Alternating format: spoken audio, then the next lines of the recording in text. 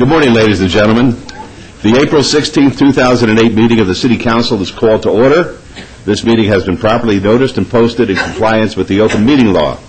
These proceedings are being presented live on KCLV Cable Channel 2 and are closed captioned for our hearing impaired viewers. The council meeting, as well as all other KCLV programming, can be viewed on the city's website at www.kclv.tv. The proceedings will be rebroadcast on KCLV Channel 2 and the web the Wednesday of the meeting at 8 p.m. and also on Friday at 4 a.m., Saturday at 7 p.m., Sunday at 7 a.m., and the following Monday at 1 p.m. Now, we always make this announcement just in an abundance of caution. We don't expect to have any incidents which would cause us to react on it, but this building is protected by a state-of-the-art fire detection and suppression sprinkler system, so should alarms activate, please go out the exits, and you'll be met by city employees and our marshals, and they will tell you when it's safe to re-enter the building. As I say, we just do this as a matter of precaution. Before we proceed with the agenda, would everyone please rise for the invocation given this morning by Dr. Pastor Ann Jones, Life Christian Center, and please remain standing for the pledge. Good morning. Good morning. You may bow your heads. We come in prayer this morning with thanksgiving. We're thankful for mercy, kindness, and grace. We ask that thy will be done. We ask that you would give directions and guidance this day. Amen. Amen. I pledge allegiance to the flag of the United States of America and to the republic for which it stands, one nation, under God, indivisible, with liberty and justice for all.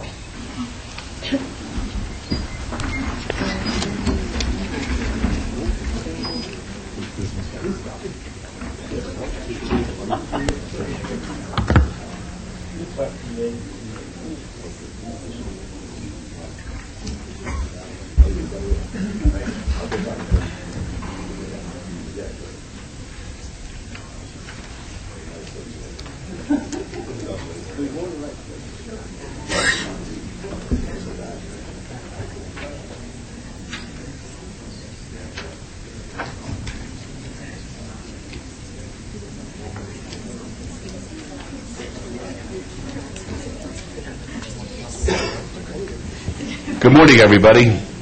This is the ceremonial portion of our agenda, and I just hope and pray that those who are here and those who are watching on TV are not going to be scared.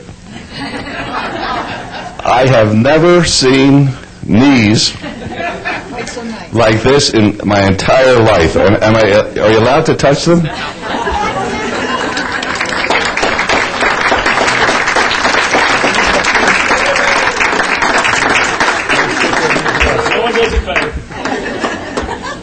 Wait a second. Oh, yes. There you go. Look at this. Now, this is very special. This is an anticipation of the Scottish Fling, which will be taking place out at Floyd Lamb at Tule Springs this coming Saturday, starting at about 12, correct? Noon o'clock, and I will be there. I have my own kilt. It's the Tartan Goodman clan, wherever they're from. And you will have the opportunity, if you come, to see my knees as well, because my kilt is a little higher than their kilts. Now, I'll show you how crazy this day is beginning. We have our county commissioner friend, Chip Maxfield, here, and I'm going to turn the mic over to Councilman Ross, because he'll tell you why Chip is here today.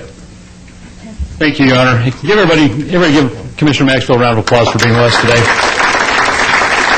And you recognize he's showing his knees as well, and there's a good reason. Commissioner Maxfield, the mayor, myself, and Councilman Brown have we started a weight loss challenge, a Feel Great in 08 campaign in conjunction with our community partners, the YMCA and Cox Communications. The official weigh-in will be at the Centennial Hills Community Center on the 26th of this month at 9 a.m. Commissioner Maxfield needs to be in Provo for his son's graduation, so we're giving us the upper advantage of letting him weigh in early so we can have a goal as to where we're going to go. Yesterday at County Commission, though, Commissioner, did you enjoy the treats that the City Council sent to you? It was a very interesting event yesterday. unbeknownst to me and the entire commission, there was a parade and a feast with the parade with lots and lots of fun stuff like cookies and brownies, and they all enjoyed it very well. Thank you. Well, Commissioner, thank you for letting us enjoy a few minutes of fun with you. If you recall, several weeks ago, the council did receive from the commissioner's staff several boxes of Krispy Kreme donuts.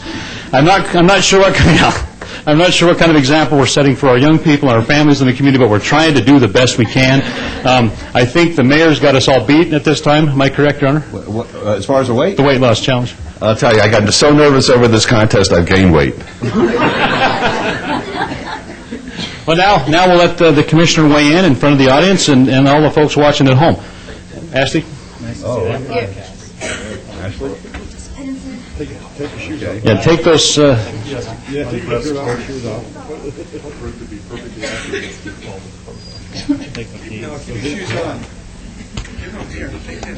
do you need some rocks? Ashley, can you turn that around so everybody can see him weigh in?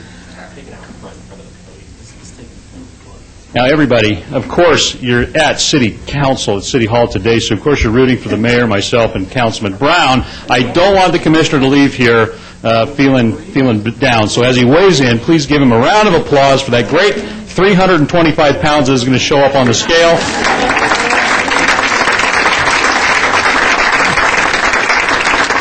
Okay, now, Ashley, before you give the official number, now, everybody, at Centennial Hills Community Center is a board right by the front doors you walk in with all of our weights when we weighed in officially for the first time.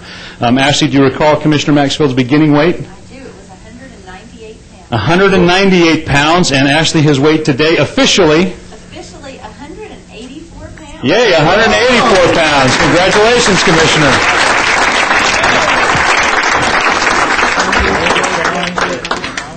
That's a great job. We understand you've been running marathons to do this, and we're grateful for the example that you set in our community for our families. All of us, we need to eat healthier, we need to get out and exercise, and join the YMCA and Cox Communications, the City Council, and the County Commission in making sure we do what's good for our families. And I don't want to interrupt their meeting today, but I want you all to recognize here and TV land and whoever you're watching that this was a fun event. It was great and it was important. And you know what? Councilman Ross, who came up with this idea, and I'm wearing the shirt in honor of Cox and him for saying, let's all feel great in 08. It was a challenge, but I thought, what better thing to do to engage the community and having a little bit of fun amongst ourselves and showing that things, good things can happen. So hopefully those who are at home who are participating are feeling better in 08, and I just appreciate Councilman Ross for inviting me and the community to do this. Thank you. Great job. I'm not even showing up next Saturday. I'm not going there. I'm not going to embarrass the whole city. Okay. See you later, right? For our first item, after all this very important business that we just conducted, I'd like to ask Mark Vincent, who's our Director of Finance and Business Services, and Merle Jensen, our Parking Enforcement Supervisor, to join us up at the podium. And I'm proud to announce that the April Employee of the Month is Sherry Bonnet. Sherry, join us, please.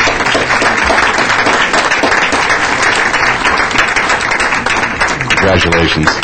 Sherry is a parking and hearings collection supervisor and has worked with the city since March 2006.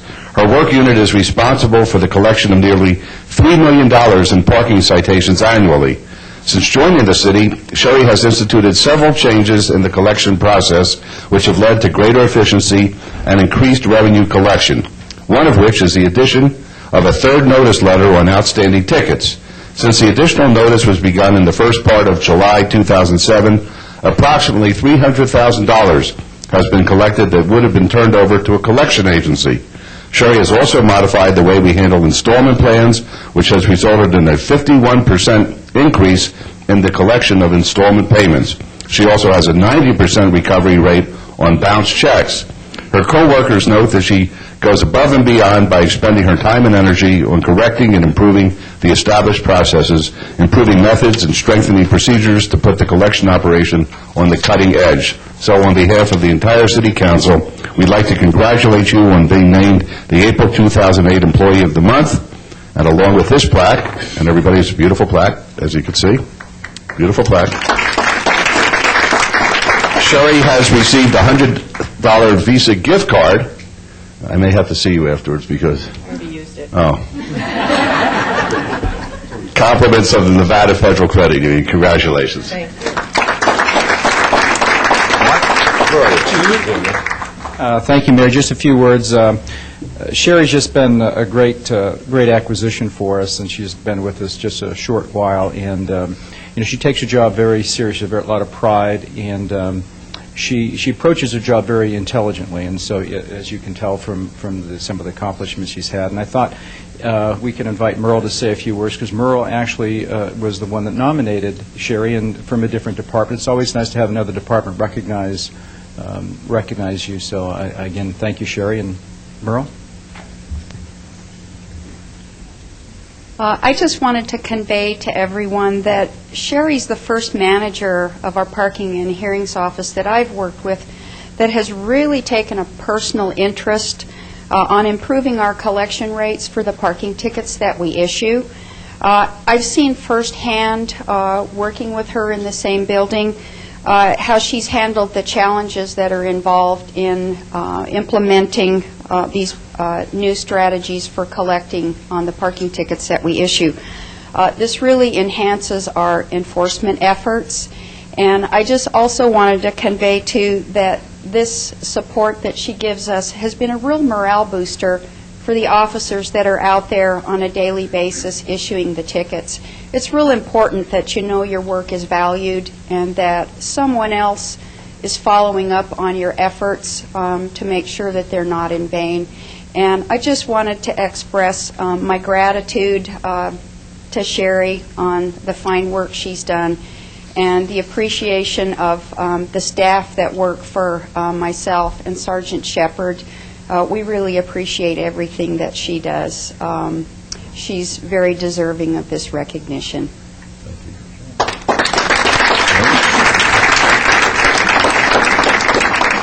First of all, I want to take the time to thank the mayor, the city council, the city manager, Mark, and all the city employees for making this town a great place to live, to play, and to work. I can't tell you that there's not a week that goes by that I don't come to work feeling blessed that Vanetta Appleyard and Candace Falder gave me the chance to become part of this great team. Vanetta Appleyard, which is my manager, has believed in me and has allowed me to take the knowledge and the experience that I have had in the collection field and run with it. And that has just made me feel so good. Working with Sergeant Jensen and Sergeant Shepard with their 47-plus years of experience has taught me so much.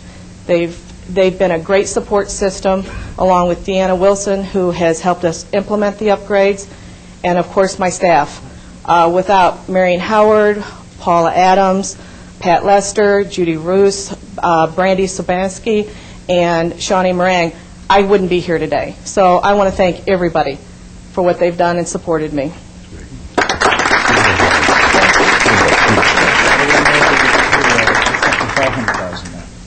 What is? $300,000. Oh, okay. I've been advised that the $300,000 that I referenced is up to $500,000, so that's awesome. That's great. That's great. Thank you. For our next item, I'd like to ask Betty Evans, who's the chair of our Senior Citizens Advisory Board, to join us at the podium. And Betty's going to introduce us to the Senior of the Quarter. Good morning, Betty. Nice seeing you. Nice seeing you. No problem. Good morning. The Senior Citizens Advisory Board are a group of seniors who are appointed by each council person, and what we try to do is come up with ideas and ways to improve the care that our seniors get, our living, whatever their needs are, and report back and come up with ideas of how to make that improvement. But as mentioned earlier, that these gentlemen are being a really good example of getting healthy and putting out a good first foot forward and making that effort. We also have seniors in our community that do set that great example of what's right in Las Vegas. So I would like to have Betty Carrick come up today because we want to honor her as Senior of the Quarter.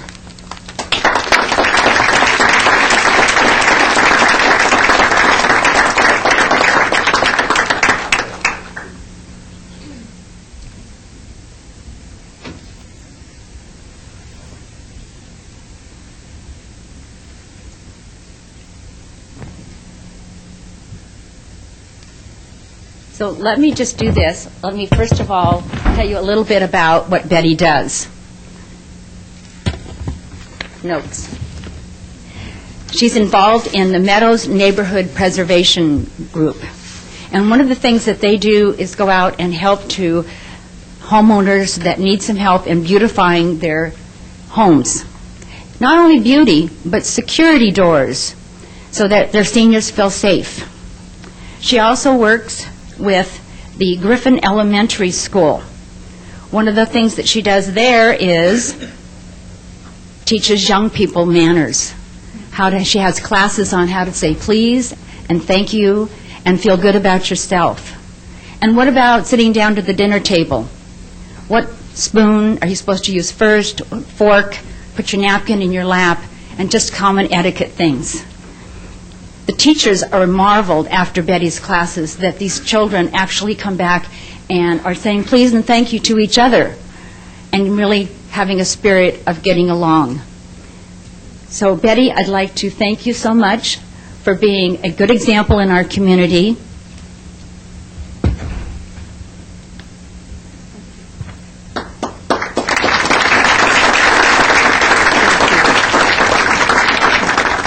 Thank you. I'd like to thank the mayor, the council, and our councilwoman, Lois Darkanian. We have been working with our seniors, and we've had tremendous, tremendous support with our neighborhood. To go in and help them, they're so appreciative, so it is our pleasure to help them and to help the children of the school. Thank you so much.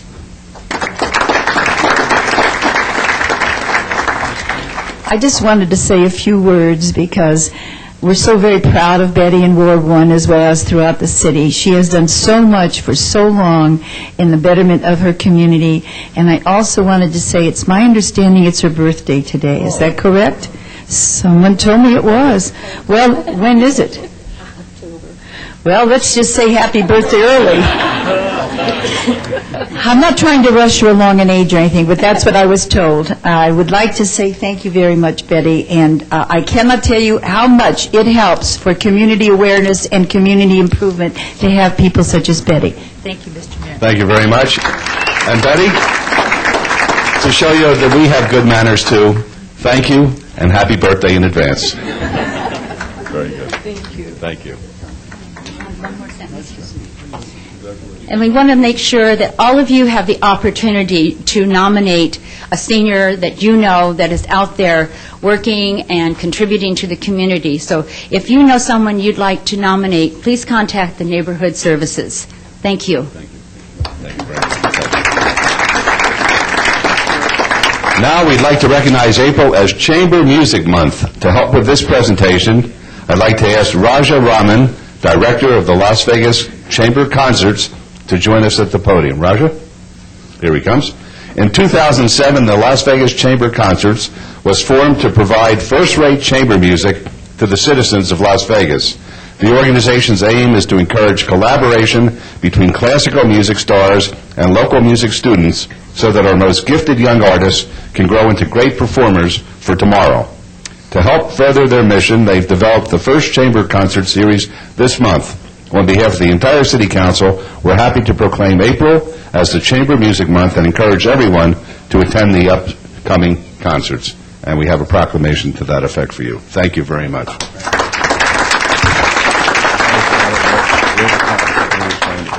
Okay. The first concert was April 2nd. We had Clint Holmes with a string quartet from New York, along with about 25 kids from the local academy. We'll always include kids from the academy into our concert series. The next concert is supposed to be April 26th at the academy with a piano concerto with me and another Juilliard graduate from L.A., Julian Hallmark. The concert series was founded and is run by Juilliard graduates. So we're really happy to be not just here in Las Vegas enhancing culture in the city, but in partnership with the Las Vegas Philharmonic as well. So we plan on being here as a fixture. We have an annual series, which subscriptions, of course, can be bought, but this is only going to enhance the culture and the artistic scene of Las Vegas, so we're thrilled. Thank you.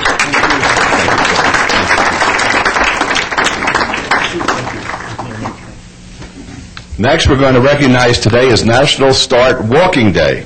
Joining us today is Tim Quillen, Chair of the American Heart Association Board. Tim, could you join us, please? Thank you. Cardiovascular disease is the nation's leading cause of death, with direct and indirect costs hitting nearly $450 million this year. One way we can combat this trend is to exercise. In fact, research has shown that adults may gain 1 hour of life for every 2 hours of physical activity they undertake. If that's not enough to make you walk, I don't know what is. Exercise, I'm going to read that again. I like that. In fact, research has shown, listen, this is unbelievable. Research has shown that adults may gain 1 hour of life, figure this out, that's why algebra is important, for every 2 hours of physical activity they undertake. I'm going to walk.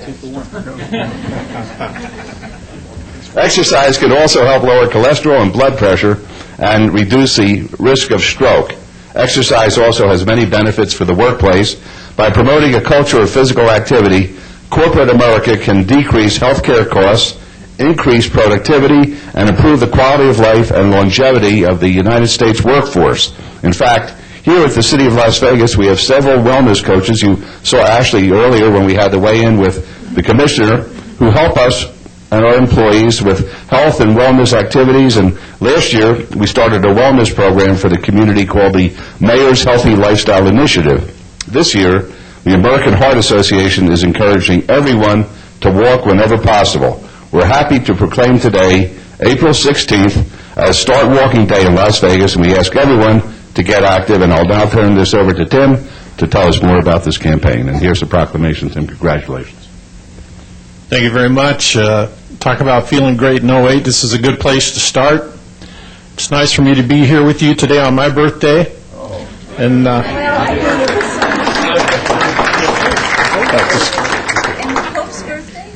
but this proclamation shows absolutely that Las Vegas has a big heart.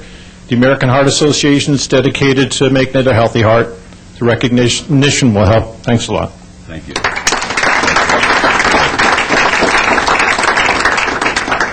I'll turn this over to Councilman Brown, who's going to recognize some very patriotic youngsters. Thank you, Your Honor. We do have a special group today from Mountain View Lutheran School, and they've been here before. They take part in the Great American Pride Award, and as this council knows, it's a program that I think more and more schools are adopting in Southern Nevada, but the kids are required to learn the preamble, all the President's Star-Spangled Banner, all 4 verses. I think it's 4. Just the first? Okay, we won't challenge them today. All states and capitals, Gettysburg Address, and of course the Pledge of Allegiance. So what are we going to hear today before the preamble? Very nice. So Christine, if you could come up, join me here. We're going to introduce the children. We're going to give all the award winners a certificate of accomplishment and, of course, a city pin. And since we usually have them in order, we're still going to just hand them out after as we introduce. So come on up here, Christina, is the program. And a couple of these names I'll be challenged on right out of the gate, so kick the mayor if I get your name wrong when you come up, okay? So first off, we have Madison Albrechts. Albrechts. Anthony Balco. Am I 2 for 2? Just kick the mayor, please. Melissa Bulchos. Here, I'll read them. I know this one. Angelina Canito. We know Angelina. Zachary Daly, Olivia Fox, Jacob Freudenthal,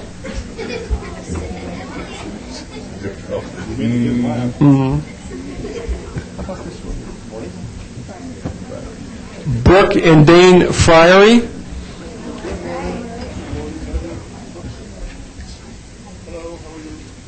Alyssa Hydom, Morgan Hill, Cameron January, Drew Killian, Kyle Killian, Nicole Leaf, Journey Levitt, Megan Owen,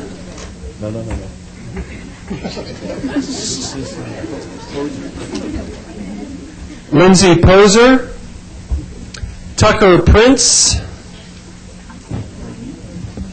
Emily Rogie, Megan Schumacher. That's a Boston. We don't pronounce our R's from Boston. It's Schumacher. Schumacher.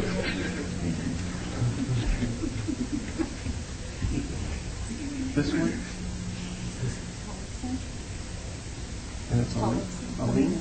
Alina Tollefson. Adam Whiteley.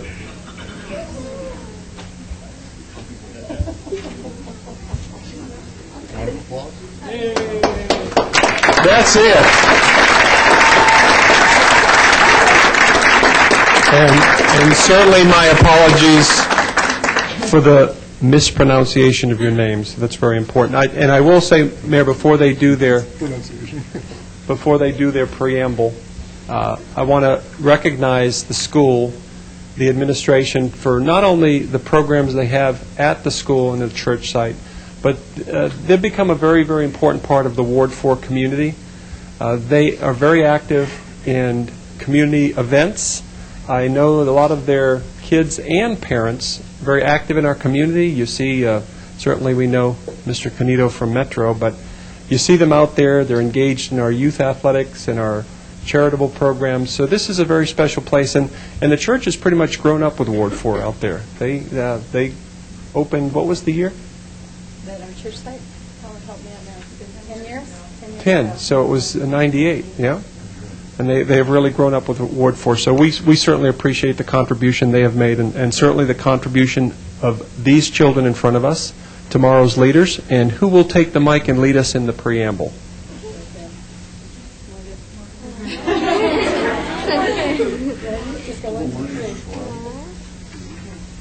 We, the people of the United States, in order to form a more perfect union, establish justice, ensure domestic tranquility, provide for the common defense, promote the general welfare, and secure the blessings of liberty to ourselves and our posterity, do ordain and establish this Constitution for the United States of America.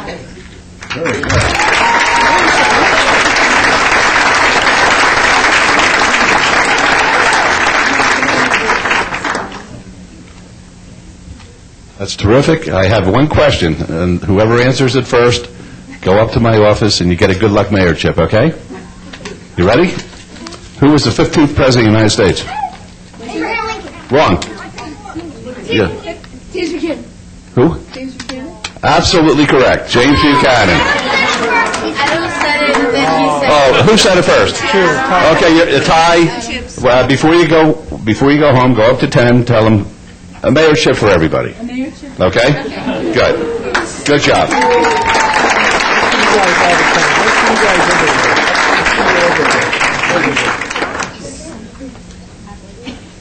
Great job. Did you shake the mayor's hand before Yes, you leave? everybody has to shake my hand. Right. It's good seeing you. Great job. Great job. Terrific. Again? Yeah, you already shook. That's okay. Twice is fine. That's great. Thanks, everyone. That's great. Nice job. Good job. Nice job. Now, Councilman Barlow is going to recognize the UNLV nursing program for a very interesting study that they just completed. Councilman. Thank you, Mayor. I had an opportunity to meet with the professors as well as the nursing students from the University of Nevada, Las Vegas about 2 months ago as I was approached by Ms. Nancy Menzel from the University of Nevada, Las Vegas School of Nursing.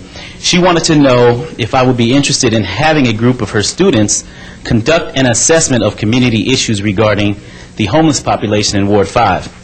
I accepted her offer, and 3 weeks later, she brought her dynamic research team to my office. We spent some time getting acquainted, and I had an opportunity to discuss some of the hot topics that my staff and I face on a daily basis.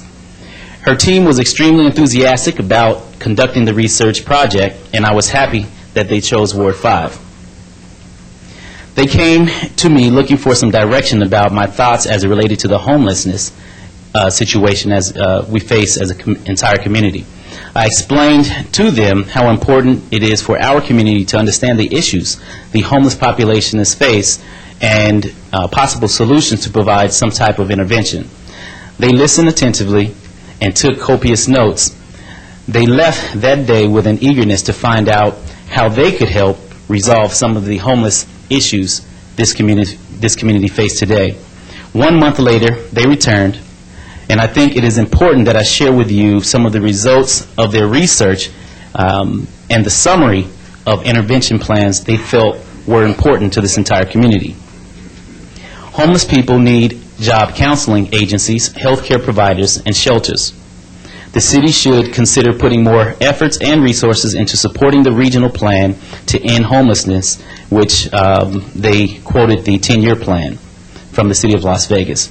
This plan represents advanced thinking and cost-effective approaches for addressing the social injustice of homelessness and associated with health disparities in our affluent region.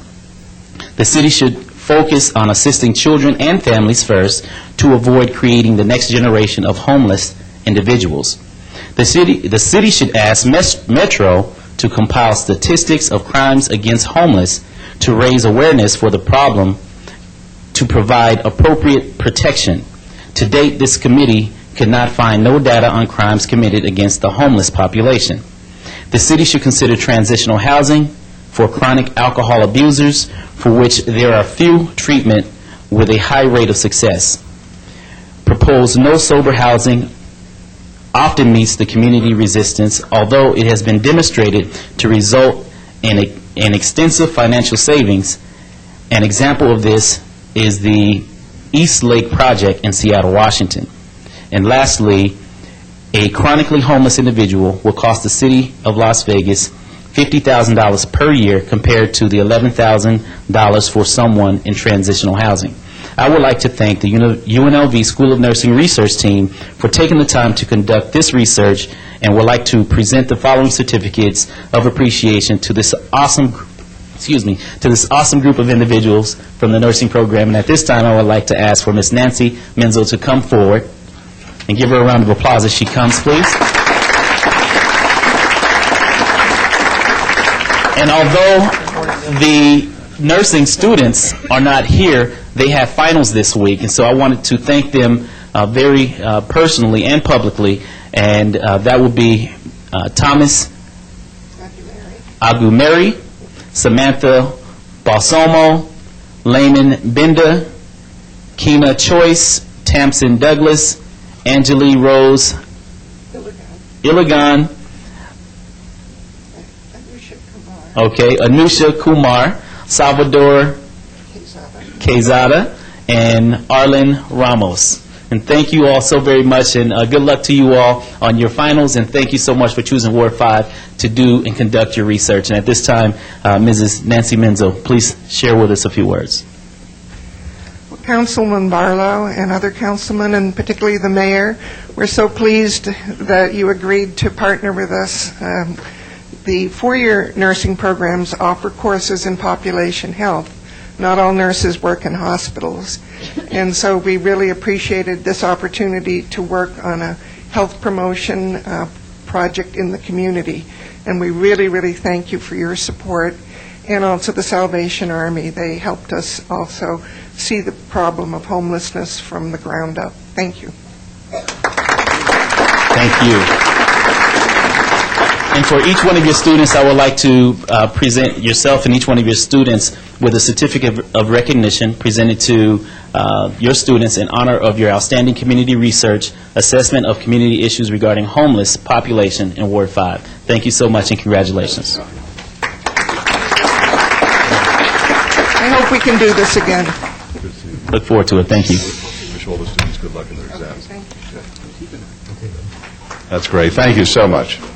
Okay, our final item, we will have Councilman Ross recognized and pay tribute to Mambo creator Israel Lopez.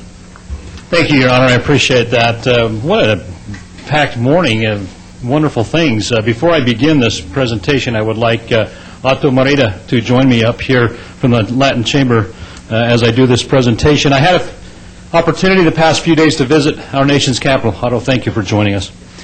And as I walked through the city streets of Washington, D.C., I was reminded, of course, of Las Vegas, where I grew up, that we are a country of countries. We are a people of peoples, and that's been demonstrated quite a bit today already. As I introduce, or as I give this presentation, recently the music world lost a very important member of its family. I've got Otto up here with me because he's going to introduce some very important people also as we begin. Israel Lopez Cachao was born in Havana, Cuba in 1918 to a musical family. He started performing himself at the age of 6, and he was still performing just a few days before his death on March 28th. He was 89 years old. Cachao, creator of the mambo rhythm and pioneer of salsa, is considered by many as the most influential bassist of the 20th century popular music. He is credited for innovating not only Cuban music, but also influencing much of American jazz, soul, funk, and now the familiar bass lines in rhythm and blues. Cachao made his professional debut at the age of 13 with the Havana Symphony Orchestra and went on to play with some of Cuba's most popular dance orchestras. He also played with some of the world's most celebrated symphony orchestras, including the Philadelphia Philharmonic, the London Symphony Orchestra, and New York's Metropolitan Opera.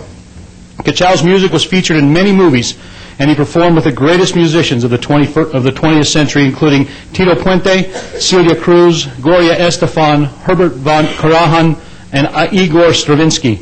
Cachao lived in Las Vegas during the 1970s, where he performed at Caesar's Palace, the Dunes, and the Plaza, and was a member of the Las Vegas Symphony Orchestra.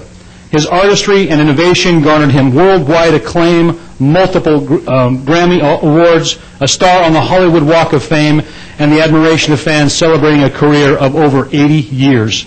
Today, in recognition of his contributions and accomplishments, we, the mayor and the members of the Las Vegas City Council, are honored to designate April 16, 2008 as Israel Lopez Cachao Day in the city of Las Vegas, and accepting this proclamation will be Otto Moreda. Thank you, Otto.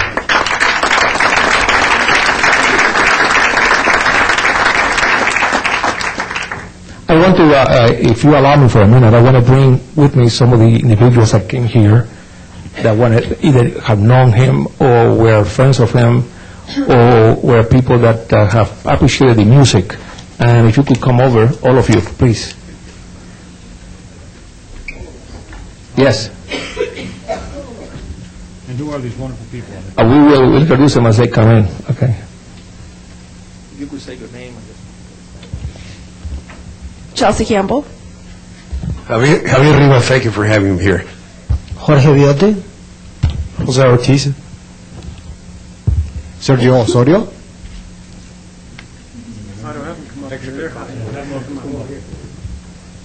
Come over here, get behind you. I also have, he's a very shy individual. We also have Peter Guzman. Peter Guzman, come over here. I know you are very shy, and you could come over. And we also have the Consul of Mexico with us.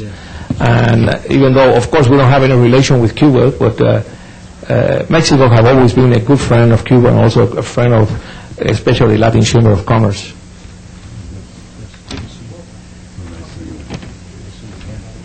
We want one of the things that we have at the Latin Chamber of Commerce, and if you visit us, you will see that we have a corner that is what we call the Cuban corner. We have there, years past, when Celia Cruz died, we also received a proclamation from the city, and we have that in there, and then we will do the same thing with Cachao. We will have it at the lobby of the Latin Chamber of Commerce, where you could also appreciate all the things that he have done and so forth. In fact, he was, like the city councilman said, he was the creator of Mambo. If you were to take, for example, ballroom dancing, one of the things that you have to actually be able to do is to dance the Mambo. So this is something that is appreciated not only here, but all over the world. Many people could think that Perez Prado was actually the creator of Mambo, but actually it was Cachao, the one that actually created the Mambo. So today we are here in Las Vegas remembering our friend Cachao and his musical legacy to our city and the world, and the many friends he left behind during the long and fruitful life. So we today give tribute to this individual that was appreciated all over the world. Thank you very much.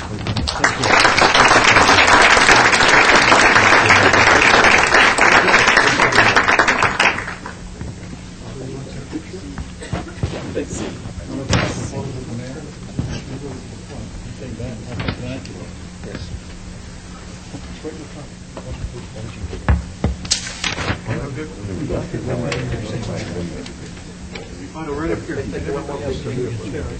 Slide down this way. Okay, this right here. Quick favor on the right side. Let's get some balance here. Yeah. Oh, we feel lonely over this side. Come on over. You want to get out front? You go out front, maybe they'll follow you. Here we go.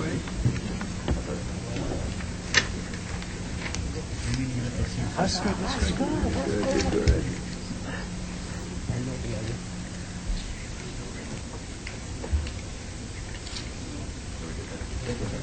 Thank you.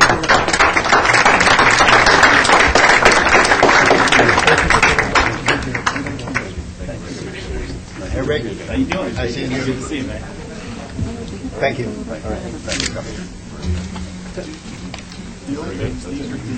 Mr. Mayor, could I just say something correctly now on birthdays? I was going to say, as long as you don't talk about birthdays. Go ahead. Okay.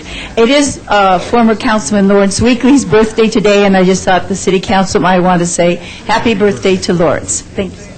Okay, thank you very much. And we have a very special birthday that Councilman Barlow wants to recognize. I would like to recognize my son, Bailey Jalen Barlow's birthday today. Actually, it's tomorrow, but he'll see it today. He's turning 10 on tomorrow, so happy birthday from your dad. Love you.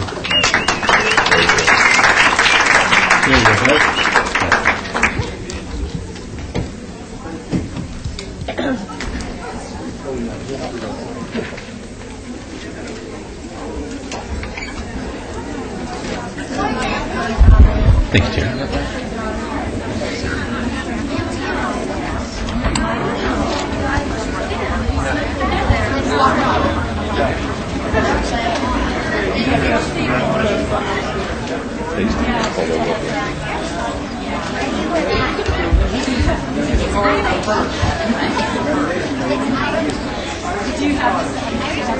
A lot of politicking going on.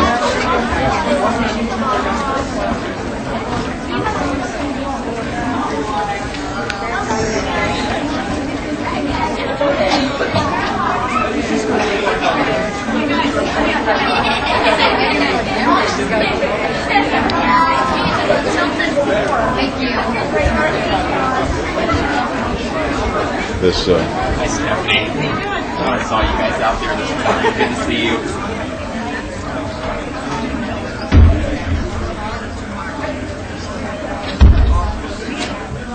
Your boys went to Mountain View. Yeah. My boy goes to Bay, so.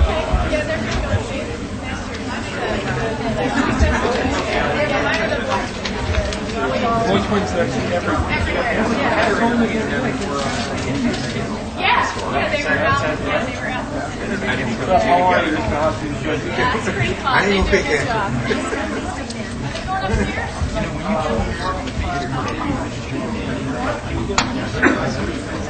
You don't have any control. You do whatever you want. Leave me alone.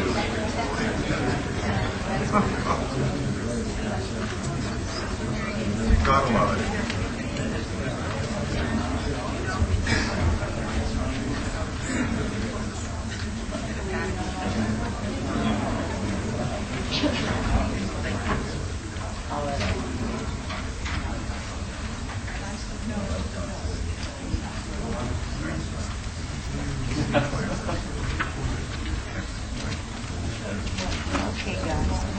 I got it, I got it. Thank you. Don't worry.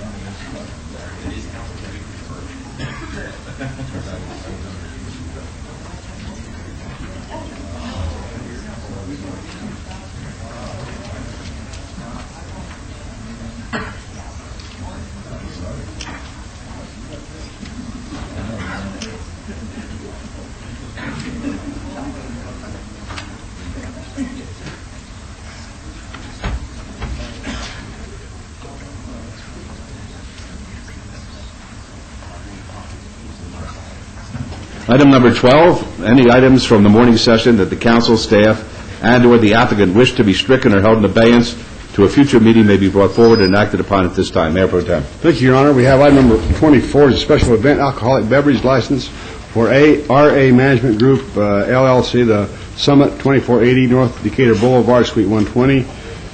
Staff's asked to have that stricken. Item number 30 is new beer wine cooler on sale license, Streets of New York Pizza, 7570 Norman Rockwell Lane. Staff's asked to strike. Item 61 is a work card appeal. Doriella Annette McKernan Borrego. Metro's asked to strike. Item 62 is a work card appeal. Mark Sorrell. Metro's asked to hold that in advance until our 5/7/2008 meeting. And item number 67 is a review of a temporary tavern license, the Canyon Club, 202 Fremont Street. Staff's asked to strike. Item 69 is report of the Nevada Department of Transportation on the status of the I-15 North Design Build Project. Staff's asked that to be held in abeyance until our June 18, 2008 meeting. And there's been a request to have item 17 brought forward and item number 37. Are there any other items that need to be forward, members? Hearing none, Your Honor, make a motion to bring these items forward and take the appropriate action, please. Very good. Let's vote, please. Post. Motion carries. Thank you. Item number 13 is approval of... 17. Oh, you want to do that now? Oh, yeah, no, go ahead. I'm sorry. All right. Item number 13, approval of the final minutes by reference of the regular city council meeting of March 19th, 2008. Is there a motion to approve the minutes, please? No additions or deletions, Your Honor. Make a motion for approval of the minutes, please. Thank you. Please vote. Opposed? Motion carries. We'll call item 17 at this point. Item 17 is approval of an agreement for the purchase and sale of real property between D.I. Hollywood LLC and the City of Las Vegas for vacant land consisting of approximately 20.78 acres located in the vicinity of Vegas Valley Drive and Tree Line Drive. This is in Ward 3. Mr. Hodges. Thank you, Mr. Mayor. Thank you, Mayor Pro Tem, for bringing this item forward for me. We have had some changes in the contract requested by the City Attorney's Office. It involves pages 3 and 4. It changes one paragraph. We'd just like the contract to be amended accordingly. And I have provided copies of that to the clerk for that purpose. Thank you. May I have a motion, please? I move to follow staff's recommendation for the change of this item, please. Thank you. Let's vote, please. Post. Motion carries. And 37 is approval of award of contract number 080239-DK for artwork fabrication and installation services located in the Arts District on Casino Center between Charleston Boulevard and Colorado Street, the Office of Government and Community Affairs. The award is recommended to Theming Solutions, Inc., in the amount of $278,238 from the Public Arts Special Fund Review. This is in Ward 3. I ask that this be called forward, Mr. Vincent, so the public would understand that the project is a project which was selected by the Arts Commission, and that the funding for the project comes out of a public fund which was established, I'd say, 8 years ago, where we take 1% of all the public buildings that are built in the city of Las Vegas and dedicate it towards a public art component. And this is the selected project. I can assure everybody that there will be no historical misreferences as have taken place in the past with some of our medallion-type projects. But it should be a very interesting project. It seems to be cutting edge and quite controversial from the plans that I've seen, but that's what public art should be. It should spark a conversation, and I'm delighted that it's taking place. So with that, Mayor Pro Tem, could I have a motion, please? I'll move to follow staff's recommendation for approval of this item, please. Thank you. Let's vote, please. Opposed? Motion carries. Thank you. Items 14 through 57, with the exception of 17 and 37, are on the consent agenda. They're considered to be routine, are recommended for approval by the departments, and may be enacted in one motion. Are there any other items that the council wishes to bring forward at this time? All right, hearing none, Mayor Pro Tem. Yes, Your Honor, I make a motion to approve items 14 through 57 with the exceptions of 17, 24, 30, and 37, which has already had action taken on them. Thank you. Let's vote, please. Opposed? Motion carries. Thank you. Yes, Councilor Brown. If the clerk could show me as an affirmative to that prior vote also. Thank you very much. Item 58 is a public hearing on annexation report for the proposed annexation area generally located within the area bounded by Witch Mountain Road on the west, Moccasin Road on the north, Schaumburg Road on the east, and Iron Mountain Road on the south. This is in Ward 6. This is a public hearing, which I now declare open. Ms. Wheeler. Mayor and members of the council, the report has been brought forward to you. All property owners have been notified, and as the mayor indicated, it is a public hearing, and this would be the time for anybody who wishes to give testimony on this matter. All right, very good. Is there anybody who would like to be heard on this matter? I see none, so we'll close the public hearing. No action is required, so we'll move on to item number 59. Thank you, Ms. Wheeler.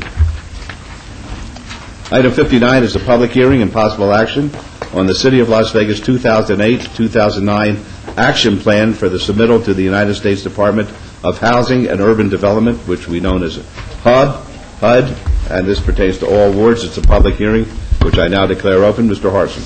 Thank you, and good morning, Mayor and Council. This agenda item is to receive public comment on the City of Las Vegas's fiscal year 2008-2009 action plan and request City Council to approve the submittal of this plan to HUD, along with public comments received at today's meetings. The action plan must be submitted to HUD by May 15th of this year and contains all the projects and programs that have been previously approved by the City Council, particularly at the March 5th City Council meeting when the CDRB made their recommendations. I've asked Tim Whitwright, our Neighborhood Development Manager, to give a very brief overview of the process that led up to this plan, and then from that we will take any public comments. Very good. Delighted to hear from you. Thank you, Mayor and Council. Just to add a few details. Again, the action plan outlines all of the affordable housing, homeless, and community development activities that are to occur here in the City of Las Vegas during the upcoming fiscal year. The process begins through an application, open application process, and through that process, the applications are reviewed by a Community Development Recommending Board. This is a citizen board which is appointed by Mayor and Council. Those recommendations were brought to you, again, as noted, on March 5th, at which time the Mayor and Council approved those projects and activities. I do want to note, though, that this whole process does begin well back in July of 2007, where we actually held community meetings, actually two focus group meetings in the neighborhoods, to get input right from the very start, right from the very beginning. In addition, there were 1,500 surveys that were also distributed to our low and moderate income neighborhoods, of which 363 surveys and comments, I should say, were received. That's a 24% response rate. So there is input right from the very beginning, just so that you and the public are aware. The public notice was put out back on March 28th to let the public know that the action plan was available for review and for their comment, and that period will continue through April 28th. So today is, in part, a public hearing to allow additional comment. We also have copies of the action plan available should anybody wish to come and get a copy of it and review it further. So again, today we're just simply asking your approval to submit the action plan to the Department of Housing and Urban Development for their approval so that we can, in fact, receive those federal and state grants that will allow these programs to take place. Thank you. Public hearing, folks. Would anyone like to be heard? Thank you, sir.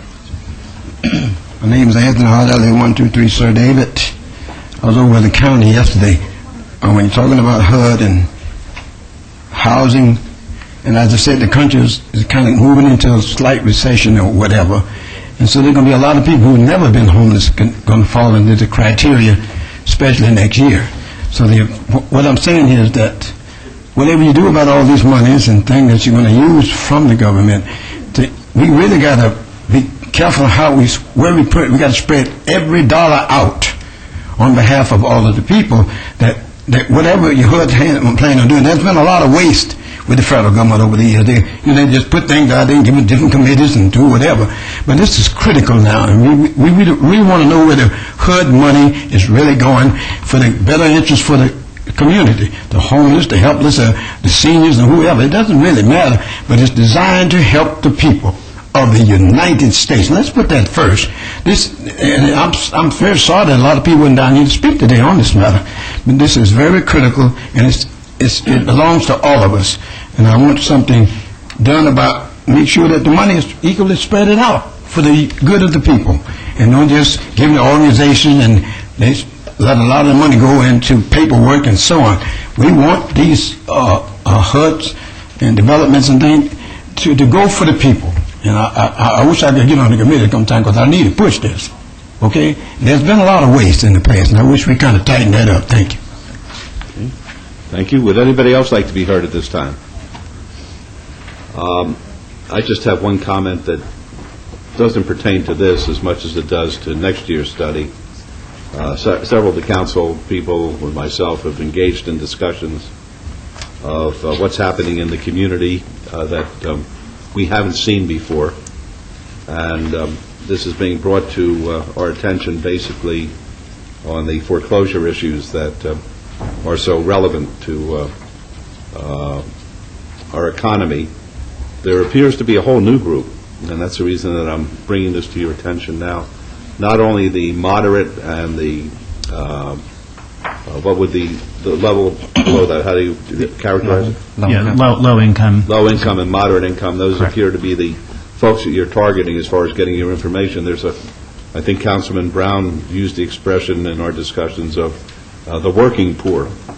These are folks who really have jobs, who are being taxed not only with the foreclosure issues, the subprime issues, but also gasoline prices, which affect their food prices, and they live in affluent areas of our community, and they're actually calling upon some of our 501c groups to give them what we used to refer to as food baskets. They'll drive down from a very nice neighborhood and ask for some assistance. So if this continues, I think that has to be targeted as well, not just those who are at the bottom of the economic heap.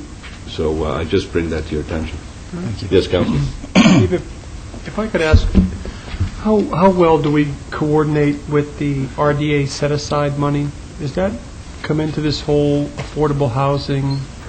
Yes. And I actually will let Tim expound upon it, but Tim, it is... it's not agenda Right. for discussion today, but if you could maybe work through the manager's office, I'd like to get a sense of how those dollars are coming across into the overall housing picture. Absolutely. Certainly. We'll provide that. Did you gentlemen wish to be heard before I close the public hearing? Yes.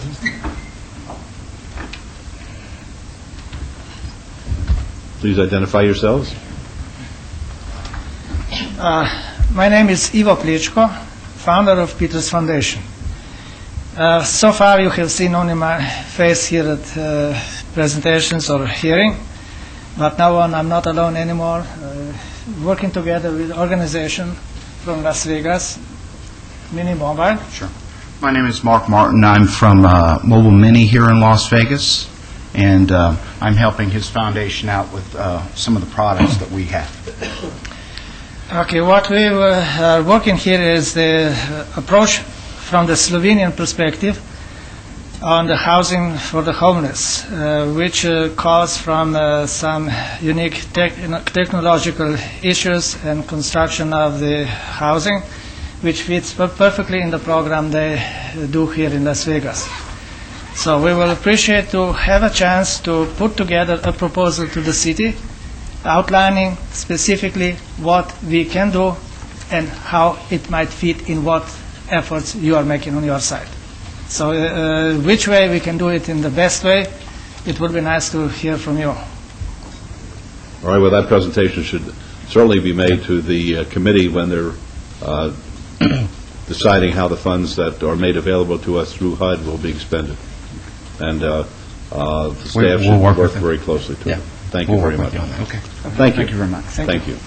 Would anyone else like to be heard? All right, we'll close the public hearing. May I have a motion, please? Yes, I move to accept this report and ask staff to follow the instructions of the council. All right, let's vote, please. No. Opposed, please? I don't believe so. Motion carries. Thank you. I don't believe so. Yeah, but for the affordable housing. That's a very good question. That's why we asked this. It's going to come up. Oh, okay. Thank you. Thank you.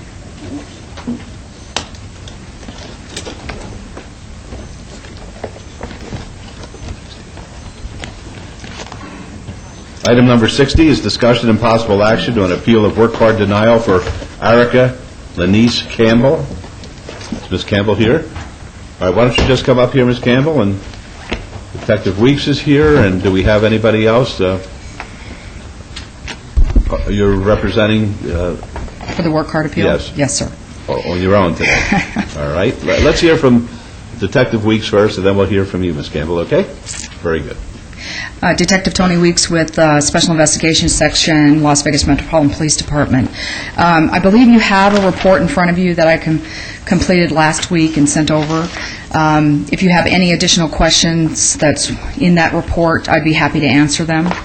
My only question is, there was a reference as to the probation officer and the probation officer's reluctance to allow Ms. Campbell to work in this particular establishment because of the hours involved more than anything else. Is that correct? That's correct. The probation officer, when I spoke with him, that he can't really tell them not to get a job anywhere. He was concerned because she had told him that she would have to work until 1 or possibly 2 o'clock in the morning on sometimes.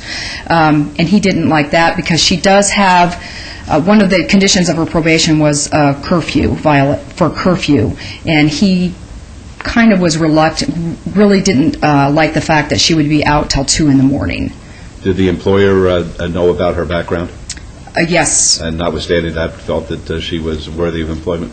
Yes, he did. All right, thank you. All right, ma'am, I'd be happy to hear from you. Well, right now, this is my weekend job. Right now, I'm a dental assistant intern. Oh, my name is Erica Campbell. I have 4 hours left for my dental intern, then I'll be a dental assistant. So I'll complete today. I was looking forward to completing tomorrow, but I'll make it today to complete. So this is just my weekend job that I have. So is it being proposed to us that you be permitted to work there, let's say Friday, Saturday night? Is that it? Yeah, Friday or Thursday through Sunday. That was just it, just Thursday through Sunday. And what are the hours that are contemplated that your employment would be? About 8 to 12 and 8 to 1 on Fridays and Saturdays. Okay. Would you like to tell us anything else at this point? No.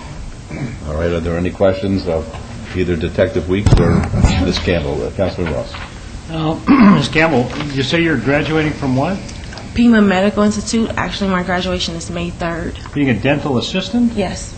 And your graduation is May 3rd? Yes, 2008, Cashman Center. That's wonderful to hear.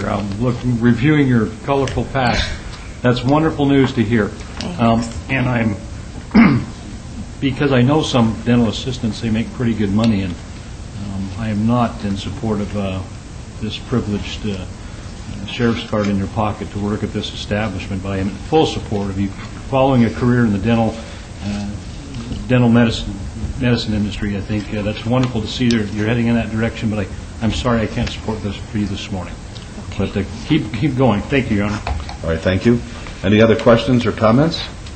All right, folks, this is not a public hearing. Are you here with some personal knowledge about this situation? Yes, Your Honor. All right, I'd be happy to hear from you, but it's not a public hearing. Good morning, Council. My name is Al McCrory. I'm with Tommy J. Stanton Elks Lodge. I've had communication with Detective Weeks regarding Ms. Campbell's employment and her legal history. We were aware of the history she had, and we did extend employment to her with that knowledge. And if she was provided with a work card, we were not aware of the probationary hours or the restricted hours that she would have to work. We can accommodate any hours that's necessary for her to work during the period of time that we are open. If she is approved for a work card, we will have employment available if necessary. Okay, and it would appear, as I understand the backup material, that the real objection is the fact that she would be working in those very late hours. Would there be the opportunity for her to gain employment with you for earlier hours so that perhaps she could leave at a time that the probation officer feels is appropriate under a curfew type? Definitely. We will work around whatever hours is necessary. That is, if we have work available. I understand. All right, any other comments or questions? Mayor Goodman? Yes, Councilor Wilson. When were you placed on probation? November 2nd, 2007. Okay, about 6 months ago, roughly.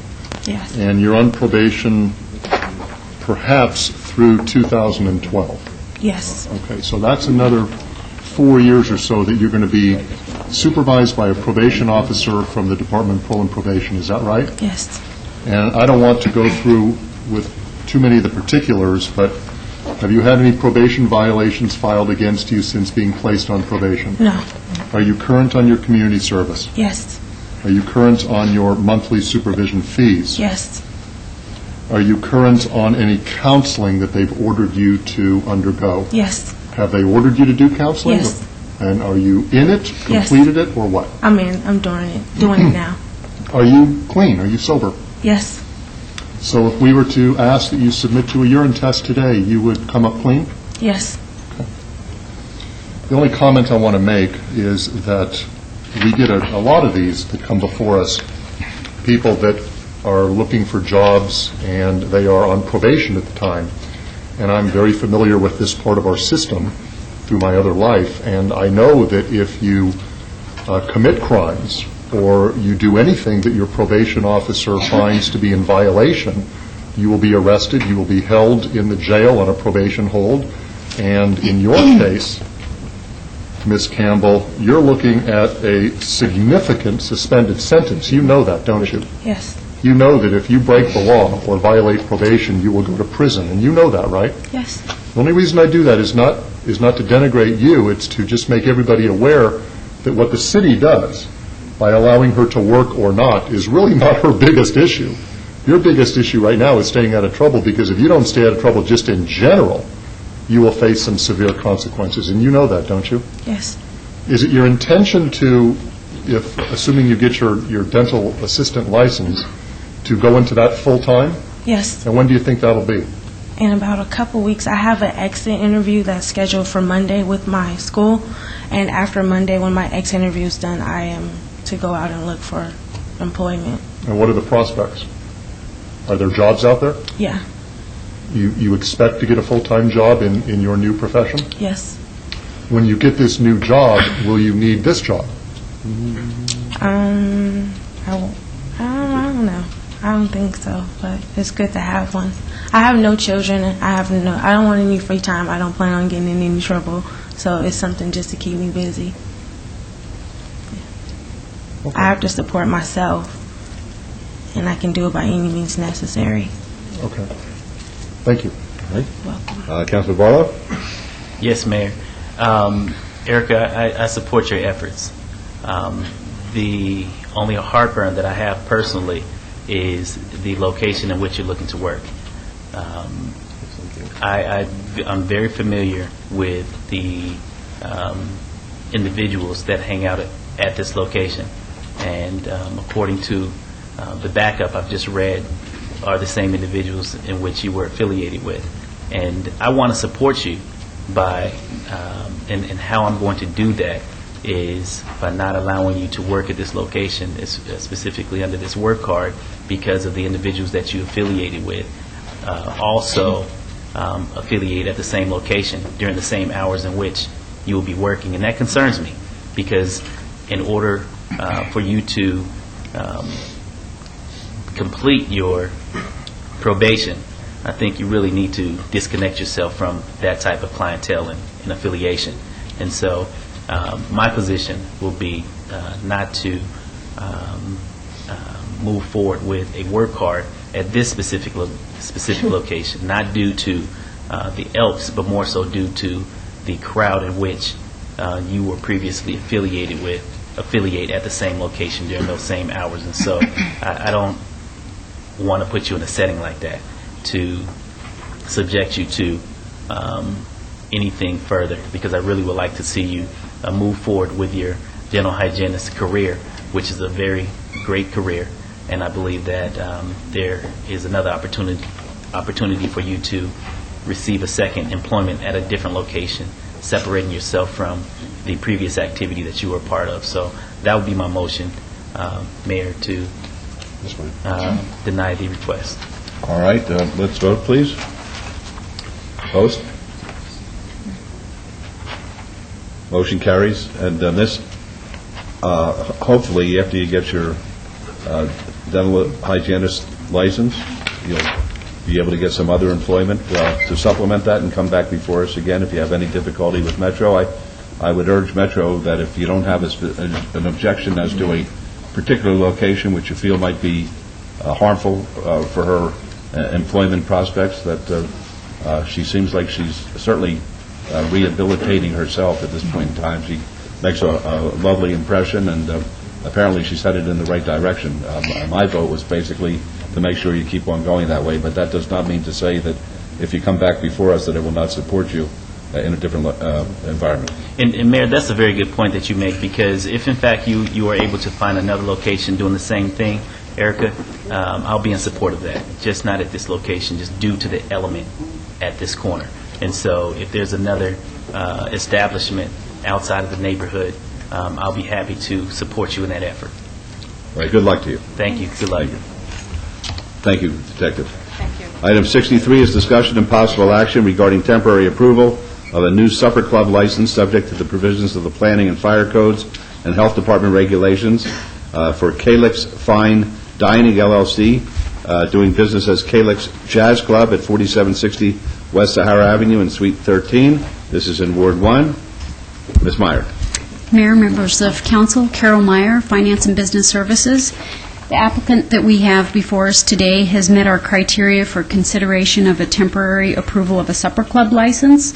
We've met with Ms. Edwards several times. We've gone out and looked at the site that she's proposed for this new jazz club, and she understands the conditions involved with the supper club license. All right, very good. Ms. Edwards or Mr. Ben David? Hi, my name is Regina Edwards, and I'm from Calyx Fine Dining. Good morning, Jeff Ben David, Moran Law Firm, here representing the applicant. All right, we'd be happy to hear from you, but you apparently have a favorable recommendation. We ask you to follow that recommendation. All right, that's a smart... I was going to say my recommendation would be subject to all conditions. She's got one pending issue outstanding on a licensing issue, so with that I would like a 6-month review, and my recommendation would be approval of the temporary. All right, very good. Councilwoman. Let's vote, please. Post. Motion carries. Good luck to you. Thank you. Thank you. Item 64 is discussion and possible action regarding temporary approval of a new auctioneer license for Gene Muneri, doing business as Muneri Auctions at 6455 Dean Martin Drive in Suite L. And this is in the county, but this is a license to cover him in the city as well. Yes. Ms. Meyer. Mayor, members of council, again, the applicant that you have has met our criteria for consideration of approval of a temporary license, and my recommendation would be approval subject to conditions. Very good. Mr. Muneri. Gene Muneri. It also is a great day for me because my grandson's birthday, Mason, is today. So, it's good. Very good. Yeah. All right, thank you. Any questions of Ms. Meyer or Mr. Muneri? All right, the Mayor Pro Tem.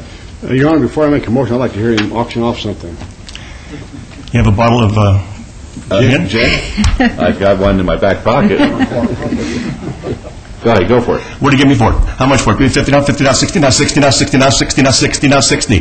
Will you give me 60? How about 60, 60? How about 70?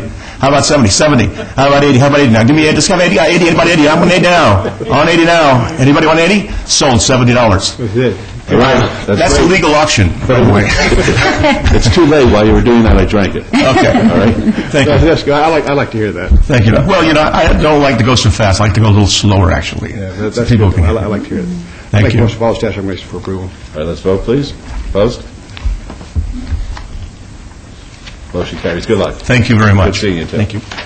Item 65 is discussion and possible action regarding change of location for temporary approval of a tavern license for Club 2100 at 2025 East Charleston Boulevard to 2100 Fremont Street. Mr. DiFiore. Mayor, members of the council, Mr. Leno is standing next to me. He is the applicant for the license here. He does meet criteria for consideration of temporary approval of this tavern license and this change of location, and my recommendation would be to have the council approve the temporary license with a 90-day review. All right, thank you. Be happy to hear from you, sir. I'd just like to thank Mr. DiFiore for his help. All right. Please identify yourself for the record. Dominic Leno. Very good. Are there any questions of Mr. DiFiore or Mr. Leno? A couple myself. Yes. We had an opportunity to meet, and we discussed some conditions. Are you willing to abide by those conditions? Yes, I am. And those conditions were that it's going to be a tavern? Correct. And there's not going to be any live music at this time? That's correct. Okay. We're going to have shuffleboard and, okay. Just as anyhow, I really hope you, wish you good luck over at this location. Thank you. We are trying to do many things on East Fremont Street, and I just hope that within the next 90 days, we'll be able to see a lot of success coming out of your place of business. So with that, Your Honor, I make a motion to follow statute of regulation for approval with that condition of no live music at this time. Thank you. Let's vote on that, please. Opposed? Motion carries. Thank you, and good luck to you, sir. Okay. 66 is discussion and possible action regarding a suspension of a temporary massage establishment license for 5 Star Consumers, Inc., doing business as Sunflower Massage at 2127 Paradise Road. Mr. DiFiore, this is in Ward 3. Mayor, members of the council, as you recall, this was an item that was scheduled in March for consideration of a hearing on the suspension of a temporary massage license, and at that time, it was held over until today with some comments made that Mr. Buchanan would be able to schedule trial dates for the defendants that were arrested on February 25th that brought us here for the suspension of the temporary license. Those trial dates have actually been scheduled for April 29th, June 17th, and June 23rd. After the mayor's briefing yesterday, I did contact Mr. Buchanan and discussed with him an opportunity to have the hearing today continued until after the last trial date, which would be June 23rd. He agreed to that, and also he agreed to having the business closed and the license remain in a suspended status during this time. He faxed me over, which I'll enter into the record, a letter making this request, and it does say, pursuant to our conversation, I hereby request that the hearing on the above business be continued until after the trial. Trial is set for June 23, 2008, and I would like to have the hearing before the City Council held shortly after the trial. It is further my understanding that the establishment will remain closed until the hearing before the City Council. I believe the next available City Council date after June 23rd is the first meeting in July. With that, if Council will consider a continuation of this hearing, I will make a recommendation that this hearing be continued until the first meeting in July. We would run into the deadline to get it on the agenda right at the day of the hearing. So the first meeting in July, would we be able to make? No. We would run, the last day is the day of the hearing. So we probably need to move it to July 16th, the second meeting of July. So why not the first meeting? Why not the first meeting, Bev? There's a holiday which sets us back on the agenda deadline. The deadline to get it on the agenda would be the day of the hearing in court. We don't have enough time to get it on to the Why can't we put it on the agenda today? In other words, continue it over until the first meeting in July. I think that's the intent. We can do that, and then if anything happens in court, we'll hold it in advance. Well, no, we're going to go forward the first meeting in July unless there's a reason that is brought to our attention, and then the Mayor Pro Tem could address that in a motion. We can do that. All right, very good. Let's do it that way. So what date's the first? July 2nd. July 2nd? Now, are we going to be able to go out there and make sure they're not in operation at this time? Absolutely. I'd like to make sure check it every once in a while, make sure they're not doing work out there. We will do that. Okay. My motion, Your Honor, would be to hold this over until our July 2nd meeting. Your Honor, I'm sorry. May I just ask a question? Jim, sometimes trial dates get moved, and we've got 3 trial dates, and sometimes lawyers play with trial dates. So what would happen if we were informed that these trial dates had been moved until August or September or October? Is it our intention to still move forward in July? Yes. Because, as you know, Mayor, sometimes lawyers do those things. So is it the intention of this council to have a hearing on that date regardless of whether those 3 different trials and 3 different courtrooms with 3 different judges go forward? Yes, Your Honor. I was in favor of going forward today with this hearing. With Mr. Buchanan's request, with Jim's request, I feel like that this is a temporary, this isn't a permanent license. This is a temporary license. We have the ability to remove that temporary license from this business as of today because of what's happened. I think we are trying to help Mr. Buchanan out. I think he understands the importance of following through with this, and if it don't happen, we're going to have the hearing on July 2nd. And Mayor Pro Tem, I'm sorry, and I'm in agreement with you. I think the message we need to send Mr. Buchanan is that we intend to go forward whether or not those trial dates actually go forward. Yes. Please keep in mind that the temporary license was issued for 6 months, so the expiration of that would be roughly around July 17th. And if it expires, there's no more license there at all either. Okay, so there's a motion. Let's vote on that, please. Host? Motion carries. Thank you. Item 68 is discussion and possible action on the 90-day update of Bill Number 2007-68, which updates zoning regulations to govern off-premise signs. This pertains to all wards. Ms. Wheeler, do you want to start this off? Actually, no, but I will, sir. Thank you. As you know, the council adopted amendments to the ordinance, particularly with regard to billboard regulations back in January, and at that time, there was one other issue outstanding that you requested that staff request the input from the billboard companies, and that was with regard to non-conforming signs and if they are removed, what occurs. That one issue was on the table. Correspondence was sent to a long list of the local companies. We received responses, as you have in your table before you. 2 of the companies indicated that they wish to have no change in the code with regard to this single matter, and 1 of each of the other companies felt that the position was to rebuild with or without an SUP. Staff brings this forward to the council merely to give you the update. We asked the industry if they were able to come together with a single voice, but we have not received that correspondence. In your package, you have the summary, you have your minutes from January, and you have all of the correspondence that we have received from the various companies. So at this point in time, what staff can report out is that 50% of the firms indicated that their preference was to retain the existing code with regard to this one single issue. Which is? Could you explain it to us? That Sir, Mayor Pro Tem and Mayor, that is, if a non-conforming sign, principally a sign that is too close to other signs pursuant to our current code, to a neighborhood, if that is voluntarily removed, it is not allowed to be rebuilt. This is the same as any other non-conforming structure or use. Can they come back and ask for the same variance that they had? No, sir. There are no distance variances permitted. And therefore, once that once it comes down, I've been under the impression through all my briefings and stuff that they still have the opportunity, even if it is a non-conforming sign, they have the opportunity to come back and ask us. No, sir. Never. And I defer to the city attorney who, of course, worked on the first bill, and again, that's existing code. And Mayor Pro Tem, the planning director is correct that if a non-conforming outdoor advertising sign comes down, it cannot be rebuilt, and there is no opportunity for a variance. Also, with regard to non-conforming outdoor advertising signs, not just those that are close to neighborhoods, but it's also those that do not come with special use permits. So any of the older signs is what the ones that we're mainly talking about. Well, of course, this comes about as a result of the matter being addressed at the legislature, and 3 issues that we were told that we had to resolve or else the legislature would do it for us. We resolved those. And we thank the industry for participating with us in reaching that resolution.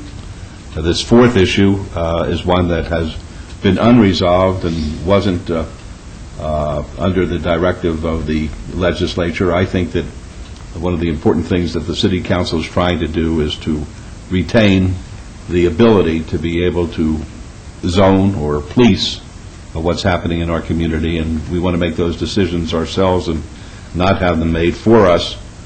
So I would like to address this issue. I personally have a feeling about this, and that's what it is at this stage. It's a feeling that if somebody has a non-conforming sign, and if that sign remains there indefinitely, that could very well become a blight, even though there's the ability to dress it up, to paint it, to fix it, and the like, but it will age as everything else does in a community and not be the kind of product that is modern and up to date. I personally believe that this is an individual property right, and I don't think that government should interfere to a point where we're taking away the ability of people to do something on their own personal property, be it real or not. I see some heads are shaking back there. I could care less. And that really isn't the way we do business around here. What I would suggest is that the staff brief us on the potential of having one of these signs, if it's taken down, that application can be made to the council for a special use permit to allow the rebuilding of a new sign at that particular location. And I would like you to explore that and to bring it back to us in our briefings and get a sense as to where we stand. Yes, Mayor Pro Tem, and then Councilman Ross. I would like to add just a little bit to that. I think it would be imperative that an application couldn't be made until the sign came down. Until the sign came down. If they want to take the sign down and then make application for a new sign, I wouldn't mind listening to that. But I don't want them to come in 6 months before this sign due date is up and start negotiating with another company, and we deny that. So then they just say, well, we'll just leave the sign up. So we've had staff hours, staff and many people working on this application, and to no avail, so they wasted time. But once that sign comes, if they want to take the sign down and start negotiating with another company, and that's fine. Then they'd have to take their chances as far as I'm concerned. Mayor Pro Tem, and I'm making eye contact with the city attorney to make sure that we understand, so that we go forward in the fashion that you request. What I'm hearing is that once a non-conforming sign is removed, gone physically from the site, then the property owner with whomever they're working may come forward with an application to replace that non-conforming sign, I assume within some period of time? Yes, but it would be up to the council member of the ward to see if there's anything going on at that area, any changes made, to see if it can be put back up or if it needs to stay down. And Mayor Pro Tem, if I could, I think that the industry would probably say that they're not willing to, and they can speak for themselves, probably take that risk, because there would be a risk associated with them taking down the sign, and then you would have to almost be assured to get that sign back in order to take that risk. But what we're not going to be doing, we're not going to be out here negotiating with, they're not going to be using us as a negotiator between these different companies and stuff to see how they're going to get their most money for the sign. I mean, if they want to take a chance, then that's fine, or let it stay as it is. I mean, to me, that's what they need to do. I'm not going to be the negotiator. Councilman Ross. Thank you, Your Honor. You know, we've been dealing with this for quite some time, and I was hopeful that the industry would come together in unity and feel good about each other and hug and kiss and all that. But I've given this way too much thought, Director, and I think that if I can, through the mayor, make this suggestion, similar to what the Mayor Pro Tem is suggesting. Why don't we just require that every billboard have a special use permit? Good, bad, ugly, non-conforming, conforming, matters not. Every billboard will require a special use permit, and that would give the council members and the council the discretion. I see Margot's eyes opening Looking wide. at me again.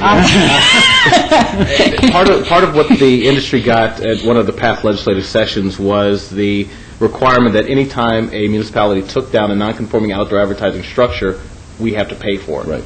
So if you made every non-conforming outdoor advertising sign have a special use permit, they'd be subject to, or you could take them down, which means that you would have to pay for them. And that's very, very expensive to take down a billboard. And when, as I understand it, Mr. Scott, the payment isn't just for the physical cost of the sign. No. It's for the economic life of the sign and the worth of the As sign. well as the land lease that It could be very millions. costly. Correct. And if I may again, Your Sure. Honor, this is absolutely ridiculous in my mind. We need to move on, get this settled, and be done with it. The special use process on every sign isn't workable, and we can't find a mechanism that makes it happen. I don't know the right answers, but I'm really done. Right. That's what I'm trying to say. I think what we're doing today is we're directing the staff to explore these various possibilities and then bring it back to us for some ultimate resolution. Councilman Brown, please. Thank you, Your Honor. Just, Margot, to put it into some perspective as far as your work, and it's been very difficult, I think, partly because of the state involvement, which this council has clearly indicated our preference. The industry certainly is not going to speak with one voice on this particular issue. And then, quite honestly, I don't think this council, as far as the 7 perspectives on the industry, I don't think there's consensus as far as is it good, bad, or what should we be doing as far as regulation. But so I understand it, and I would ask members of the industry, if this isn't correct, please put on the record what you see as correct. On one side, we have the non-conforming, and by chance, do we have that number, Margot? No, sir, I didn't bring it with me today, I'm sorry. It can come at a later date.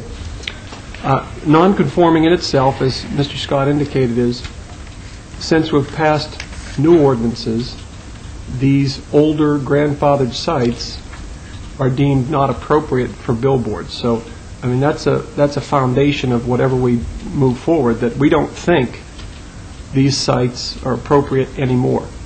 Now, unless in the current status, unless something happened, like a storm blew the sign down, those grandfathered sites would be there in perpetuity. We have no ability to take them down unless we're willing to pay a lot of money, into the millions of dollars at a minimum.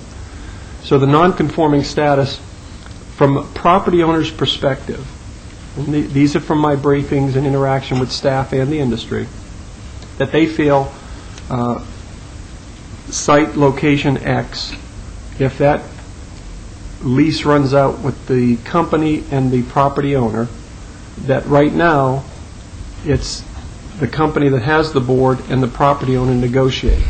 So to a certain extent, the leverage is with the billboard company, because if the owner doesn't want to extend that lease agreement, if the board either stays stagnant or it comes down at their choice. So I can see the property owner perspective there, that the leverage lies with the billboard company. And that's, I think, the inequity, at least partly, that's trying to be addressed. On the flip side of the coin, the property owner would like to be able to take that non-conforming sign and create a new sign, a nicer sign as far as aesthetics or location or design, and give the property owner more leverage in negotiating with not just the existing company that has the sign, but if that goes away, the opportunity to put it on the fair market and get what the private sector will pay for it. So I think those are the issues. Now, in that, the special use permit, does the board automatically come down? And inherent to that option would be the risk of a site that is non-conforming coming before this council with a blank canvas being asked, is it appropriate? There's risk there, so I think that's part of the option. There was also the suggestion that they could apply for the special use permit and keep the non-conforming, so in case the special use permit went away they'd still be able to fall back on the nonconforming. I'm not sure if that is what the council wants, but that's certainly been placed out there as an option. There's a fine line between the city and the planning department creating the legal parameters and the policies that the industry operates within versus us getting into choosing sides. Either weighing towards the property owner rights or the industry rights. That's where it gets a little bit gray. I'm not so sure there's consensus on this council as far as where we'd like to go. But I think those extremes and then that option in between where you'd special permit and the non-conforming use stays, I think that defines where you're being asked to look at as far as a potential ordinance. And I'm glancing again at Mr. Scott because that would depend upon how the wording would be. And as the Mayor Pro Tem, when you first brought this up, and I indicate there would have to be some sort of time period. Yeah. And that would have to be written in. Either if it was a clean slate, the sign goes down and it's a brand new SUP, there would be a time factor. Or if it was the sign comes down but the non-conforming status stays and then an SUP on top of that is what... During our negotiation with the industry, we had indicated like a 90-day time period whereby once it came down, it'd have to be re-erected within 90 days, and that's after you had already gotten the SUP. Well, I agree with Councilman Ross as far as I think we've beat this horse to the ground twice over.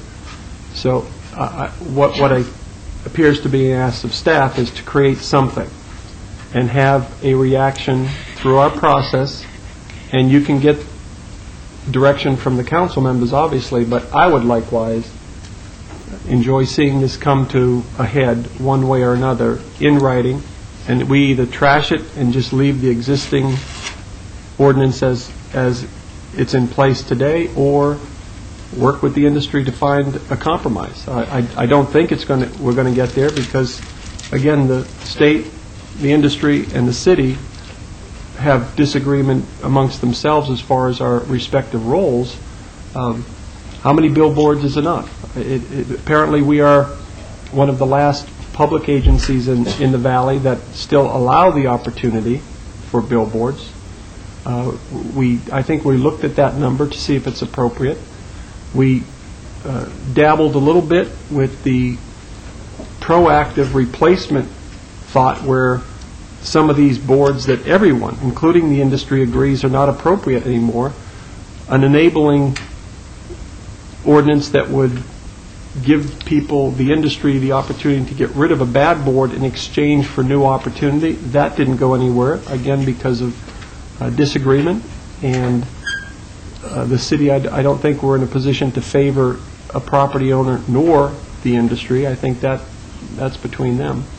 But I would, again, agree with Councilman Ross that this needs to come to a head. There's too much time and a lot of energy being placed, and we seem to be at a point now where we're spinning our wheels. So I'd like to see something in writing, let it go through the recommending committee, let it get back to council, and make a decision. Yes. I'll guarantee you, Larry, or Councilman Brown and Councilman Ross, I could just really leave it like it is, too.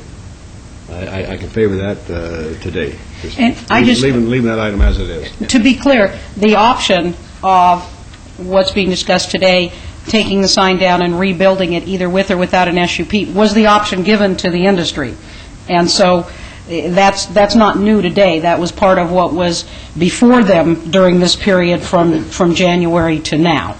Right, and they apparently can't agree, as you indicated. That's when correct. You made your opening remarks. That's correct. We'll make the agreement for them. Let's just leave it like it is. Well, that's one of the alternatives. I would prefer that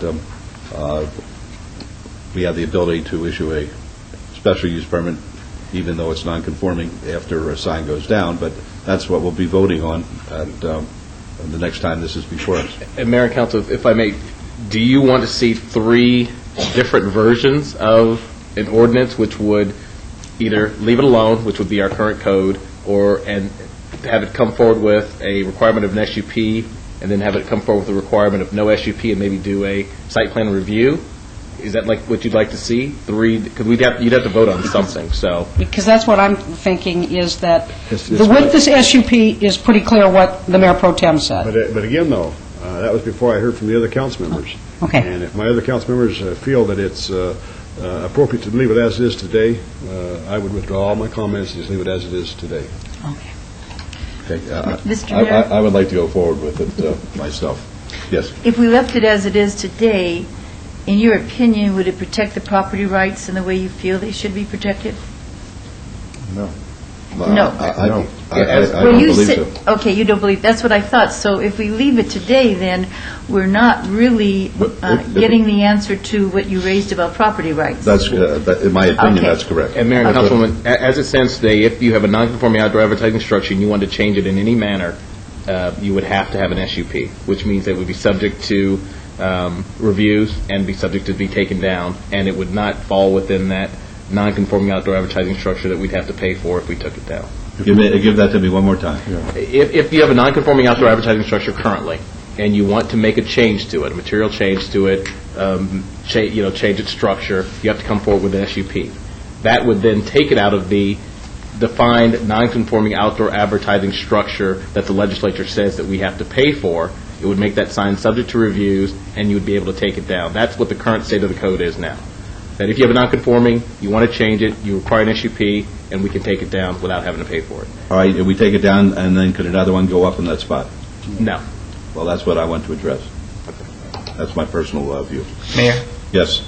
I would Councilman actually like to see some level of review.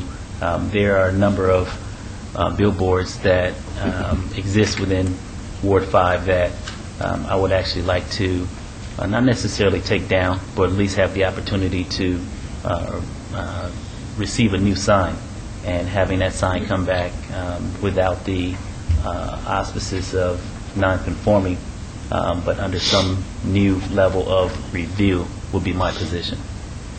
All right, let me ask the city attorney this. Assume that we do not get consensus from the council, that there's no majority vote on any one of the 3 suggestions that you made, with the existing ordinance then remain in effect. Yes.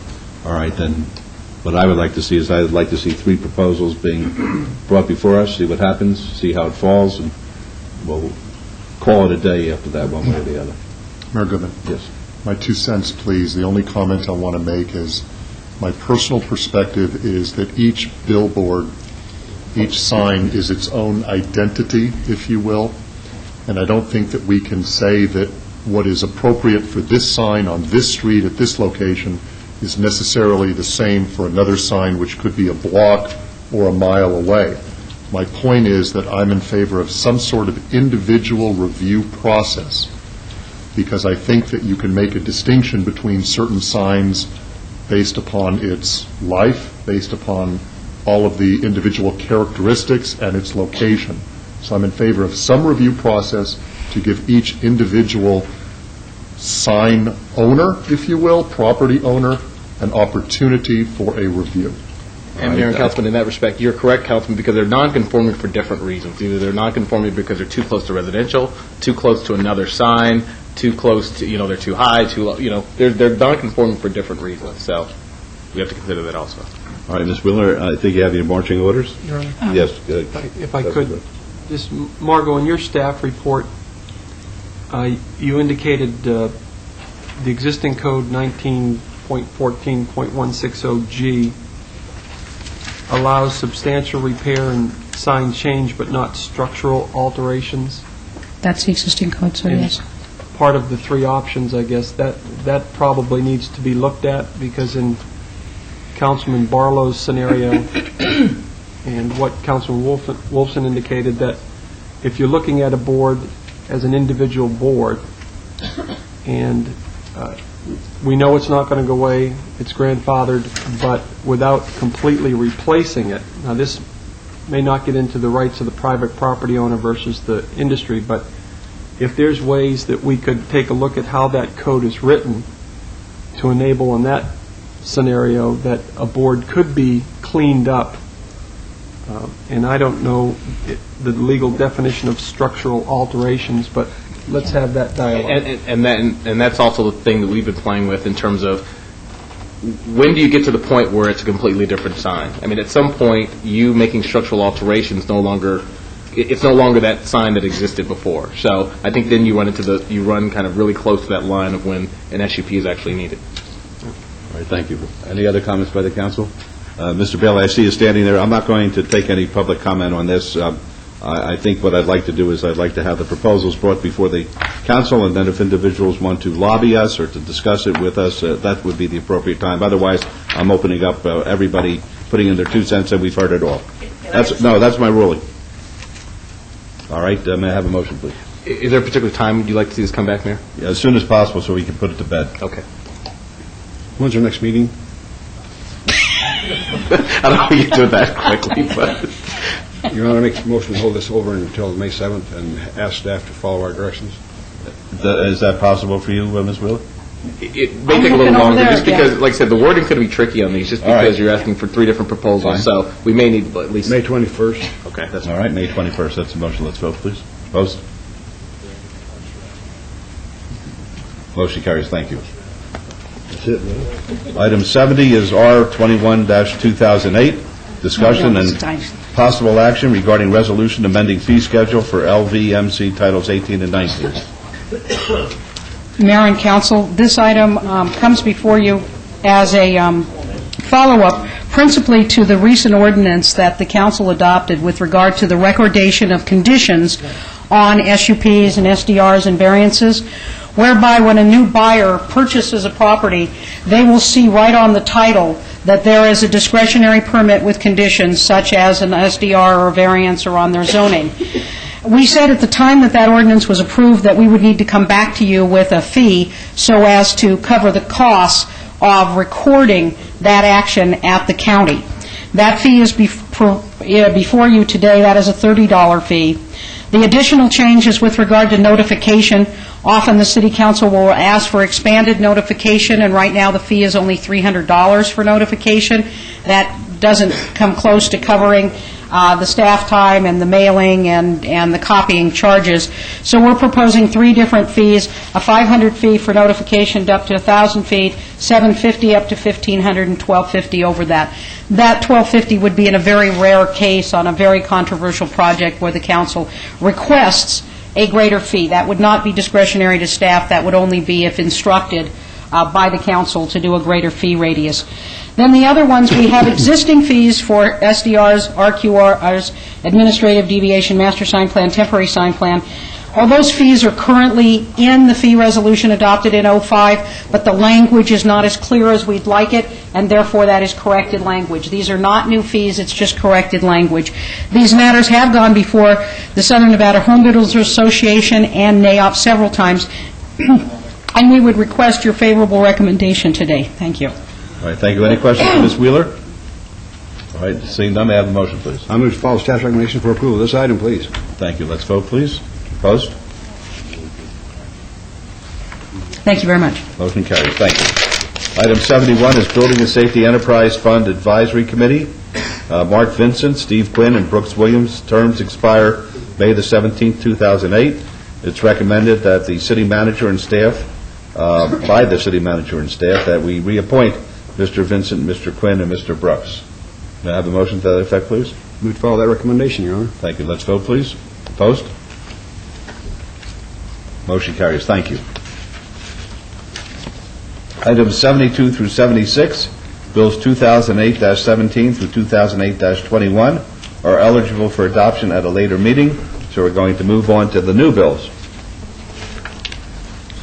New bills, items 77 through 80, bills 2008-22 through 2008-25, will be heard at the recommending committee meeting on Tuesday, May 6th, 2008.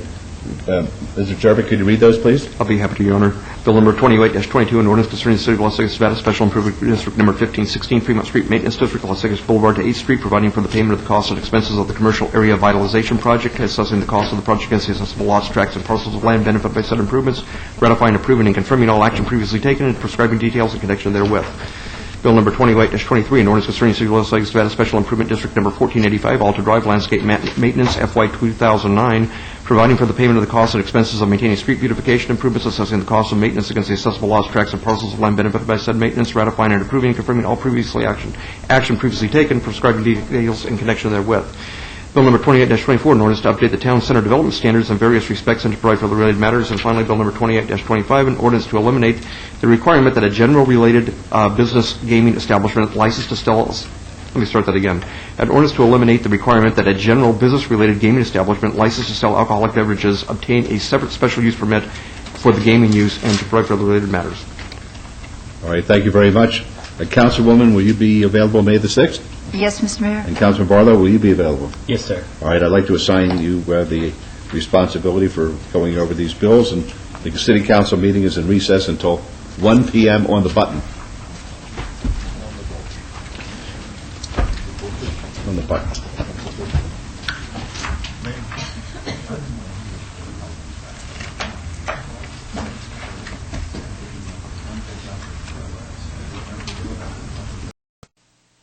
Gentlemen, thank you for being with us this afternoon. We'll call our afternoon calendar, starting with item number 81. 81 is any items from the afternoon session that the council, staff, and/or the applicant wish to be stricken or held in abeyance to a future meeting may be brought forward and acted upon at this time. Mayor Pro Tem. Thank you, Your Honor. We have just a few items. Item 104 through 108, rezoning, variance, and special use permit, and a special use permit, and a site development review. Exceed Properties mixed-use development on 6th Street north of Sahara Avenue. The applicant wants that tabled. Are there any other items we need to move forward at this time, council members? Seeing none, Your Honor, I make a motion we bring these items forward and take the appropriate action, please. Thank you. Let's vote on that, please. Opposed? Motion carries. Thank you. Items 82 through 84 are on the consent agenda. They're considered to be routine and are recommended for approval by the Department of Planning and Development. May I have a motion to approve the consent item 82 through 84, please? Yes, Your Honor. No comments or questions. I make a motion to follow staff's recommendation for approval of these items with all conditions, please. Thank you. Please vote. Opposed?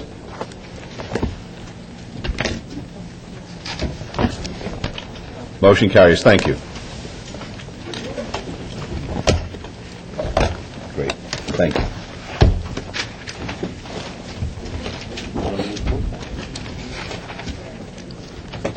Items 85 through 94 may be considered in one motion, one vote. They are considered routine public hearing items with no condition changes. All public hearings will be opened at one time, and any person representing an applicant or a member of the public or member of the council not in agreement with the conditions and all standard conditions for the application recommended by staff should request to have the item removed from this portion of the agenda. I'm now declaring items 85 through 94 as public hearings, and they're declared to be open. I'm going to read each item into the record, one at a time. 85 is VAR 26747, applicant owner Morton Fox, request for variance to allow a 25-foot front yard setback where 30 feet is required for a proposed porte-cochere on .64 acres at 2020 Silver Avenue in Ward 1. And the record should reflect, and I direct this to the city attorney, that Mr. and Mrs. Fox are friends of mine. They live around the corner from me. We have a most cordial relationship, but that would be the extent of it, and I see no reason why it couldn't be fair and vote on this particular matter. That's fine, Mayor. If you believe your independence of judgment isn't hampered by that, you're okay. That's correct. 86 is SUP 26608. The applicant is Rosati's, the owner NS Southwest Number 4, LLC, request for a special use permit for a proposed restaurant with a beer wine cooler on sale establishment at 8001 North Durango Drive, Suite 110, and that is in Ward 6. 87 is SUP 25131. The applicant is Mountain View Estates. The owner is Seong Hwan Han and Yoon Jun Han. Request for a special use permit for a proposed 40-foot high, 14-foot by 48-foot off-premise sign at 1550 West Oakey Boulevard. This is in Ward 3, and the application is for a 55-foot sign. 88 is SUP 26576. The applicant is Lutheran Social Services of Nevada. The owner, Harsh Investment Properties, LLC. request for a special use permit for a social service provider at 51 North Pecos Road, Suites number 109 to 113 in Ward 3. 89 is SUP 26624. The applicant is Drake Developments, LLC. The owner, William A. and Lisa A. Kircher Trust. Request for a special use permit for a proposed retail establishment with beer, wine cooler off sale on 1.65 acres located at 10 Northeastern Avenue in Ward 3. 90 is SUP 26625. The applicant, Drake Developments, LLC, owner, Nevada Heritage Investments. Request for a special use permit for a proposed retail establishment with beer, wine cooler off sale on 1.78 acres located at 6100 Vegas Drive in Ward 5. 91 is SUP 26774. The applicant is Outdoor Solutions. The owner is Fred Cavley. Request for a special use permit for a 40-foot tall, 14-foot by 48-foot off-premise sign at 4510 North Tenaya Way in Ward 4. 92 is VAC 26611. The applicant owner is Bart Mabey. Petition on vacating an existing 20-foot drainage easement generally located on the northeast corner of Maggie Avenue and Coke Street in Ward 6. 93 is VAC 26629. The applicant is Great American Capital. The owner is Smoke Ranch Development, LLC.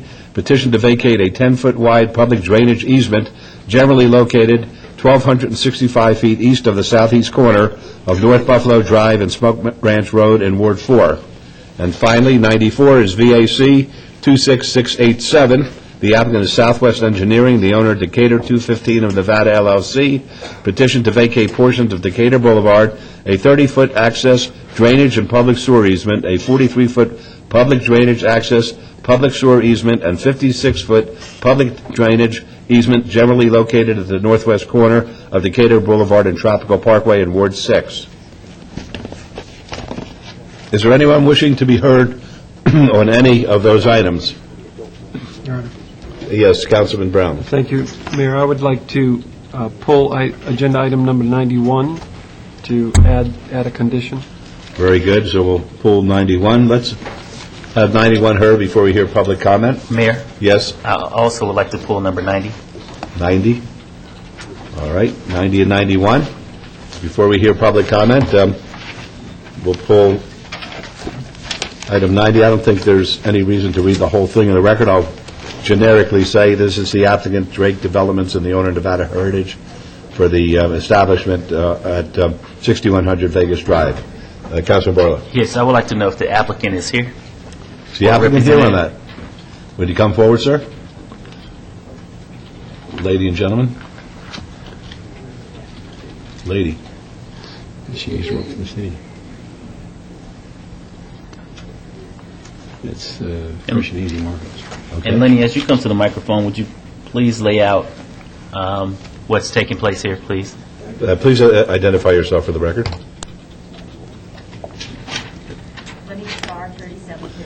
I have to turn on the mic. Do it one more time, please.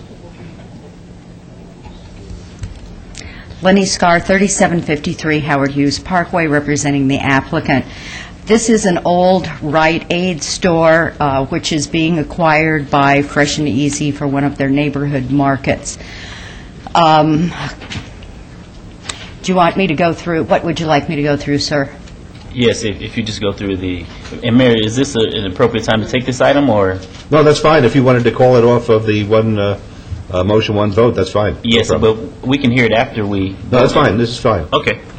Go ahead. If you just present the item.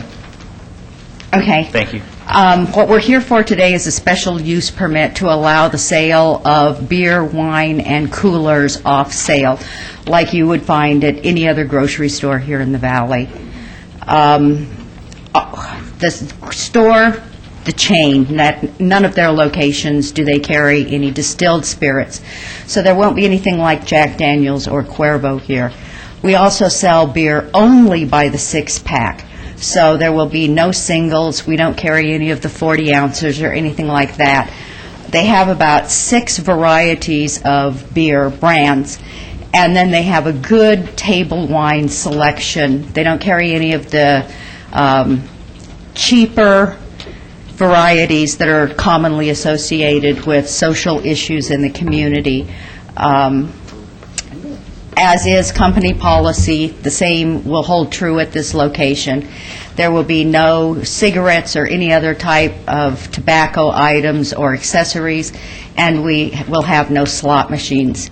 The store hours are proposed to be from 8 in the morning until 10 o'clock at night. It's a grocery store. I don't know what else to tell you.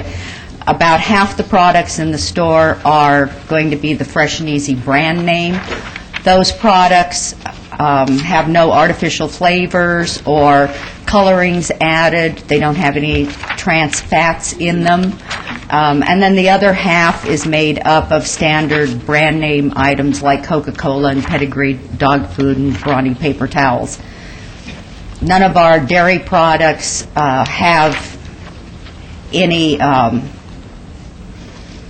like penicillin or anything in them. The contract they have with the herders in California is that those cattle can't be fed any type of antibiotic or growth hormone, and the hay that they feed on cannot be treated with pesticides. Okay. My office has been inundated with calls in relation to the request for beer and wine or packaged liquor. And I just wanted you to go on record to basically explain that this is a grocery store. This isn't a liquor store. Yes. And so it's no different than a Vons or an Albertsons or Smith's that would have the various line items of beer and wine. And so that's what I was getting at as far as to lay out what type of store are we dealing with here. Yes, that's very true. And I did go through, I'm going to be very honest, I have another item later on in the agenda that's in Councilwoman Tarkanian's area, and we were going to have this same discussion when that item's heard. I went through the cards that had been returned that I pulled off the web, and there may have been some that came in since I checked it yesterday afternoon. I think a lot of the confusion is that the notices the city sends out state simply beer, wine, cooler in connection with a retail establishment, and it does not specify. Where if you were going to come in to serve beer and wine at a restaurant, it would say in the notice, in conjunction with an existing restaurant or in conjunction with a proposed restaurant. But for this type of license, that is not on the notices the city sends out. So I did read some of the comments. One of them stated that they did not want a supper club here, one stated they did not want a liquor store here, and one stated that they didn't think the use was appropriate near their home because they have two small children. And so my feeling is they have no idea whether it's a bar or a supper club or a liquor store or what type of retail establishment it is. And I thank you for bringing that point up, because it's very important, and maybe this is something that I can address to Director Willer as to how, in fact, we can be more clear in our description, because it does send out a message to the constituency when we only have, for example, packaged liquor.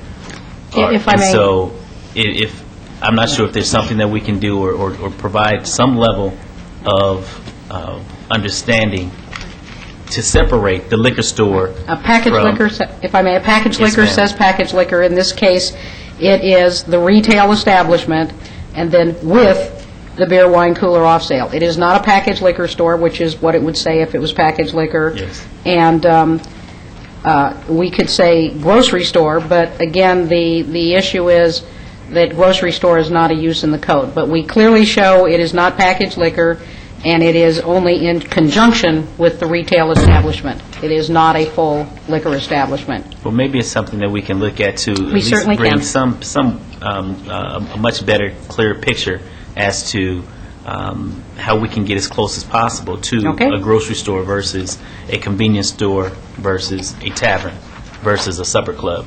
And so... Those are all separate, and we'll certainly Right. take a look at it.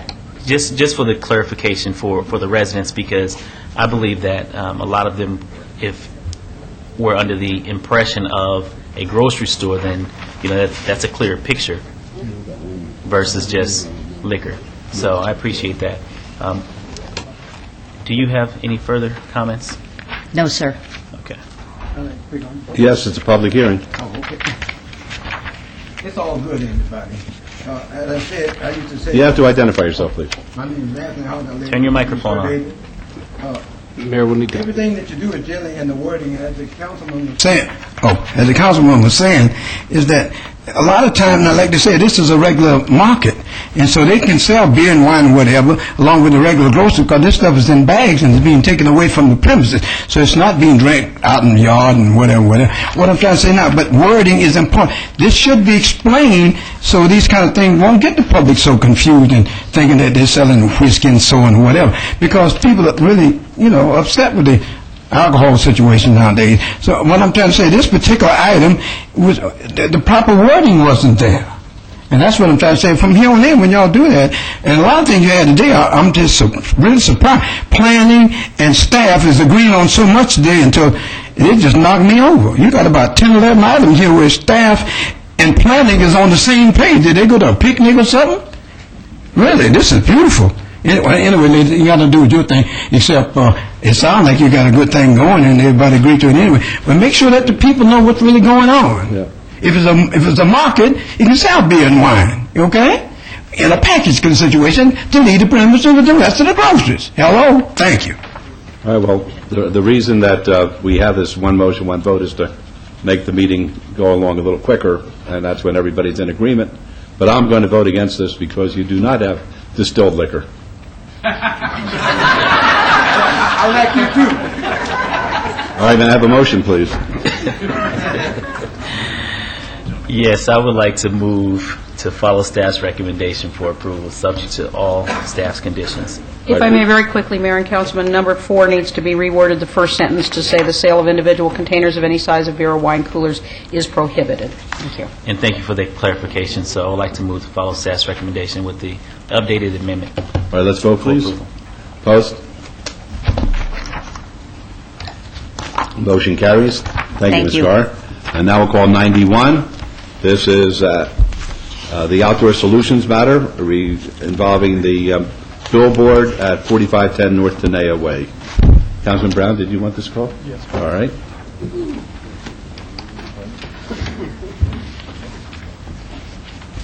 Did you want to do both? Your Honor, I just had a couple questions with the... Mr. Larson, are you representing the applicant? Yes, I am. I'm sorry, I was waiting for the staff. No problem. If you'd be kind enough to state your name for the record. Yes, Your Honor. Paul Larson, 300 South 4th Street, representing the applicant, Outdoor Solutions, Inc. Thank you, Your Honor. Mr. Larson, it's your representation that you met with the one neighbor that was closest to the parking lot? Yes, Your Honor. I met with the Rowe family at 7107 Golden Desert and reviewed the mitigation measures that you and I had discussed. And those included lowering the height of the proposed sign from 40 feet to 35 feet and installing landscaping along those houses that are not already visually obstructed by the existing building. And they were actually quite excited, probably is not the word, but they did find those conditions would mitigate whatever problems that they perceived. And the application does meet all the setbacks and yes, it does. The zoning. Ms. Wheeler, on a standard tree landscape, is it 20 feet on center that we ask for those? Yes, sir. Okay. So that would be an added condition on that northern property line of the lumber yard. And I think that's depicted in the backup with a landscaped area. If we could add a condition that would require 24-inch box trees, preferably evergreens? Something that's screened. I'm sorry, would that be in addition to the existing trees that are there, or replacing those? Replacing those. Okay. To make it uniform. And how many 20 feet on center, 24-inch box trees would be required? Second condition would be to lower the sign from 40 feet to 35 feet. And then be it condition or agreement with the applicant, if we could ensure that the sign is placed as far south on the parking lot as possible without jeopardizing any kind of separation requirements. We would agree to that. Probably handle that administratively with Margot. We can add that condition. Again, the maximum height 35 feet. Landscaping shall be provided on the north side with 24-inch box trees 20 feet on center, replacing those currently on site, and the sign shall be located as far as south as possible within the parking lot so as to meet distance separation requirements. And then just a note, Margot, that I spoke with you as far as this, one of the parcels is under construction with a gas station, and there's a second parcel privately owned between the gas station and this property. So if we could take a look at that over the next month or so as far as the potential master sign plan for this area to try to avoid any kind of future conflict that one sign has to go higher than the billboard, et cetera. And we can just look at that. With those amended conditions, Your Honor, I move for approval. All right, let's vote, please. Opposed? Motion carries. Thank you. Thank you very much. You're welcome. Okay, we're going to go back to the one motion, one vote, and we're going to consider items 85 through 94 with the exception of 90 and 91, which we've just considered. I've asked whether or not anybody would like to speak because these are public hearings, and the public hearings have been open. All right, seeing none, we'll close the public hearings. May I have a motion then? Thank you, Your Honor. On items 85, 86, 87, 88, and 89, 92 and 93 and 94, I'm going to make a motion for approval with these, all these items with making sure they adhere to all of the Planning Commission changes as well as staff's conditions on these items. All right, that's the motion. Please vote. Opposed? Motion carries. Thank you. We'll go on to 95. 95 is DIR 27454. The applicant is Westcare Nevada, Inc. Appeal of the director's decision to deny a business license per 19.04.010 for a convalescent care facility on property located at 401 South Martin Luther King Boulevard. This is in Ward 5. The staff recommends denial. Mr. Moran? Good afternoon, Mayor. Mr. Burgess was going to join me, and I guess he's about 5 minutes away, but I can go ahead and proceed. I'm basically asking you here, I'm an attorney, as you know, but I'm also on the board of directors for Westcare, so I think I'm here in my capacity basically as a board of director. I'm respectfully asking the city council to allow Westcare to continue to operate at this location. I had corresponded with you and Mr. Barlow, whose district it's in. I understand from Mr. Burgess there was a neighborhood meeting in the last couple of days while I was out, and that it's my understanding that the neighborhood supports Westcare as they always have in the past, and that there is nobody that came to the neighborhood meeting that was not in support of this. We're asking for our business license to be renewed. Your Honor will recall that the business license for this location, this particular substance abuse use residential, has been in existence at that location since I believe it was 1987. I think we've always done a good job for the city and its residents there in helping youth that have these kind of issues with alcohol and substance abuse to get better in this facility. We've worked well with the neighborhood. We're asking you to, in fact, allow Westcare to be licensed and continue. Our license had been for this particular, on an emergency basis, we changed our business licensing there so that we could accommodate the county and the state of Nevada for emergency rooms that were being flooded with mental care need patients. And that emergency use terminated this year, and we just want to go back to the same business license that we've had since, I think, 87, Mayor. Okay, so if I understand this correctly, you had license A, then you asked for an emergency license to address the issues concerning the overcrowded hospitals and the like. And the mental health. We Mr. Scott, did we then issue a separate license for that separate purpose? We issued a temporary commercial permit for that purpose. I'm looking at the staff's chronology here, and it seems that we issued that until December 30th of 2007, and I don't know if a new temporary commercial permit has been applied for. But, you know, Your Honor, this kind of brings up a point that at some point we're going to need to, or the council will need to make a decision. Temporary commercial permits are meant for only temporary purposes, and we've been going with this one for quite a while, so we'll need to make some either adjustment to the code, or they'll need to make some adjustment to their location in order to get this into a more permanent. All right, during our briefing yesterday, I think I was advised that we couldn't go back to license A, so to speak, after we had granted the emergency license for a separate purpose. If I may, is that yes, correct? yes, Mayor.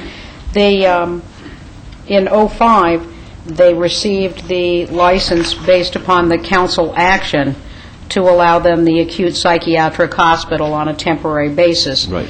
As you know, the decision was made not to amend the code, and that license lapsed at the end of '07. Right. At that time, I met with the Mr. Burgess and his folks and indicated that any new use would, of course, have to meet the zoning requirements of the M zone.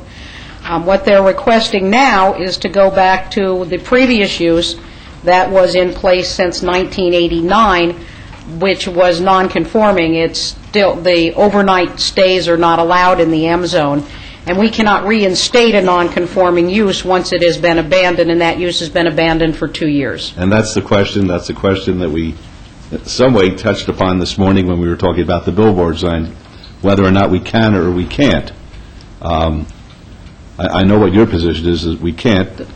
Mr. Scott, your position? And normally when non-conforming uses cease to exist, they cease to exist. You can't get it back. And then you would be kind of almost doing a use variance, which is illegal under our code. So it's, even though I know the need is great, it just seems, you can't really go back to what it was because the use has been abandoned. All right, so what do you suggest for Mr. Moran to do, assuming that he would like to have the facility used for its prior purpose? You know, I think we'll probably need to hold this, Mayor, and just have that discussion, because I'm not sure what can be done, because the purpose that was there was a non-conforming use that now doesn't exist anymore, and to do it again with maybe a use variance. But How about trying to... If I may, Mr. Brown? Councilor Yeah. Barlow, what did... I know you had a meeting yesterday. Yes. Come on over. What would you like to see happen here? At this point, Mayor, I think the best position, from what I've been able to research, is to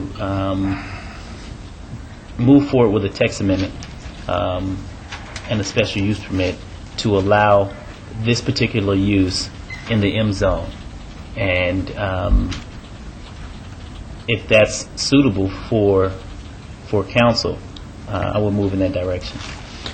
All right, well, that would... Am I, Mr. Mayor, that would... Yes. Were there a text amendment to allow the use that they're requesting, then that would be the appropriate way to go. Okay, well, then I think we should obey this with we can't go forward with it without having the text amendment in place. Mayor. Correct. Yeah. Well, go ahead. No, I was just, I think we're in an untenable position here, that in order for us to go forward and give you the relief that you're seeking, we would have to have a text amendment actually in place. Correct. That is correct. And that will take how long in order to accomplish that? Usually about 6 weeks. You know, Mayor, on this, I would ask the city to recognize a couple important things also that I haven't put in the record. One important thing is the fact that WestCare, to assist the state and the county in this temporary basis, changed this, and during that time period, they've invested literally tens of thousands of dollars in this location. I think that's real important to keep in mind. And I know, Mayor, you're familiar with the services that WestCare has provided, as is Mr. Barlow. I would also like to point out that I think is very important is that at the neighborhood meeting where the neighborhood supports WestCare and this use that has, in fact, been in existence since 1987 at that same location, this use that's been there, providing this service for our disadvantaged youth and youth that have these issues. I think that it's real important to keep in mind not only the financial expenditures and monies that WestCare has spent to keep this facility going as a city need, but also the fact that NDOT was there, and NDOT indicated that they are not going to be in a need for that property for the off-ramps that are going to be going in there for at least, I believe it was Kirby, who's now here on the record, Mr. Burgess has arrived, from 3 to 5 years. Right. So that would give us a window. We can't be not providing this service We appreciate that, for but 6 weeks. we have to do it legally.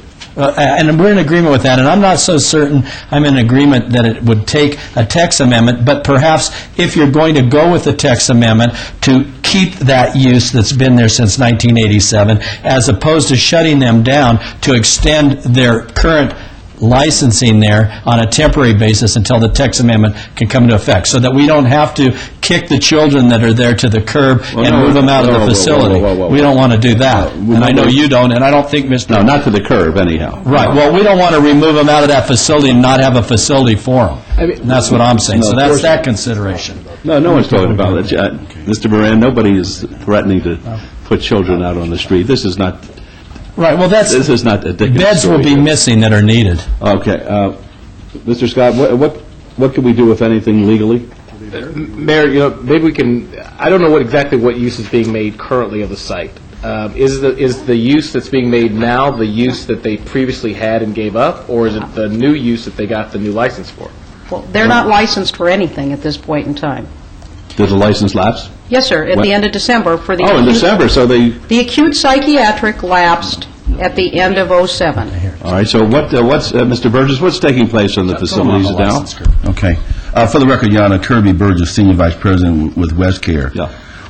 We were, as Councilman Moran said, we were licensed at the residential facility until... No, I know, but the question is, what's taking place there now? Right now, we're providing outpatient counseling because we're not allowed to do anything else. We have... So no one's being kicked out if we put this over for 6 weeks?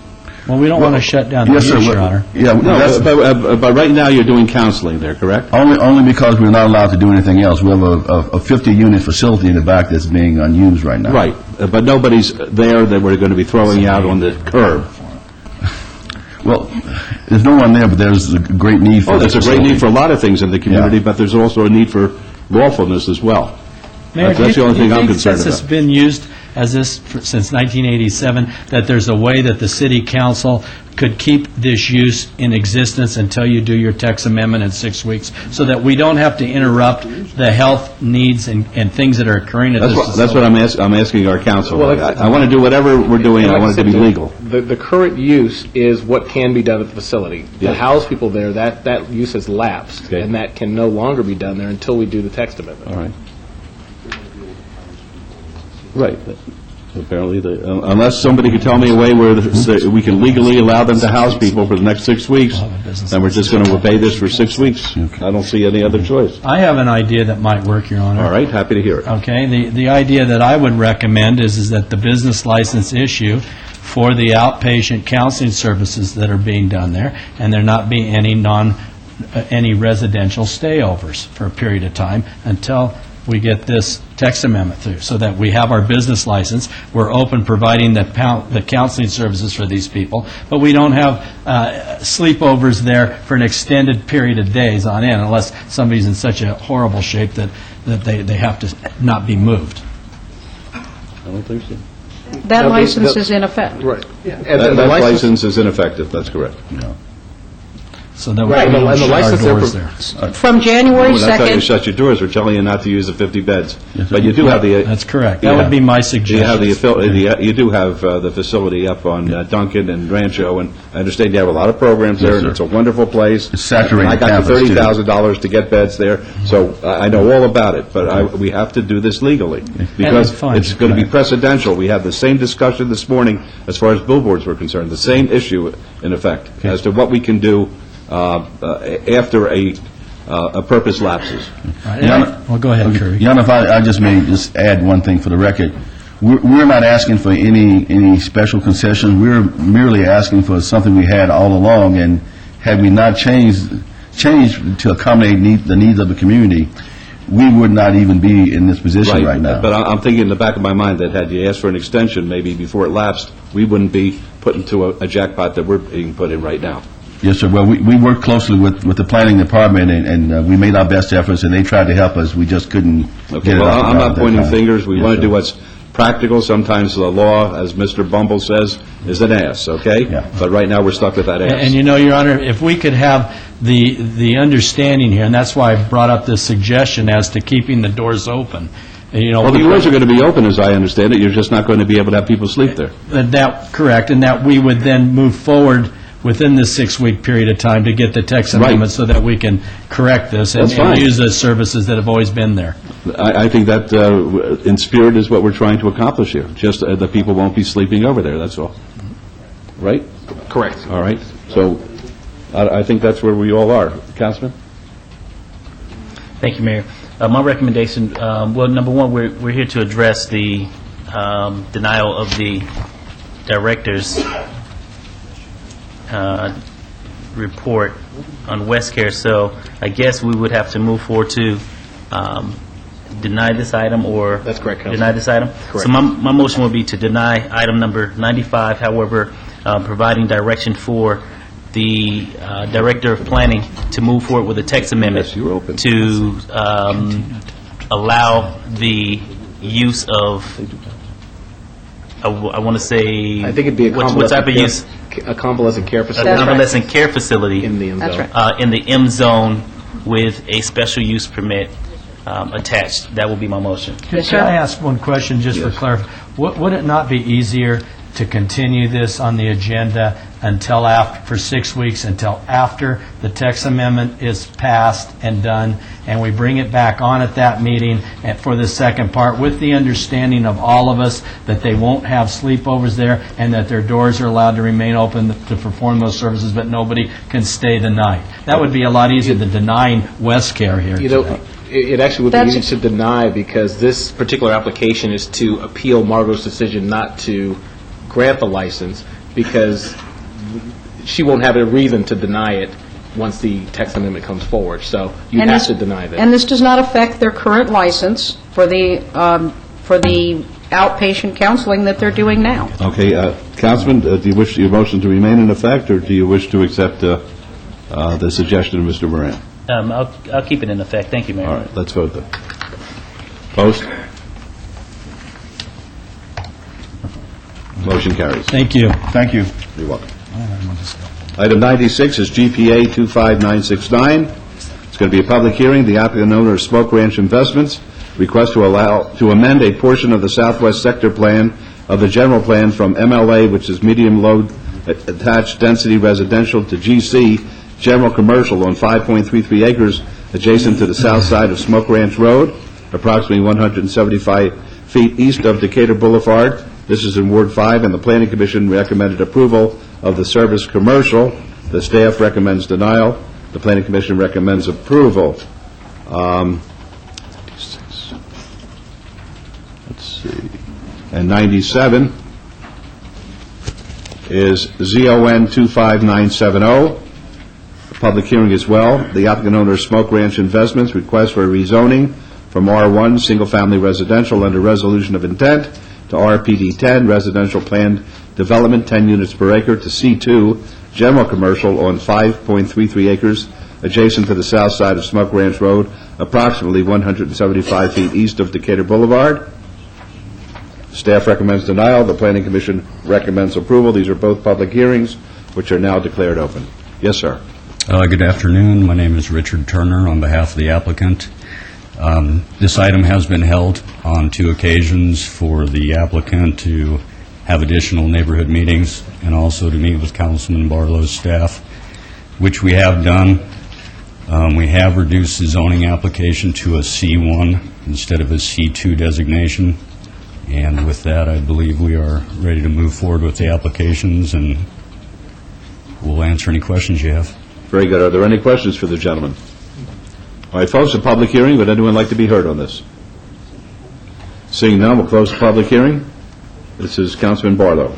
Yes, I want to thank the applicant for working with me. My comfort level has increased in the sense of the zoning not going as high as C2, but the SC C1 is more palatable specifically for the surrounding neighbors in this community. So with that, I would move for approval of this item, and look forward to working with you in regards to the site development plan and the further uses of this property, so that we can continue to work with the neighbors in the community. And if I may, Mayor and Councilman, we would just add in the conditions so as to clarify that the approval is to SC Service Commercial. Is that agreeable? Yes. All right, let's vote on 96, please. Post? Motion carries. And 97, please. Yes, I would like to move this item for approval to to SC as far as the zoning for item number 97. All right. If I may, the approval will actually state a condition that the approval is to C1. Is that agreeable for the record? Yes, that is. Thank you. Yes. Okay, very good. Let's vote, please. Opposed? Motion carries. Thank you. Thank you. 98 is SDR 25247. Going to be a public hearing. The applicant is Soka Gakkai International, USA, owner Nels Trust et al. Request for site development plan review for proposed 5,991 square foot single-story church house of worship and community center on 1.09 acres at the southeast corner of Charleston Boulevard and Kalen Drive. This is in Ward 1. The Planning Commission and staff recommend approval, subject to conditions. Yes. Good afternoon, Mayor Goodman, council members. Jenica Yursik, associate at the law firm of Brownstein Hyatt Farber Schreck, representing the applicant. It's for a site design development plan review. We've been working very closely with Councilwoman Tarkanian in order to come up with a site design that accommodates both nearby residents and the members of the congregation. And I'm proud to say that I think that we've accomplished that today through quite a lot of effort on both of our behalfs. And I'd like to initially thank Councilwoman Tarkanian for her assistance with this, and I'm here to answer any questions that you may have regarding the application. Very good. Are there any questions at this time? Seeing none, it's a public hearing, folks, if anybody would like to be heard. Thank you. Like I said before, I know name Anthony Hodge. When the developed churches in the community, anything of that magnitude, okay, and they already said they approve, they approve. I know it's up to y'all, but what I'm trying to say, there's no fighting among the staff and the planning, so as far as I'm concerned, it sounds like it's good to go. Thank you. Did you want to be heard, sir? Yes. Hello, Christopher Allen. I live on Kalen 1125, and I border the property. And I just want to make sure that there's a way for my wife and I to stay on top of however this lighting is going to affect not only my property, but 2 or 3 of our neighbors. We all live on very large properties. We've all spent quite a bit of money landscaping and keeping these properties up, and I just want to make sure that, that the lighting is something that we pay attention to and just doesn't spill over into our yards and ruin the tranquility that we've designed. Is staff ready to address that, or Ms. Yursik? I'm happy to. We already have, as one of the conditions in the Planning Commission approval, that parking lot lighting standard shall be no more than 30 feet in height and shall utilize downward directed lights and full cutoff luminaries in order to reduce and minimize the amount of lighting that will be affecting nearby residents. All right. Would that satisfy you? It's one of those things that's hard to tell until it's actually up, and it's the semantics are a little bit make me a little nervous. So well, let's put it this way: once they're up, they have to comply, otherwise we're here. Right. I guess all we can do, I just want to go on the record and say that it is a concern because we border that property and we've been paying close attention. We do appreciate all the efforts of Ms. Tarkanian's office, but I also am concerned about what happens after this. So. Okay, certainly. Well, no one's going anyplace that I know of, anyhow. Did you want to be heard? Sure. Very near it, probably, but I think it's going to work out. Please state your name for the record. Ruth Abdo, 2812 Ashby Avenue. What is the ingress-egress to this facility? Okay, would you like to answer that as well? Sure. The ingress-egress will now be off of Charleston on the east portion of the parcel. None off of Kalen? No, there will be no direct access off of Kalen Drive. And what has happened with the parking? There was some lack of parking when I met with you all over at the Preserve a few weeks ago? Actually, since our approval at the Planning Commission, we've offered twice as much parking as is required by the municipal code. Was that with limiting the size of the building? No, the size of the building is about 5,000 square feet, more, a little over that. But what is required per code is 20 parking spaces, and we're offering more than twice that amount. Okay, so the parking's been settled and the ingress-egress has been settled because originally you all were trying to get ingress off of Kalen. That's correct. Yes. That's been resolved. That's been resolved. Yes. Okay, thank you. All right, thank you. Anybody else? All right, seeing none, we'll close the public hearing. Councilwoman Tarkanian. I would just like to ask Margot, the lighting that we have, and this has been requested, is lighting that should be amenable to the neighbors, right? Well, when it comes to neighbors, you never can be sure, but the requirements are that the lights be directed into the parking lot and not onto adjacent properties. But that, we certainly can't guarantee that will be satisfactory to the neighbors. But this is a good neighbor group here, and I think that if a neighbor had an objection and if maybe some type of covering needed to be done, that probably you could do that. Absolutely, and I think our goal is to balance, working and being close to a nearby neighborhood. As you'll see on our revised site plan here, the nearby neighborhood is just backing this parking lot. So we do understand that there are concerns. However, we want to make the parking lot safe as well, and that requires some amount of lighting, and certainly having them turn downward and, at a minimum so that it's light enough for safety, but not too light in order to be beaming into the nearby neighbors. And there is a trade-off here, and the trade-off is safety, because now you will be rid of that, what has been there for a long time, and you'll have lights there, you'll have people there, and I think that will help safety in the area. All right, I close the public hearing. Would you like me to open it? Well, I'm with her. Oh, okay, then we don't have to open it. No, let's not. All right, please state your name. David Dwyer, Dwyer Engineering, working on this site plan. With the new site plan that you're seeing, there is no access off of Kalen, and I believe, and it will stay this way, that there'll be no further improvement on Kalen, so Kalen, south of the current improvements, will remain as, shall I call it, a rural street. Just want to confirm that was to be the intent. And otherwise, all access is off of Charleston. Right. That's what I understood. One of the items that we've been working with Public Works on is some language, which I believe will maybe be read as a condition. Would you like me to go ahead and wait for you to read that into the record, or would you like me to do so? Why don't you read it into the record? Would you like me to? Go ahead. I'm still the mayor. She's a director. The condition that has been agreed to by the applicant and also the Public Works Department is, quote, "This site shall take vehicular access from Charleston Boulevard via one new commercial-style driveway that meets the intent of standard drawing number 222A. Submit an application to the Land Development Section of the Department of Public Works for deviation from this standard. If necessary, due to drainage or other concerns, 1, driveway grades in excess of typical city standards shall be allowed, and 2, finished floor level less than 18 inches above flood water level shall be allowed, subject to conformance with City Code Section 20.08.420. Vehicular access from this site to Kalen Drive shall be limited to emergency vehicles only, and no formal driveway will be allowed." Very good, thank you. All right, Councilwoman? Yes, I wanted to put one more thing on the record. Your hours of operation, what time do you close? There are evening meetings that run from 7 to 8:30 or so. I don't know that there's a formal time that we've scheduled. I was just for asking closing. that question in relationship to the lights. I didn't know if you left your lights on in the parking lot afterwards or not.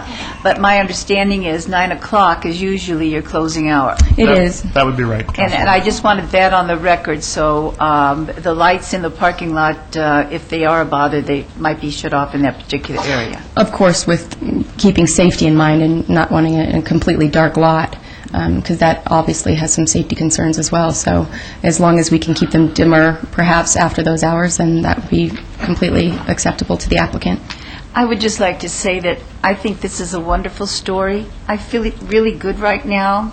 This is a story of how a neighborhood, a business, a religious center, and both the city and the state came together to successfully arrive at a common goal. And it was hard work on everybody's part, but we all worked together and we did reach that goal today. Everyone involved with this project, from the neighbors in the area, the applicants and their staff, to the staff here at the city, has worked very, very hard to bring this project to fruition.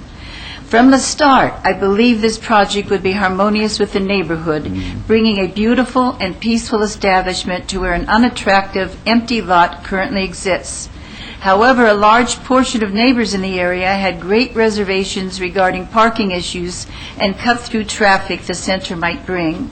While it wasn't a requirement, this applicant was kind enough to hold not one, but 2 neighborhood meetings at my request. Once those 2 main concerns of parking and cut-through traffic were identified, we were able to work out solutions to both of them. To address the parking issue, the applicant, and I think this will answer a question that came up, the applicant was able to work out a private shared parking agreement with the dental office of Dr. Kenneth Track, located directly next door to the proposed center.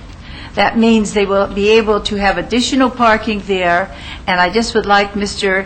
Aiken, if he would, to answer a question I'd like to put on the record.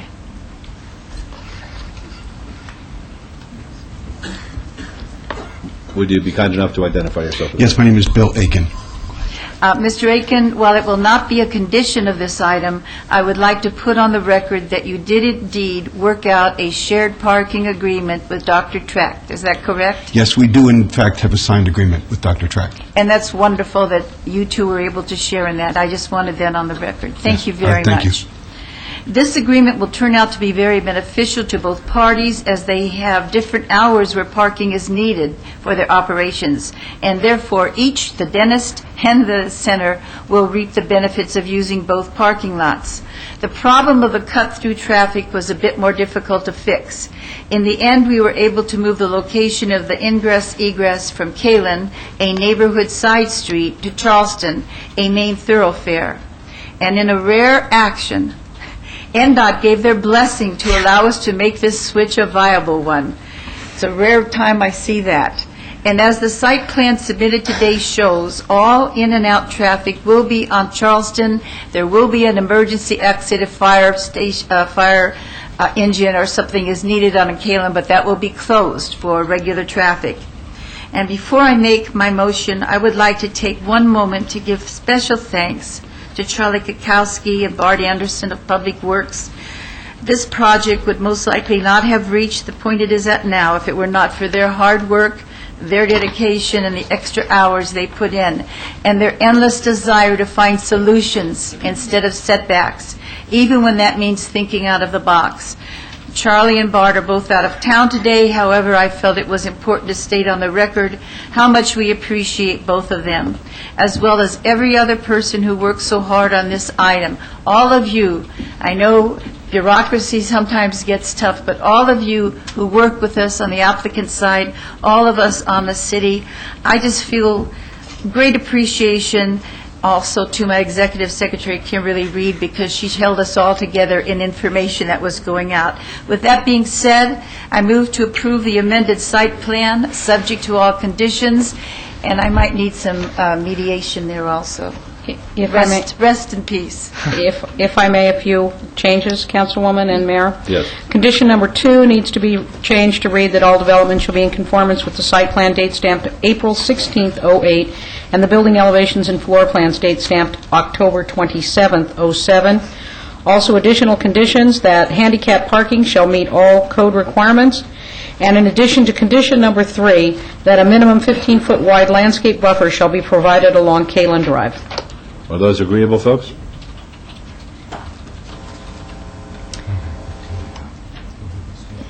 Just one moment.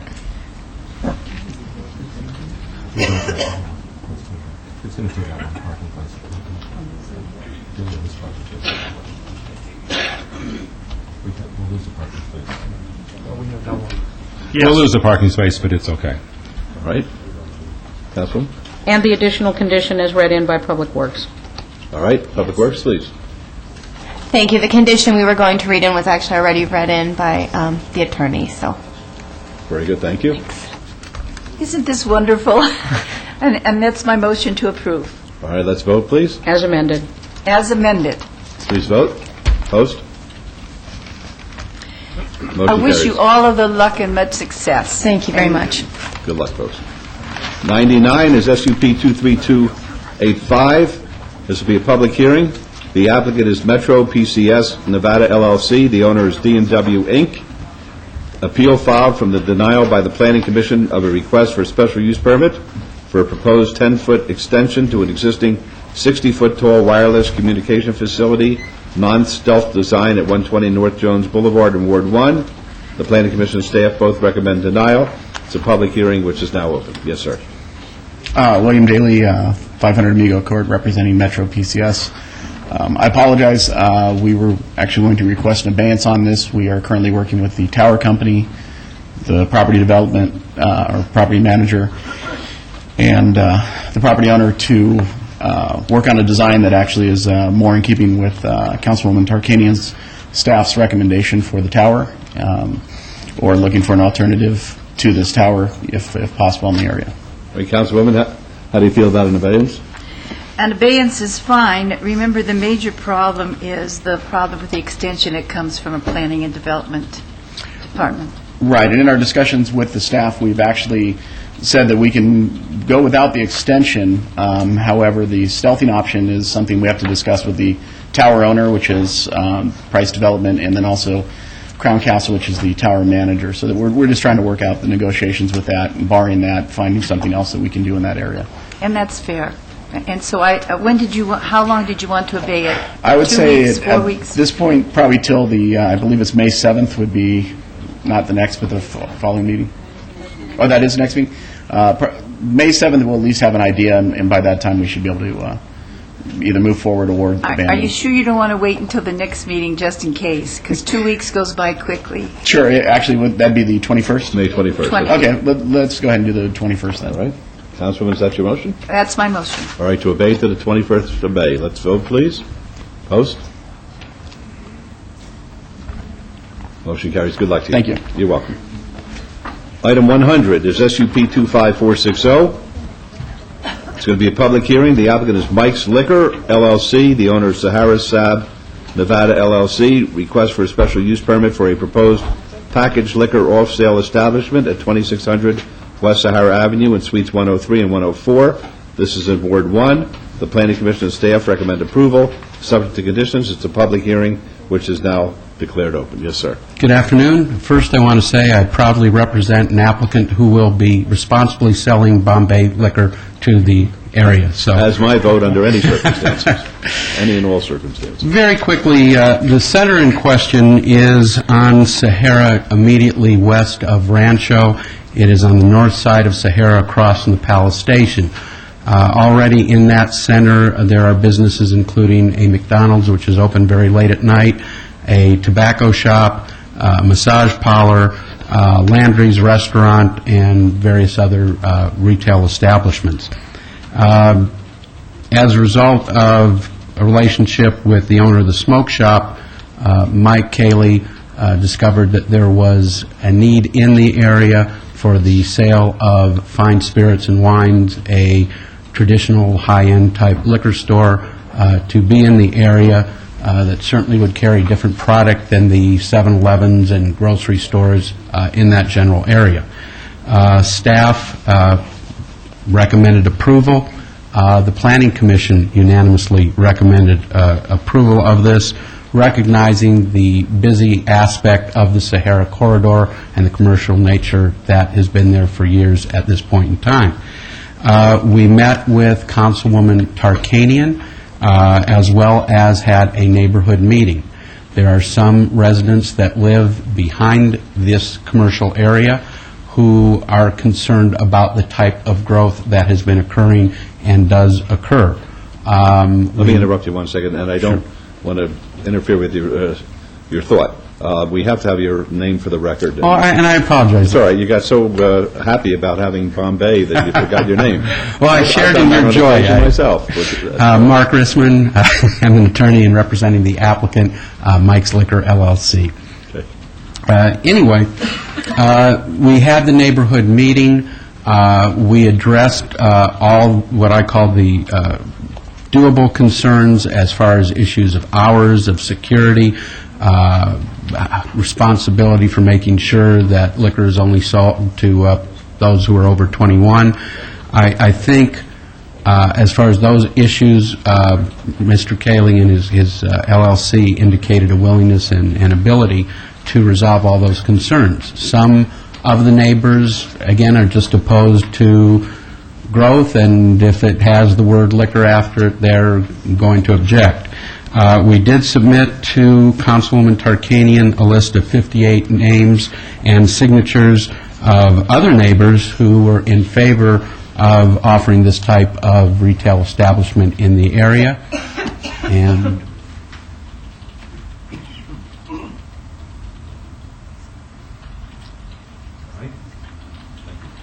all right, any questions of Mr. Reisman or his client? All right, folks, public hearing. Be happy to hear from anybody.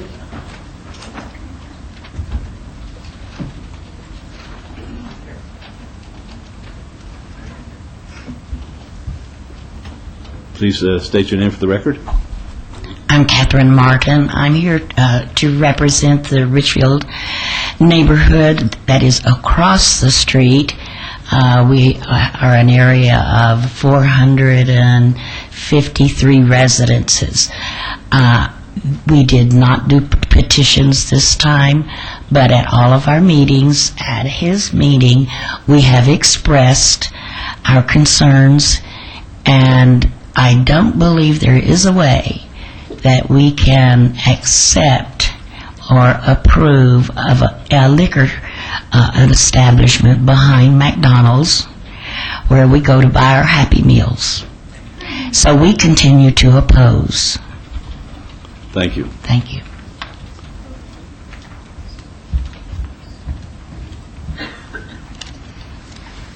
Good afternoon, Your Honor, Counsel. My name is Teddy Russell. I'm a resident of Las Vegas. I live downtown. This is not my neighborhood. However, when I'm elected mayor, I drink Absolute vodka martinis. I'm terribly sorry. And various flavors.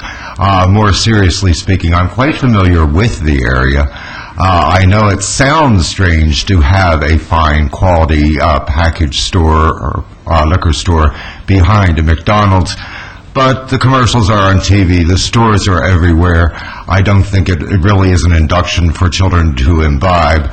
As I say, I have spent a lot of time in that neighborhood when I was working way up north Rancho, and I recommend approval. Thank you very much. Thank you.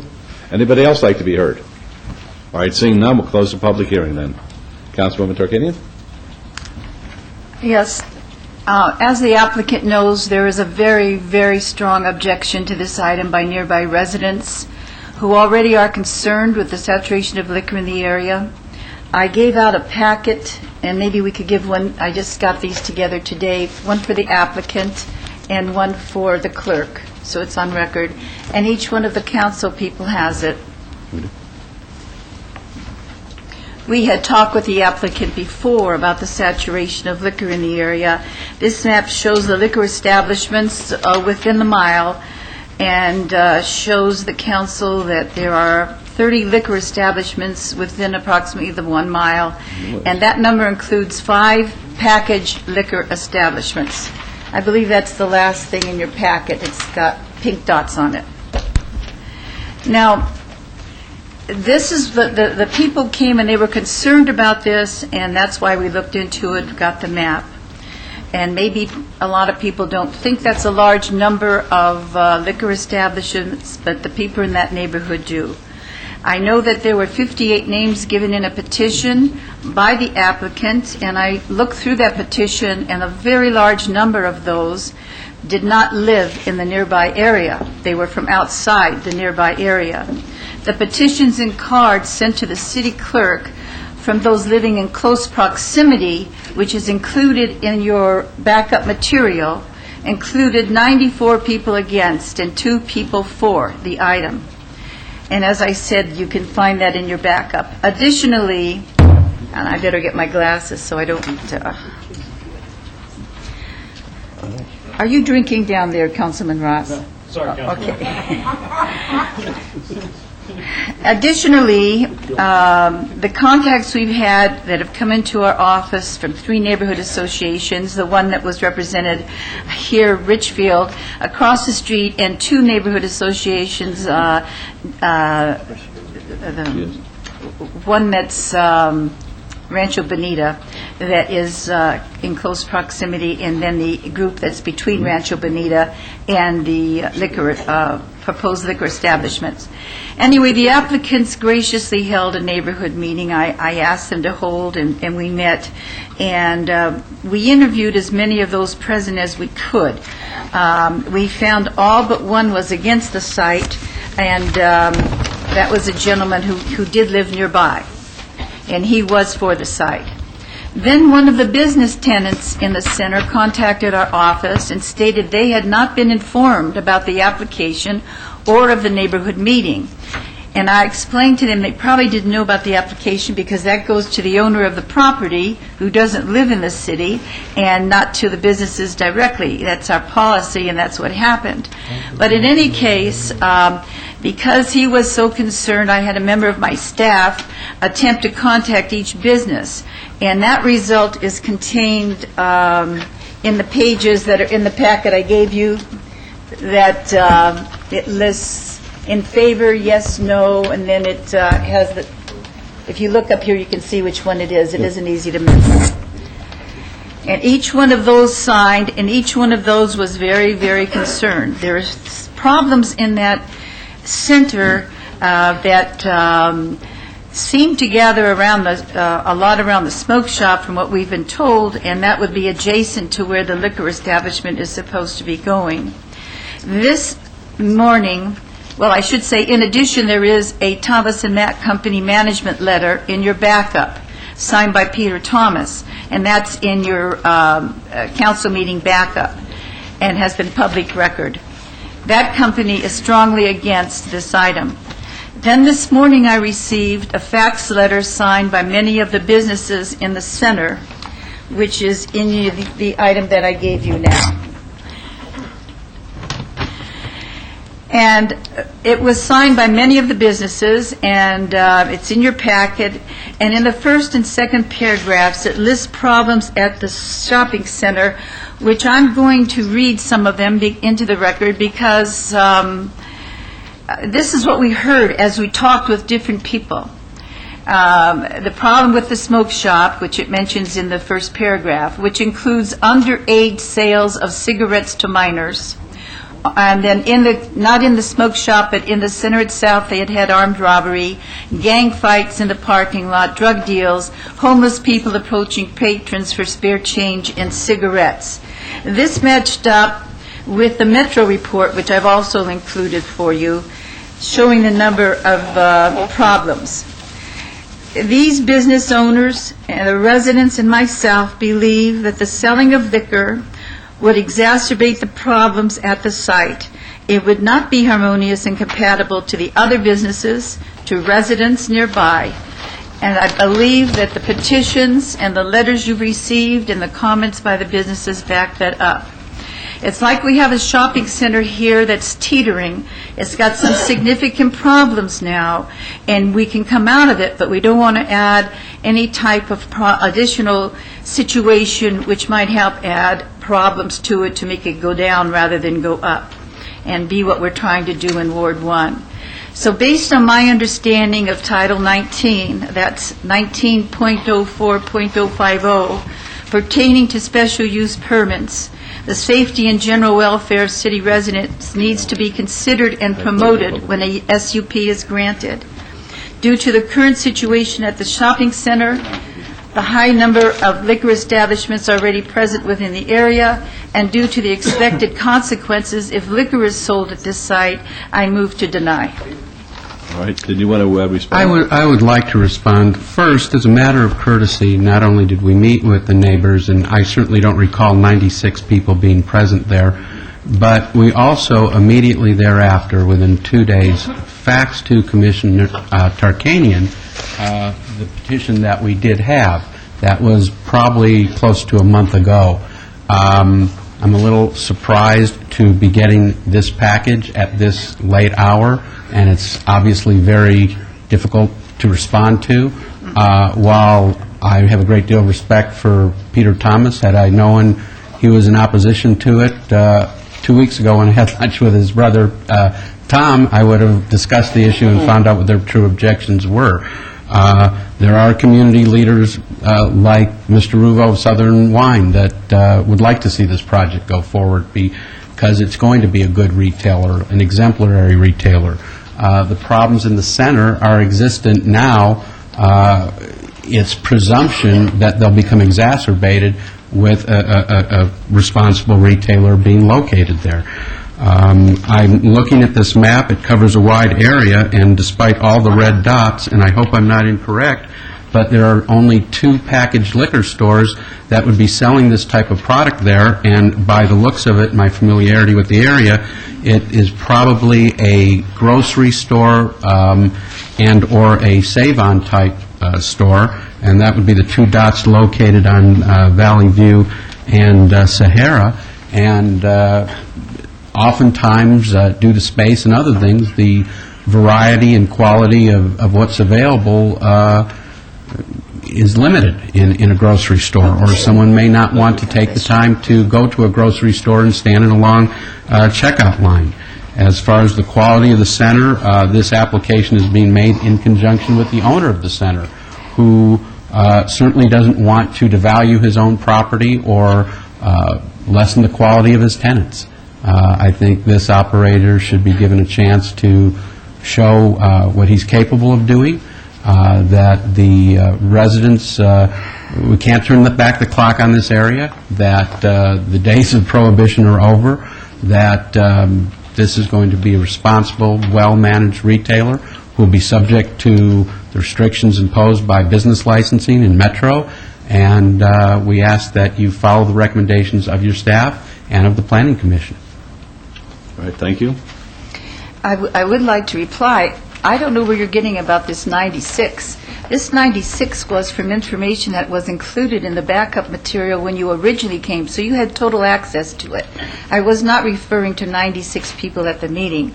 I said that at the meeting we talked with everybody we could talk with, and that we found everybody against it except one, and you know that those people were not for it at that meeting. And yet many of the people there too, Councilwoman, not all of them, but a significant percentage, said that with proper security in place and, control over minors, they would not have the same objections. Well, I would have to let me finish here, and I would like to say that I did not hear many people say. I heard one person say, maybe if you did such and such. I did not hear anybody else in that one person, and I and 2 of my staff were with me. The other thing, as far as the T&M letter from Thomas Mack, that also was in the backup. That wasn't something that was received. I didn't give you a copy of it because you have access to all the backup that's there. And as far as the listing of the businesses, we told you that night, have you contacted the businesses? And we were told that really you didn't want to talk to Landry's because Landry's wasn't really happy with it. That's what we were told.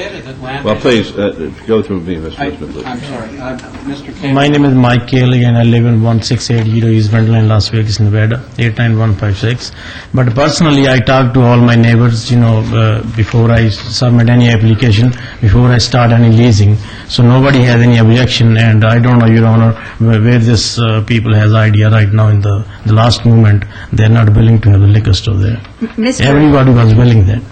Mr. Mayor, I object to the saying that this was at the last moment. The petitions that I mentioned, the 98 names, are in the backup material from a previous council meeting. This was public record. You had it.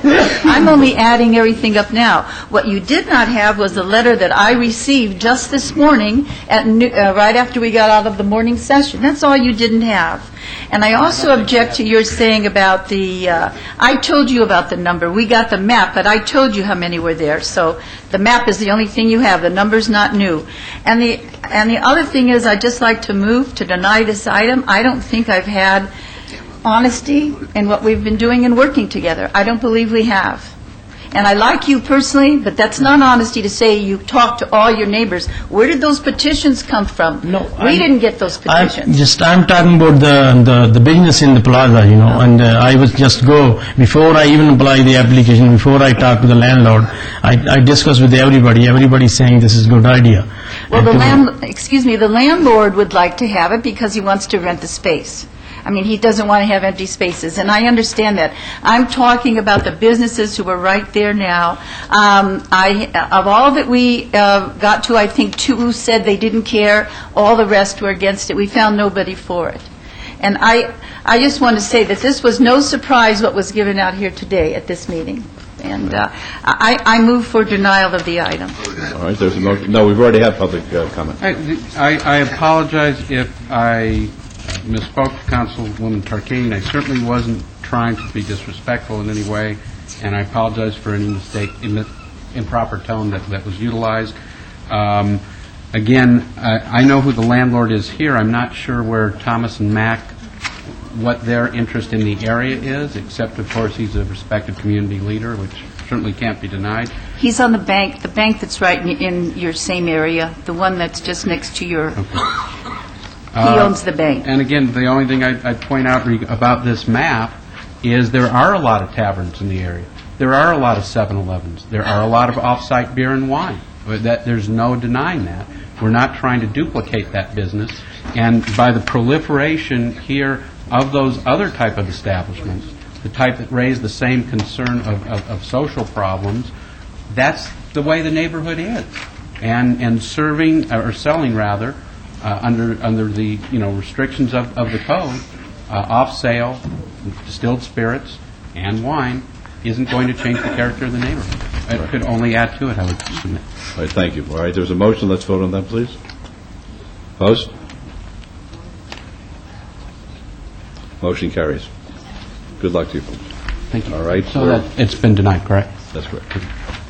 All right. 101, 101, 102, and 103. It's a new vote. Not mine.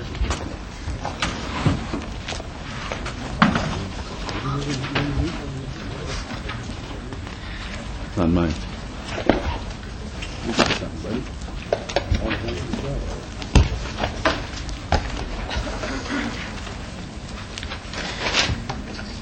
Thank you. All right, 101, 102, and 103. 101 is ZON 25758. It's going to be a public hearing. The applicant is Southwest Desert Equities, LLC. The owner is KR Land Company, LLC, et al. Request for rezoning from U, undeveloped, PCD, Planned Community Development, to PD, Planned Development on 23.62 acres at the southeast corner of Wallapai Way and Deer Springs Way. It's in Ward 6. The staff recommends denial. The Planning Commission recommends approval. It's going to be a public hearing. 102 is SDR 25760. The applicant is Southwest Desert Equities, LLC. Owner, KR Land Company, LLC, et al. Request for a site development plan review for a proposed 200,300 square foot retail development on 23.62 acres at the southeast corner of Wallapai Way and Deer Springs Way in Ward 6. This item has been amended to a 205,000 square foot retail development. The staff recommends denial. The Planning Commission recommends approval, subject to conditions. And 103 is VAC 25759, also a public hearing. Applicant is Southwest Desert Equities, LLC. The owner, KR Land Company, LLC, et al. Petition to vacate portions of U.S. government patent easements generally located east of Wallapai Way and south of Deer Springs Way in Ward 6. The Planning Commission staff recommend approval, subject to conditions. These are all public hearings, as I mentioned. I now declare them open. Mr. Fiorentino. Good afternoon. Good afternoon, Your Honor. Members of the council, Mark Fiorentino. I represent the applicant on all three of these items. There seems to be a question about this, so I want to just get the record clear on this. The applicant is not Focus Property Group, although these are affiliates of Focus Property Group. Just probably a little bit of history and to get you familiar with the site. This is the proposed site here. This is 215. This is Hualapai. If you're familiar with this area, this you is... You have to speak into the mic. If you want a handheld, we'd be happy to provide it to you. Oh, you want me to do the handheld? Okay. Is that working now? That's better. Thank you, Your Honor. Okay, so here's the site, 215 Hualapai. This here to the west is the Providence Master Plan community that is currently under construction at various different stages. This is, as part of the Providence Master Plan community, a multifamily project. This aerial is a little bit outdated. This project is almost finished now. The construction is much further along than this photograph shows. This is a Centennial High School. The property immediately adjacent to the east of our site is reserved as a pump station and reservoir site for the water district. To the south of our site, on the other side of 215, there is a property reserved for a Nevada Power substation facility. And then to the southeast of our site, there is property reserved for public facility. The latest plans for this particular site are sort of a regional park. It's about 15 acres, but it's proposed as a park facility with lacrosse fields and so forth. I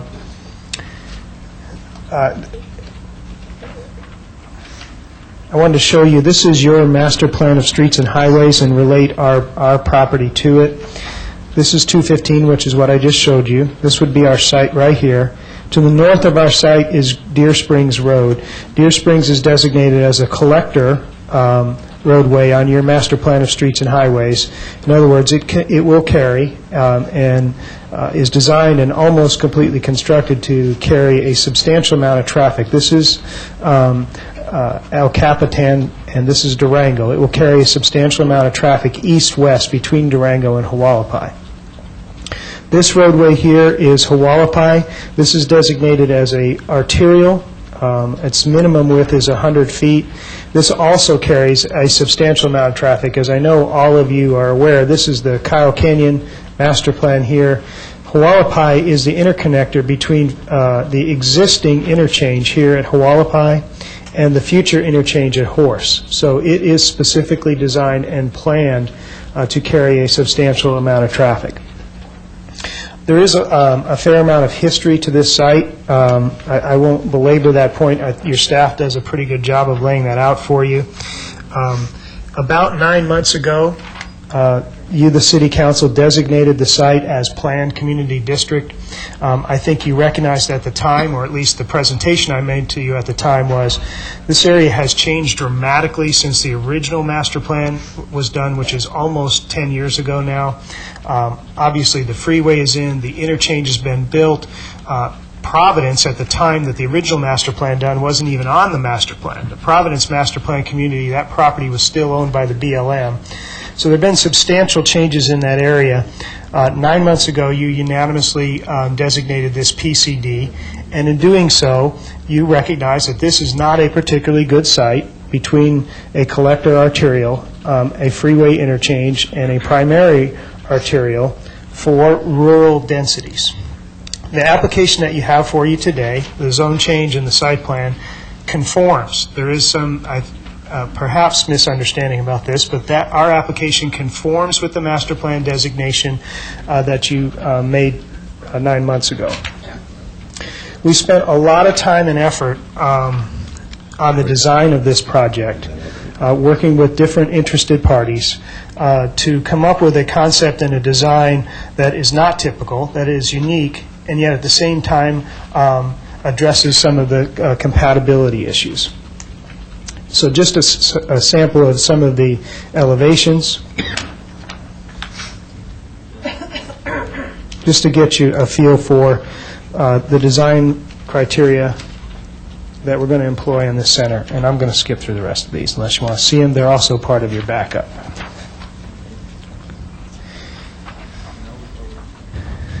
We have spent a tremendous amount of time. There's been a number of neighborhood meetings on this property, at least 3 that I attended. They started 9 months ago before you did the master plan amendment, and then in the last 2 months we've had 2 neighborhood meetings addressing this specific site plan. This was the original site plan we submitted. It's not what is in front of you today, but I wanted to show it to you to just sort of highlight some of the changes that we've made. We've taken the anchor, which is proposed to be a grocery store, and turned it around so that it backs up against the freeway. Originally, we didn't think we could do that because this was originally planned as a public street, but we've worked extensively with your Public Works Department and this property owner to be able to eliminate that public street and therefore bring this building back. We removed some of the pads along Deer Springs to try to make the portion of the project that abuts Deer Springs less intense. And then we made a number of buffering changes that I want to get to in just a second.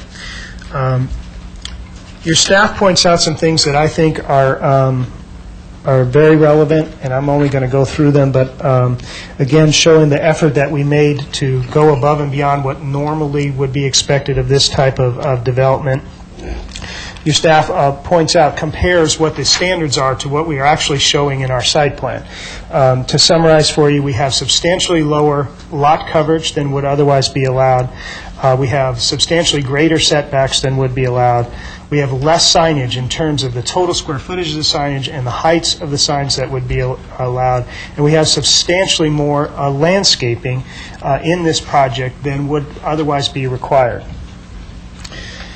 The one thing that I distributed to you, because it's not part of your backup, and I was afraid you wouldn't be able to see it, this one page, we also did a summary comparing for you this project to what Title 19 would require for a typical or a similar develop to what the town center standards would require.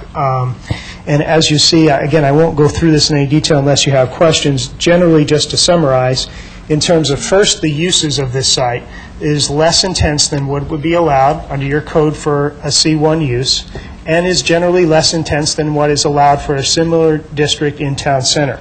In other words, we have uses that would be allowed in those other two districts that are either prohibited here, we can't do them at all, or would require a public hearing to do them where they would be permitted in other districts. We also have substantially greater setbacks, as I pointed out to you. We did an analysis of the landscaping and open space and compared them across the board. And what you'll see from what I submitted to you is that in terms of open space and landscaping and trees and all that kind of stuff, we are substantially above the standards that would otherwise be required. Before you go forward, you indicated that you passed out something for our review. I don't have whatever you were referring to. I'm sorry, Your Honor. Did everybody else get it? We just passed it out as you were Okay, reading I had it. not received it. Okay, go ahead. Okay. Mayor Pro Tem doesn't have one either. I gave them all back to you. I thought we distributed 10 copies. Maybe they're sticking together, or... Right. Cut them off. Bring them on down.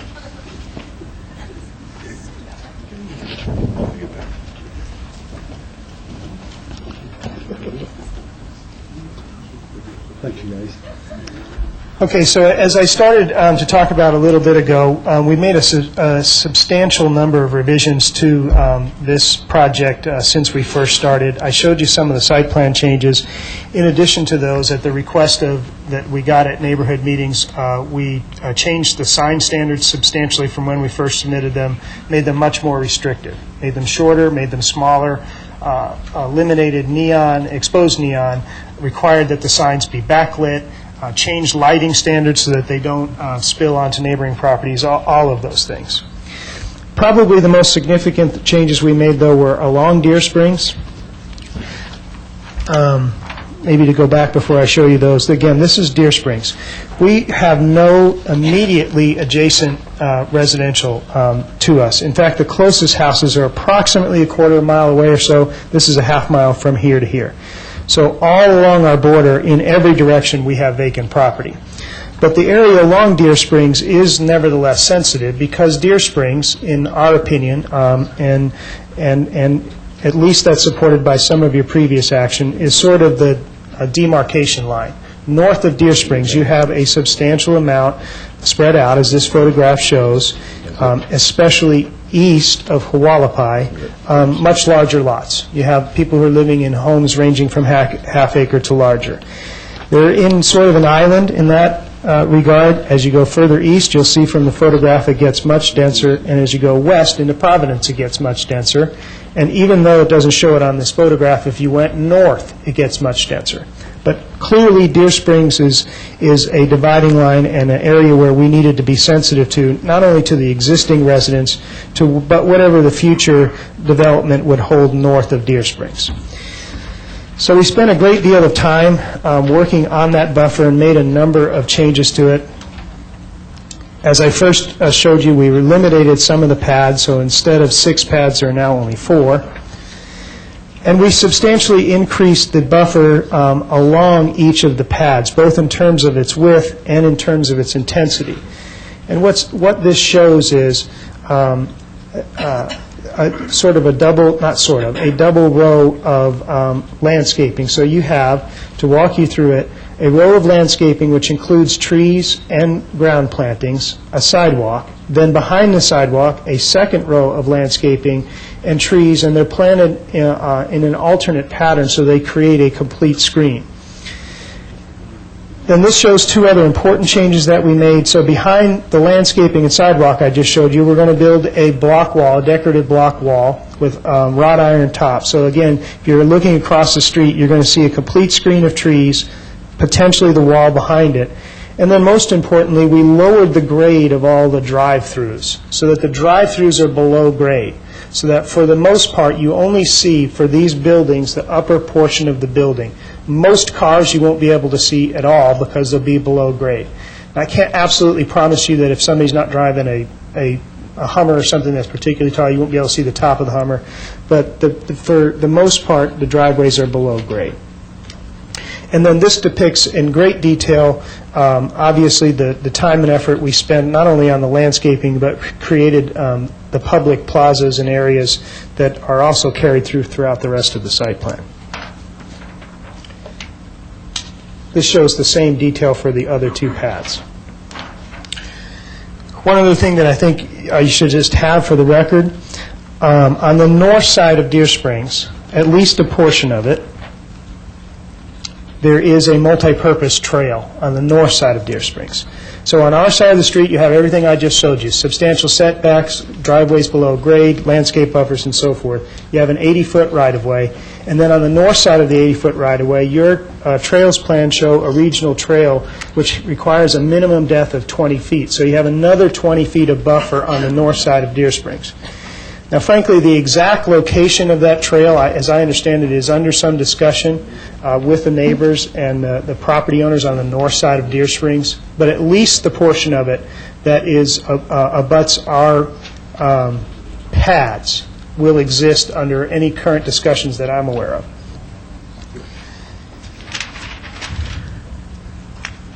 We spent a good deal of time with your staff working out the conditions. As I understand it, Public Works has a suggested change on one of the conditions. Did I get that right? Yes. Thank you, Mr. Mayor. Yes, I do have a change we would like to request on the record today. If you'd like me to read that now, I can do so. Please. We would like to, on item number 102, the site development plan review, we would like to modify Public Works condition of approval number 16 to read as follows. Dedicate 47 feet of right-of-way for the street along the southern boundary of this site shown as proposed street prior to the issuance of any permits. Construct full-width street improvements, including an appropriate terminus such as temporary barricades on proposed street concurrent with development of the site. Extend all required underground utilities such as electrical, telephone, etc., located within public rights-of-way to the boundaries of this site prior to construction of hard surfacing, asphalt, or concrete. Thank you. Is that your understanding? Yes, Your Honor. Very good. I was trying to figure out how to turn this off so it didn't create feedback, but I'm just going to let you do it. So we agree with all of the staff conditions on all 3 of the applications. At this point, I'd be happy to answer any questions that you have or clarify anything that I went through. All right, very good. Any questions of Mr. Fiorentino at this point?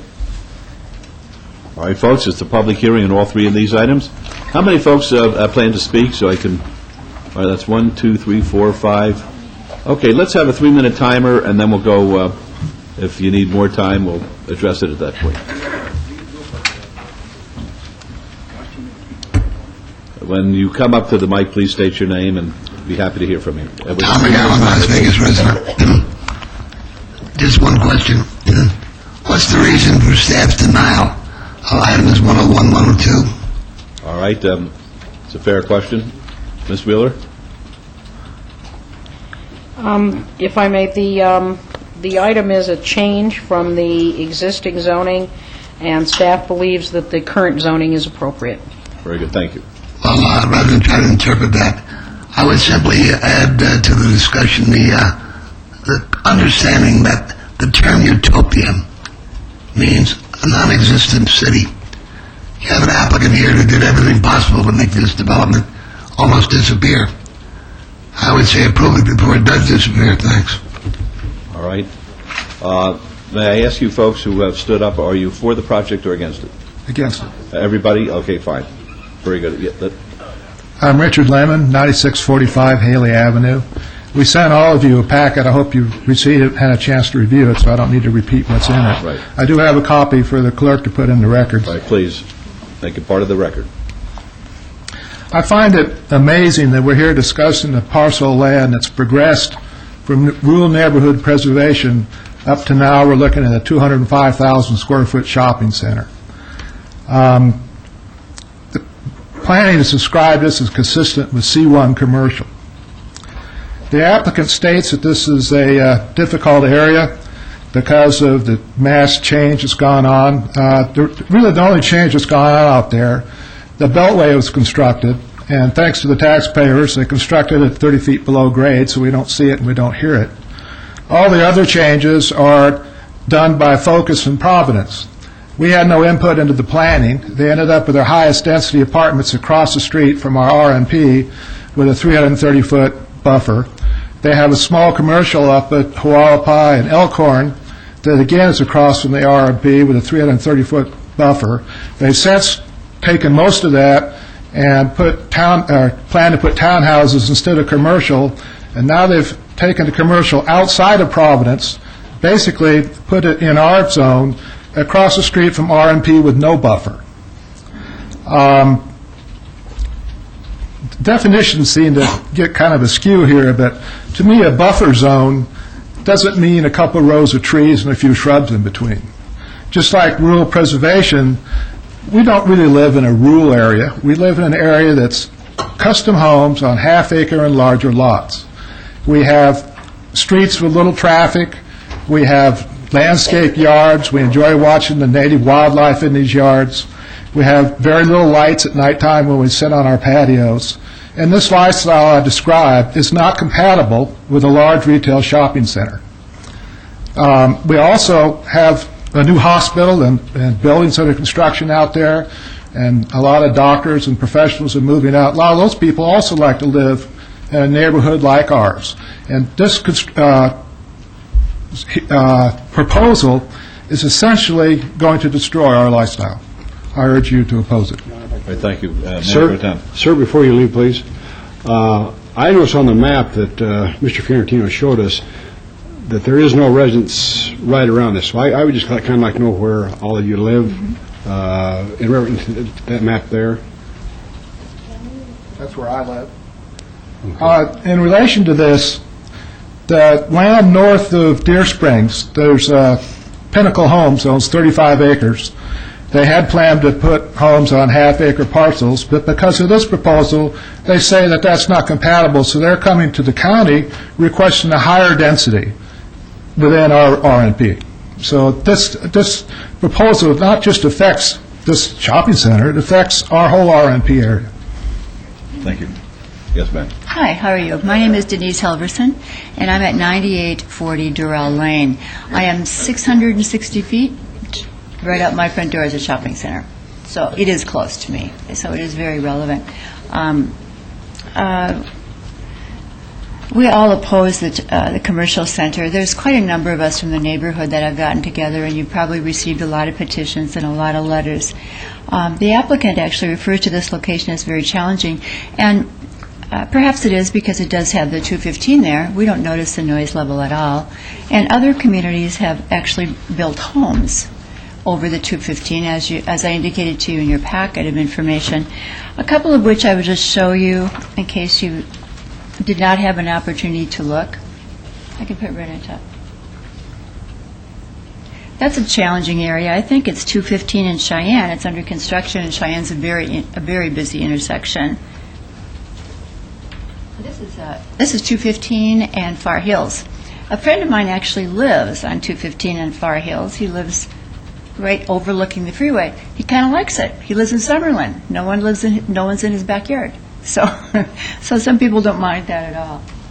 We are really concerned about what this does with the impact on future building and what's coming in the future.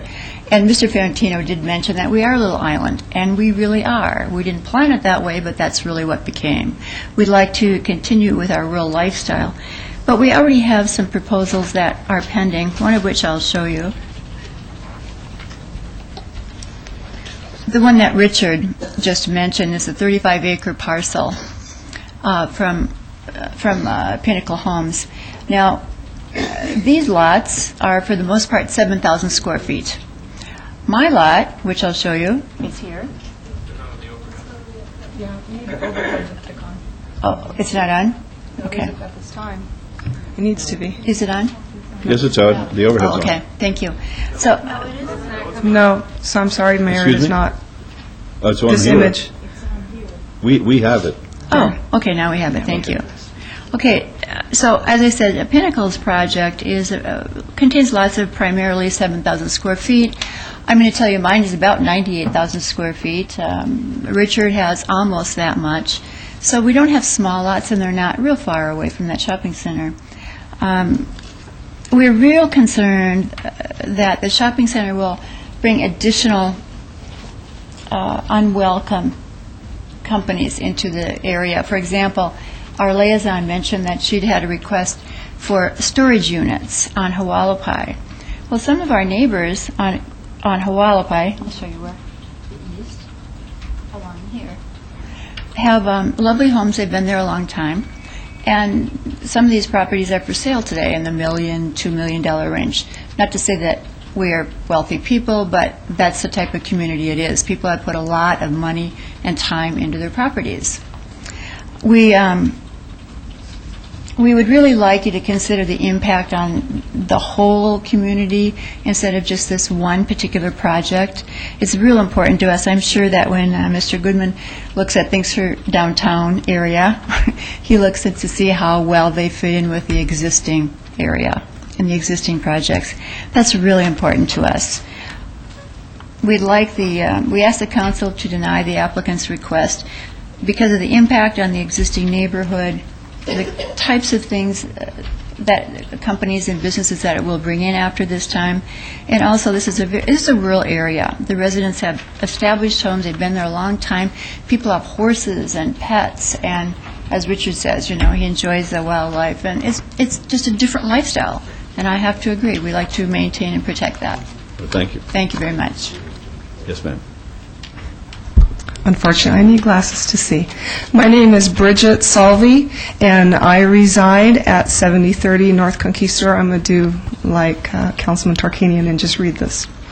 I received notification of this proposed zone change in site design as my residence is located within the notification perimeter, approximately right here. Do it one more time, please. Thank you. As a contributor to the packet that you should have before you today, I would like to remind the council members the approximate retail square footage that is currently available today. I won't go through each item, but I'll just target a couple. The Centennial Hills Center itself, which is under construction right now in Durango, will have an approximately 300,000 gross square feet available. The Centennial Gateway, Phase 1 and Phase 2, which is under construction, Phase 2 right now, will bring a combined total of 215,656 gross square feet available. And there are other items that are mentioned, and today I just confirmed the Durango Centennial Retail Center, which is under construction at Durango and Centennial Parkway, just south of the 215 overpass. Excuse me. I have to excuse myself for a moment. I will be listening to Yes, this, sir. though, in the back. That plaza itself will bring an additional 24,250 gross square feet. Combining what you have in your packet, this other item I've just mentioned at Durango Centennial Retail, it will bring an available, active total, real total square footage of 611,200 207 gross square feet available for retail. Centennial Hills Sector Plan notes in Section 3.2 that, quote, "The Centennial Hills Town Center concept will serve as the major employment center for the northwest sector," end quote. It further states that areas outside the town center are expected to drive 4 to 5 miles to access commercial. By design, this distance relieves stress to infrastructure, dissuades oversized utility needs, and eliminates business activity, traffic, lights, and noise, all associated with increased intrusion of commercial development near residential, especially near RMP zone properties. As noted within the packet, driving distances from the Providence Master Plan housing are within 1.5 to 2.5 actual miles from most all commercial and general retail services. Citing an article published this April 15th, just the other day, in the New York Times, and it was gathered online, entitled "Retailing Chains Caught by a Wave of Bankruptcy," reporter Mark Barbero recounts the woes of consumer spending, the downturn of retail markets, and the closing of hundreds of retail chain stores. He states that the International Council of Shopping Centers, a trade group, estimates that there will be 5,770 store closings in 2008 alone, and that's up 25% from 2007. He correctly directs our focus that bankruptcies are putting a spotlight on a little-discussed facet of retail, heavy debt. Need I remind this council that Focus is the parent group to this affiliate. The Focus Group recently defaulted on $765 million directly related to 2 master plan communities. I am almost done, yes, sir. That are Inspirada and Kyle Canyon, and has been negotiating to lower its interest rates on an additional $480 million in loans for other property purchases. Why should this council continue to support a land acquisition and developer giant that defaults on interest-only loans, stretches out payments to their lenders, and continues to extend property build-out dates for several additional years due to poor decisions and overbuilding in an unstable real estate market? I submit that adequate retail facilities and designated properties are either available now, have been approved, or are currently under construction for commercial retail, fast food service, planned business, office professional, shopping centers, and fitness facilities, both small and large, like Curves, the YMCA, and a 24-hour fitness. We as homeowners and business owners request this council abide by the current land use documents that govern this property. They are the Centennial Hills Land Use Plan, the Interlocal Agreement, and the Las Vegas Master Plan 2020.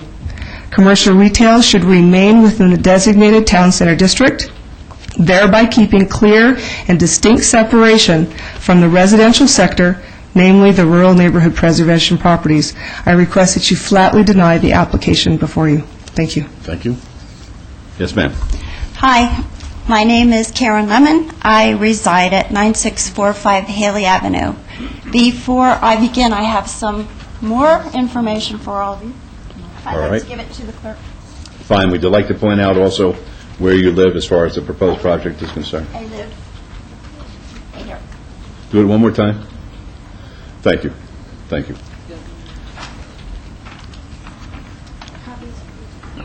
This one we picked up on the way, so if you could make a copy for us to have it back, please.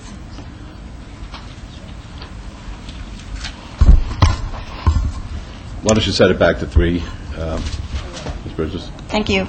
I live within the required notification perimeter and received notification of this action by first-class mail.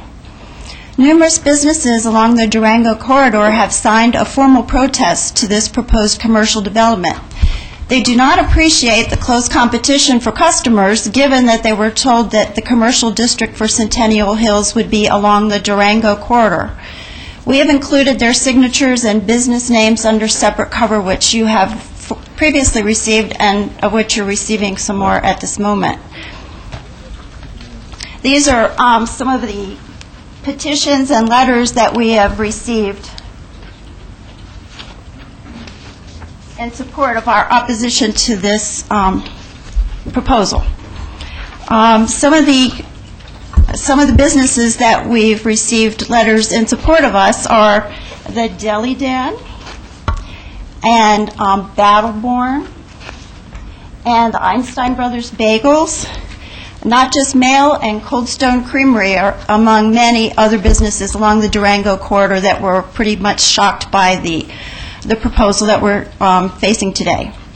As a concerned homeowner, I would like to remind this council that the Las Vegas Metropolitan Police Department has noted that if this commercial proposal is granted, increased crime and associated police reports will stretch the Northwest Area Command. Already, graffiti is littering our neighborhood. Most recently, the Rats gang has plastered every light pole and electric box.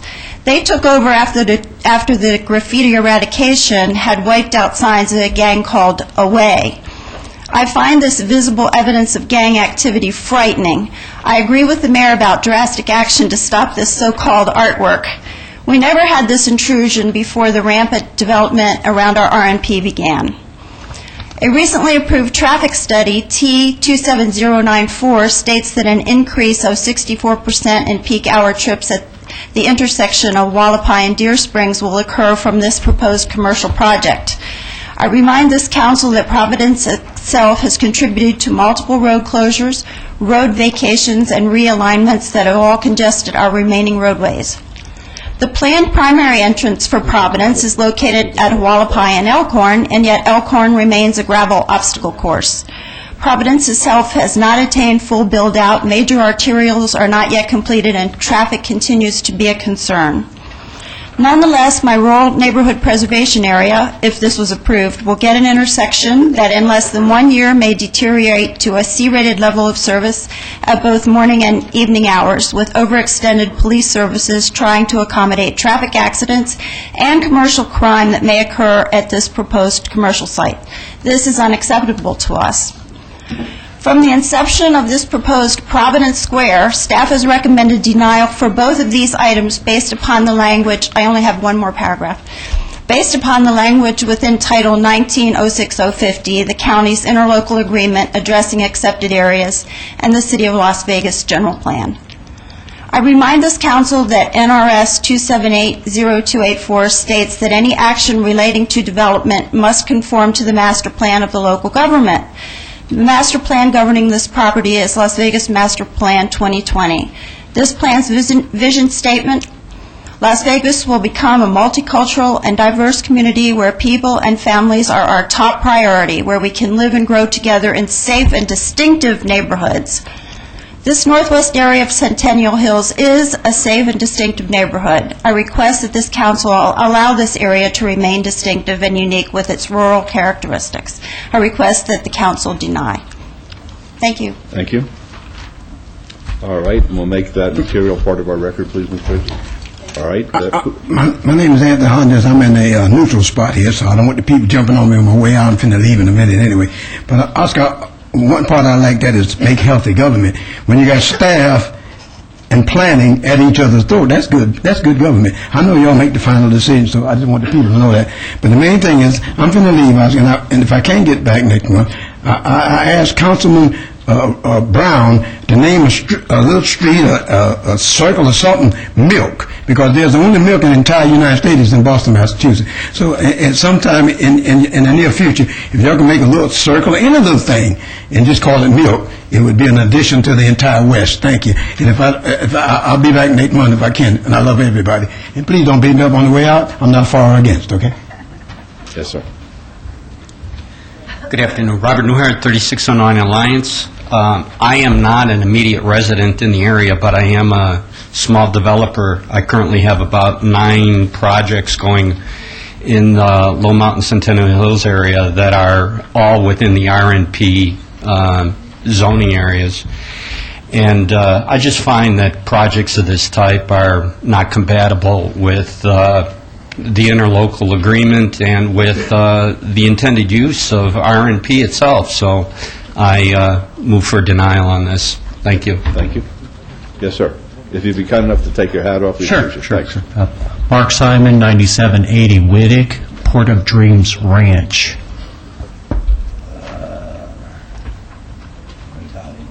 Thank you. Okay. the gentleman brought up the fact about the trails. I live on the side of Conquistador, which is a trail. I take my horses down Conquistador, and I go up Deer Springs from there. I think this is going to be a problem, especially with commercial, because you can't control these animals as it is. You know, I mean, these are horses and cows and whatever else. So I just think you guys might want to go out there and take a look before you just rubber stamp it. Thank you very much. John, what's your name again, sir? Mark Simon. Simon. Thank you, Mr. Simon. Good afternoon, Mayor, Council. I'm Lisa Mayo DeRiso.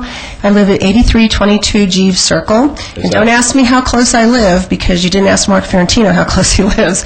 I'm here because... Well, where do you live? I actually live down Durango at, I don't think it's on the map. I don't need, it's not on the map. Right. I live in the Northwest. Yes, I do. Okay, she made a comment about Mr. Fiorentino. No, I just said that... He gets paid to do his lobbying. Are you getting paid also? No, I do not get paid. I was called by these neighbors after their final meeting with Mark Ferrantino, basically a call for help. You know, we feel helpless. We've been told in our neighborhood meeting this is a done deal. We really don't have any way to win at this. And I get these calls I organize Northwest Residents for Responsible Growth in order to attach this. I have a lot of respect for you. Thank you. Who made that statement that it's a done deal? Well, it was in the meetings. I attended a homeowners meeting with Bridget, and that's what... Yes, you have to come up, please. I'd like to find out who said it's a done deal.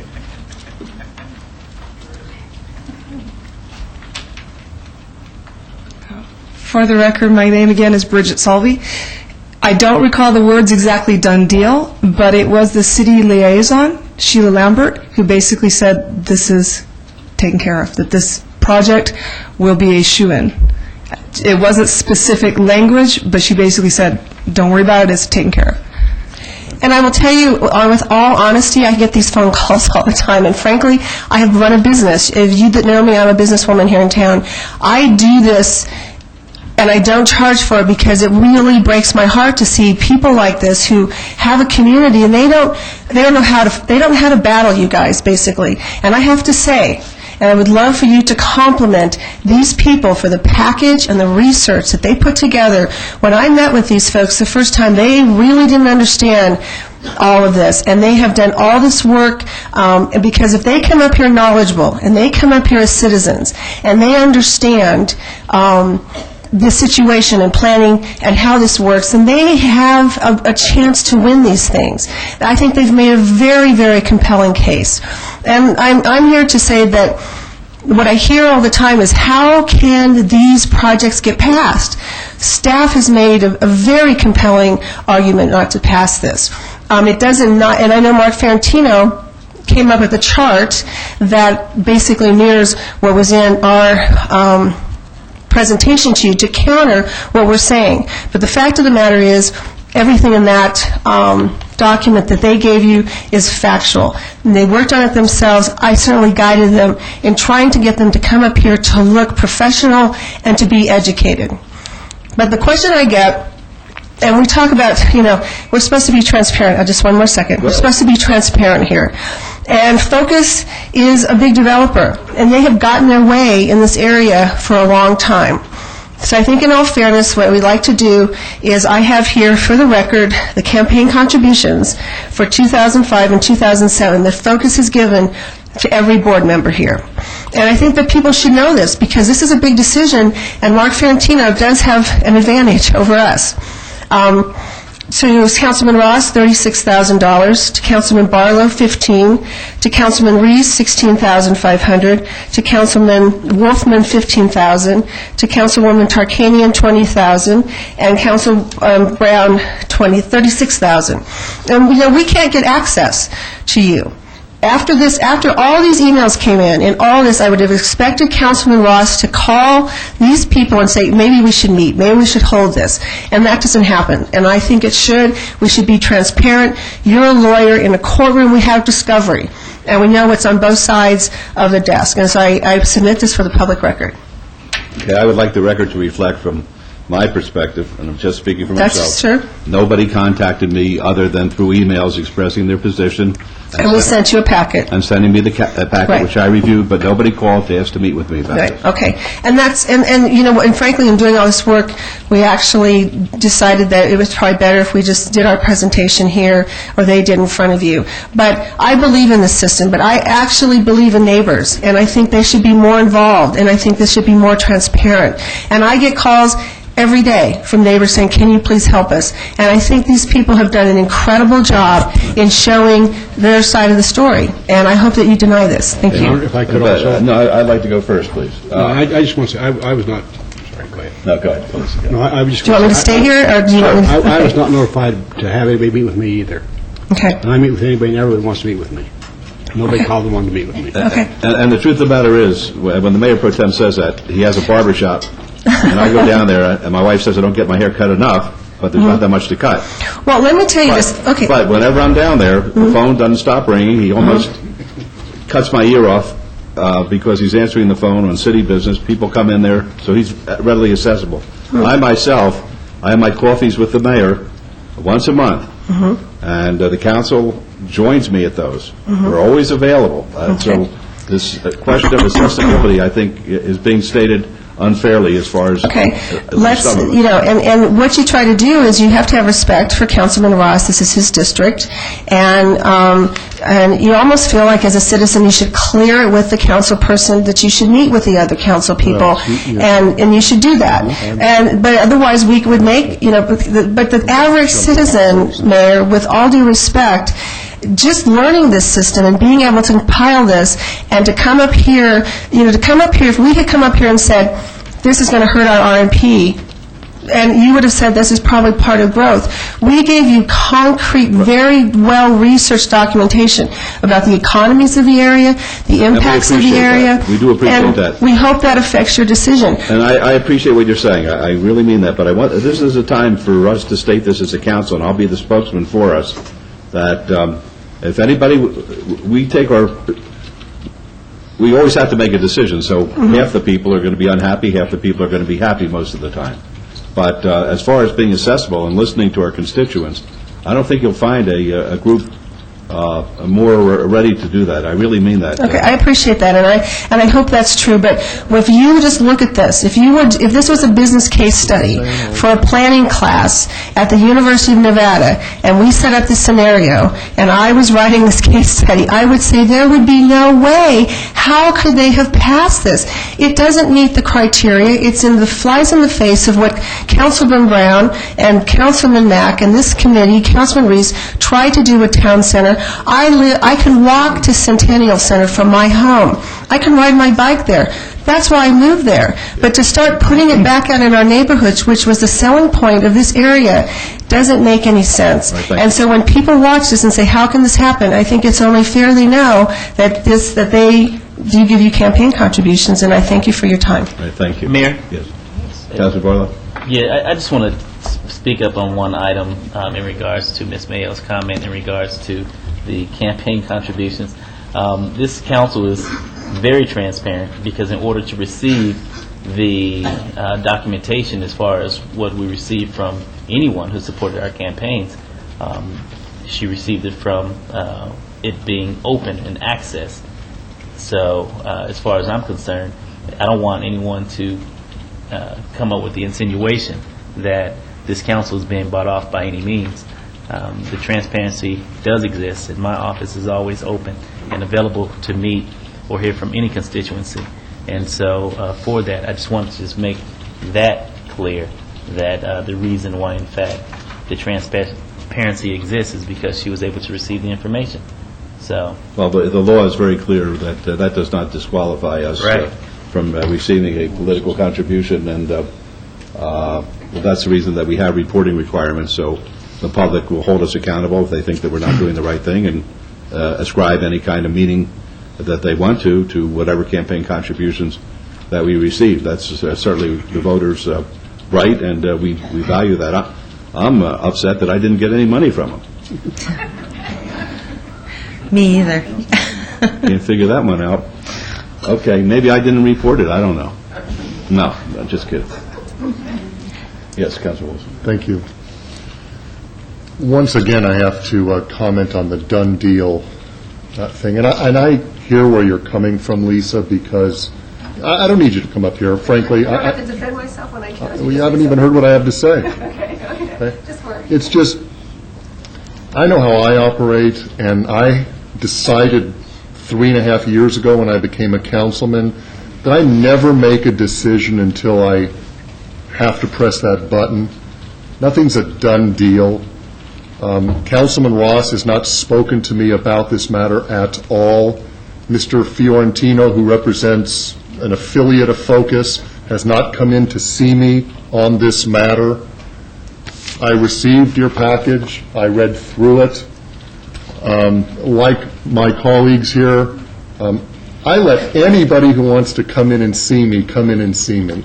You know, there used to be a guy that frequented our meetings. I haven't seen him for a couple of years, but I think his name was Steve Captain Truth Dempsey, I think is his last name. You know, with all due respect to Steve, wherever he is now, I even let him come in and see me because he had something to talk about. Tom McGowan, you're in the audience. Tom, didn't you and I talk on the telephone the other day a couple times? The point is this, Lisa. You called me first. If you had called my office and said, can I come in and talk to you about the project, I would have said sure. I mean, it's just that simple. So when you talk about the done deal thing, I think all of us take offense to that because I consider myself to be an independent thinker and an independent doer. So when I hear this accusation about done deal and that some liaison, excuse me, I'm sorry. Excuse me, you had your, Mayor, with all due respect to your power, you had your say. So let me have mine. When I hear about a liaison that supposedly said something's a shoe-in or whatever the language was, not as far as I'm concerned. So I don't know, maybe somebody misspoke, maybe they didn't, I don't know. But we all have a lot of access and we all allow a lot of access. The next thing I'd like to say, at least I don't have anything more for you. Thank you. Is here's what I'd be interested in seeing. Because I think what these folks are saying is they're against this type of project, not any project. And here's what I'd like to see, not today because it's too late, but I'd like to see, Margot, and I'd like you to pay attention if you don't mind, some sort of comparison between what the net financial effect would be on a developer between two types of projects. Number one, this kind of project, which is a commercial project, versus a half-acre single-family project. Now, obviously, the difference is money. A developer is going to make more money doing this. But I'd like to see some sort of comparisons or studies in the future as to what is the big difference. In other words, why doesn't a developer build what you folks want? The answer is money. If I may, Mayor and Councilman, the Planning Department would not do that. Financial reports are not in our area of expertise, nor is it part of a land use decision. If that's the type of the information that the council would like to see, we could certainly convey that to the applicants, and they could prepare that type of report for you to review. Well, here's what I'd like. I think that maybe it's not within your technical role or job, but you could perhaps put together a group of, whether it be developers or whether it be economists, I don't know, and I see, Mark, you shaking your head, maybe you'd like to participate, so that we as a council can see what the comparisons are. I'm not talking about anything formal coming out of planning, Margot, but I'd like to know, maybe you folks would like to know, what is the real difference here? Is there this kind of difference, that they're going to make this kind of money on a commercial development versus this kind of money on a half-acre single family, or is it this much of a difference? I'd like to know. Lisa, I hope you don't take my comments too personal, but if you would have called me like Mayor Pro Tem Reese, Councilwoman Tarkanian, and any of my colleagues, and any of you folks, you would have been allowed to come in and sit down in my office. Yes, ma'am. Thank you for your time today. I am Teresa Fisher. I reside at 7060 Eula Street, EULA, and this is my property here. Thank you. It's right in there. And to answer your question, Mr. Wilson, it's not about the money. It's about our lifestyle in peace and quiet. This commercial center would bring in more traffic, more noise, more congestion. In this Deer Springs Street is a collector street for us, not for commercial type traffic. And now that we have Centennial Hills Hospital right down the street from us, which is absolutely wonderful, it's the nearest medical facility for all of us. There is Centennial Town Center where we all like to do our shopping. If there's more something special or extravagant that we need, we travel further into town. And my only suggestion is that Mr. Ferrantino address and specify the property that is directly north of this proposed center. That is supposed to be for half-acre custom lots, not for higher density homes. The maximum size lot is a half-acre, which is 20,000 plus square feet. And another thing that I would like to address is this commercial center would bring in a 24/7 atmosphere, whereas in my neighborhood, that's why I'm out there, is to be away from it. And if I choose to go downtown to the shows or casinos, then that's where I go. But I highly object to having it being right in my neighborhood. And also, I'm a little concerned for the children in my neighborhood with this commercial center. There's more traffic, more people back and forth, more transients, and also we have so much retail space already that is available. So I think it would be better that Focus attempt to relocate their commercial center in places that are already available. That's all I have. Thank you very much for Thank your you. I'd time. like to ask you a question, if I may. Yes, sir. With the hospital out there, do you have any issues as far as ambulances and that type of noise? Well, we're so far away that they sound like they're way off in the distance. So, no.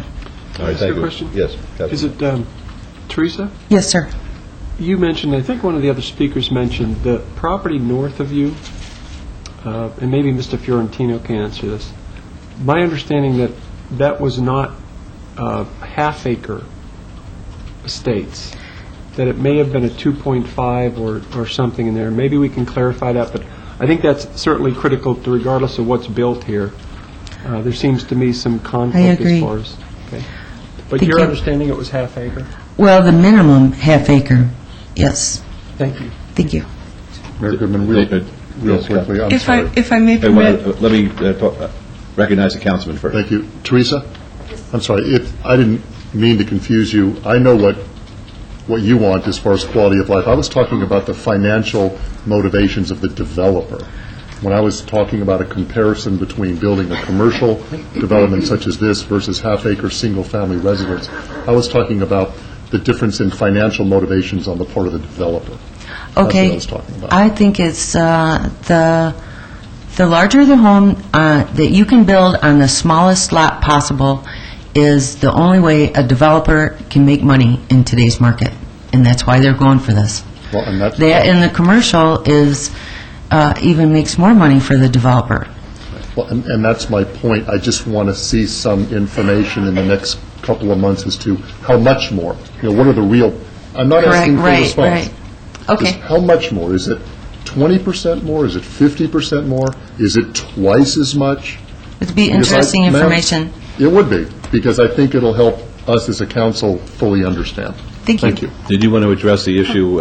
Mayor, as a point of Your name again, clarification, please. my name is Bridget Selvey, just for a point of clarification, we all do understand that there is a 330-foot buffer on what would be the northwest corner of this property line that is subject to today. Right, well, The that- remaining property facing Deer Springs directly abuts half-acre zoning. That was the question of the councilman. Yes. Half acres? Yes. Okay, thank you. Okay, anybody else? All right, thank you very much for expressing yourselves. We'll close the public hearing then. Mr. Fiorentino, do you want to be heard? Yes, Your Honor, I do, members of the council, and I hope you will indulge me a little bit as I try to get my notes organized. First, I think I feel a little bit compelled to defend myself and my client. This thing about it being a done deal is, frankly, just absolute, utter nonsense in any meeting that I was in, and I was in at least 3 dealing with this site. We've spent many, many hours working with neighbors, talking to them about their concerns, some of whom aren't here, by the way, because they were satisfied with the changes that we made to this site plan. We made numerous changes to this proposal to address concerns that people talk to us about in these neighborhood meetings. Ms. Salby, for example, came to us, me privately, in a neighborhood meeting and said, I would support some commercial here. I think you have too much. I prefer that you do a mixed-use project that has some commercial and some condominium or townhome-type development. And I answered that honestly, as I've done for every step of the way throughout this process, including almost a year ago when we started before you designated this land PCD.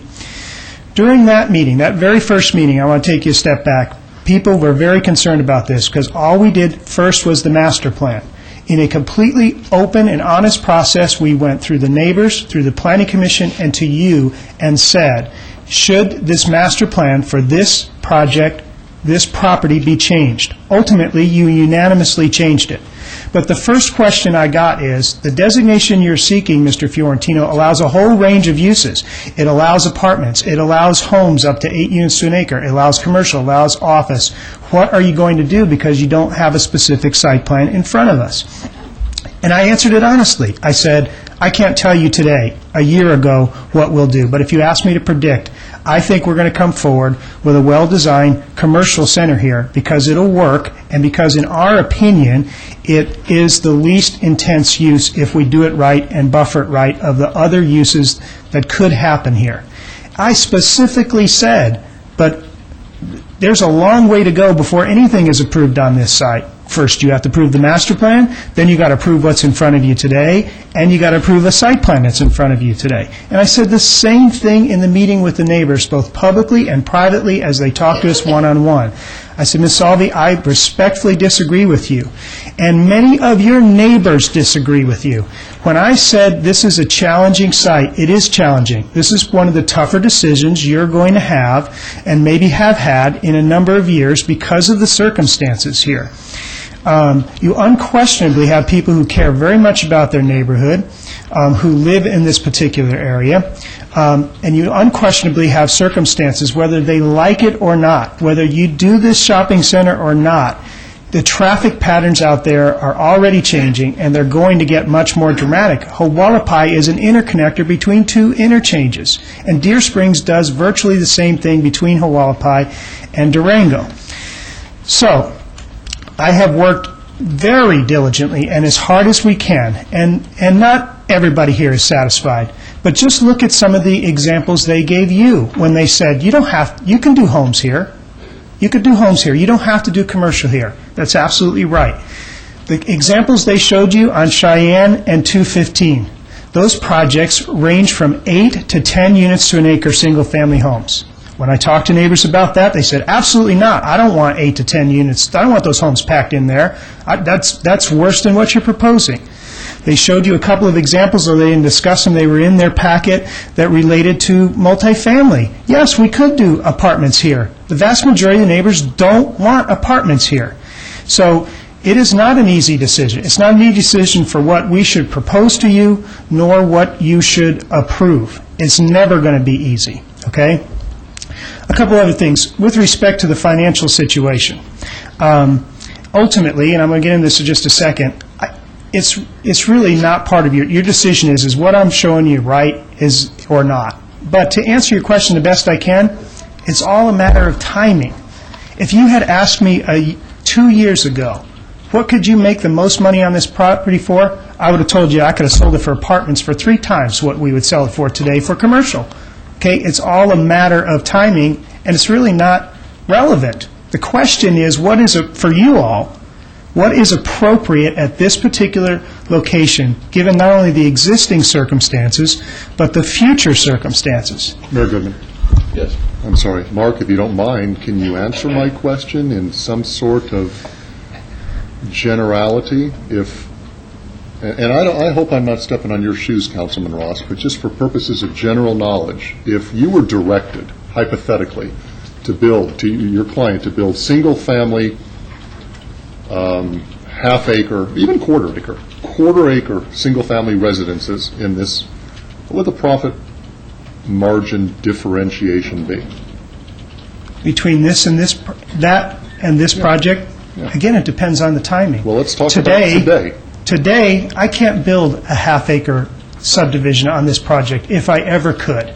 Okay? Well, I'm not going to speak for these folks, but the vast majority of the people who can afford and are willing to live on larger lot subdivisions will not live between an 80-foot arterial, a water reservoir, a beltway, and an interchange. Okay, so they just won't. That's part of the answer, is that even if you could sell or build a product, if you will, it's not going to sell. People aren't going to come in and buy that kind of product in this location. That is certainly our position, but you could tell by the groaning of the audience that I suppose intelligent minds would disagree. But let's take it one step further. Let's say we do what they showed on some of the other ones, and we have somebody who wants to build 8 to 10 units to an acre in single family, detached but single family. 3 years ago, it would have been worth 3 times what this land is worth today for commercial purposes. And we would have sold it day and night 3 years ago for people who wanted to develop 8 to 10 units to an acre. Is that because of the difference in the cost in materials?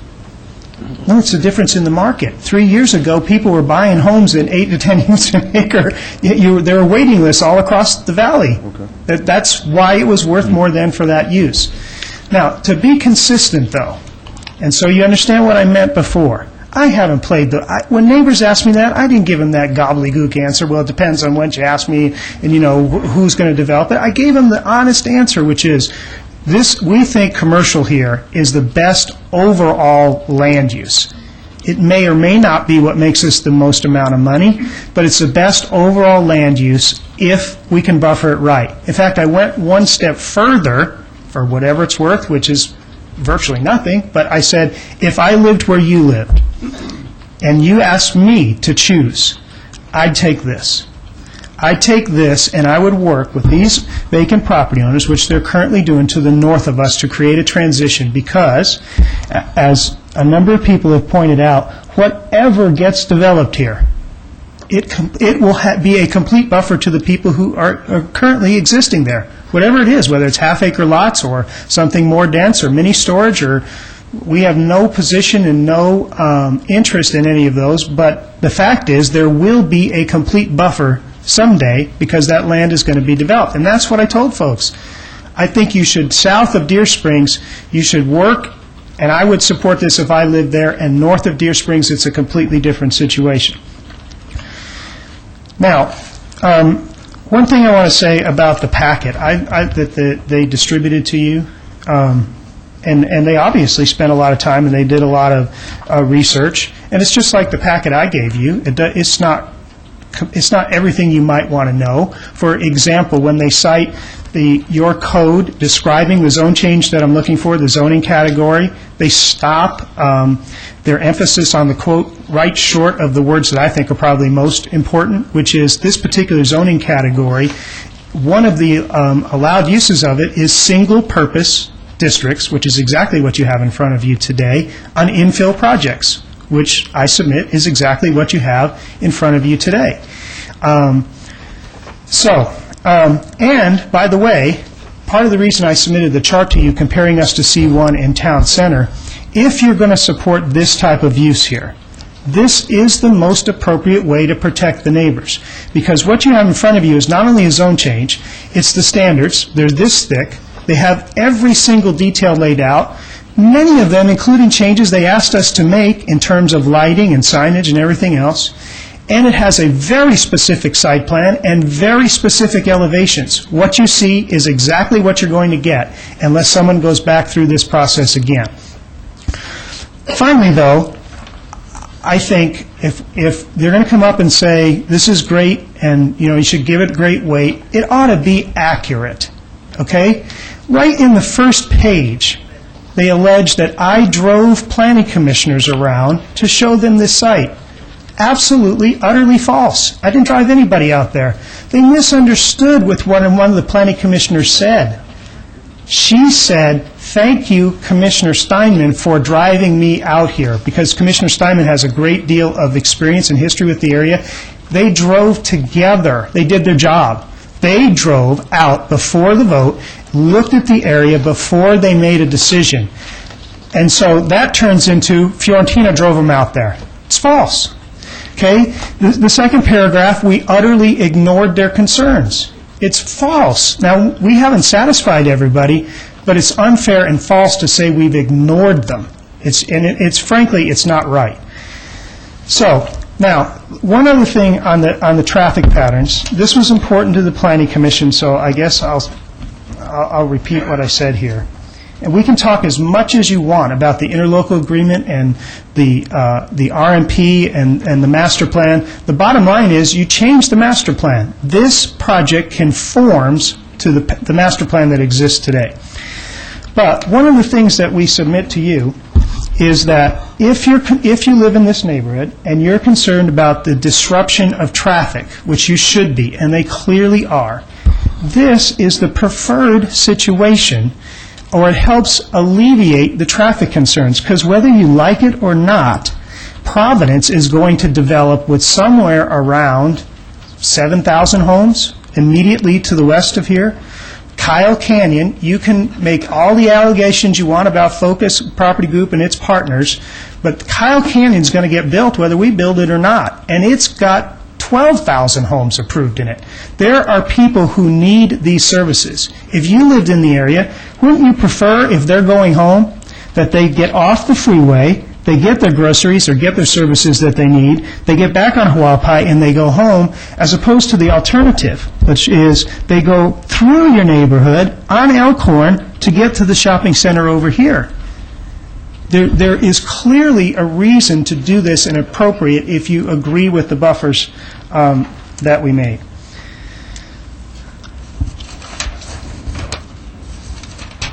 Your Honor, I'm not sure I have anything else unless you have other questions. All right. Are there any other questions before we turn to Councilman Ross?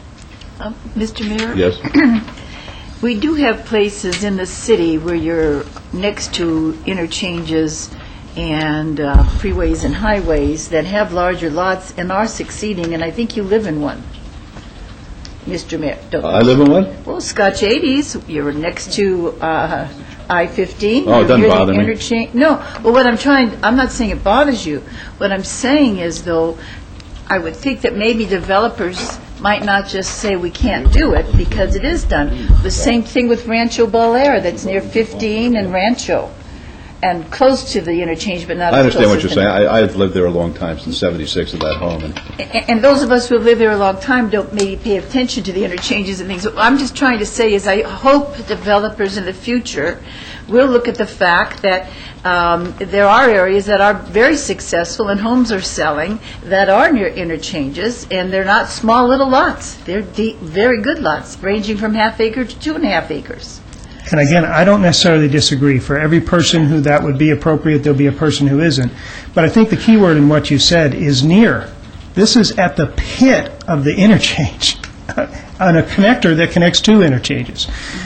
I can't look you in the eye and say no one would live in it. That's obviously not the case. The question is, of all the range of uses that are available to us and you, what is the most appropriate? And I know that that Councilman Ross understands this area, and I don't understand it as well as he understands it, but I do have a feeling for the need of the larger lots in areas that are near R1.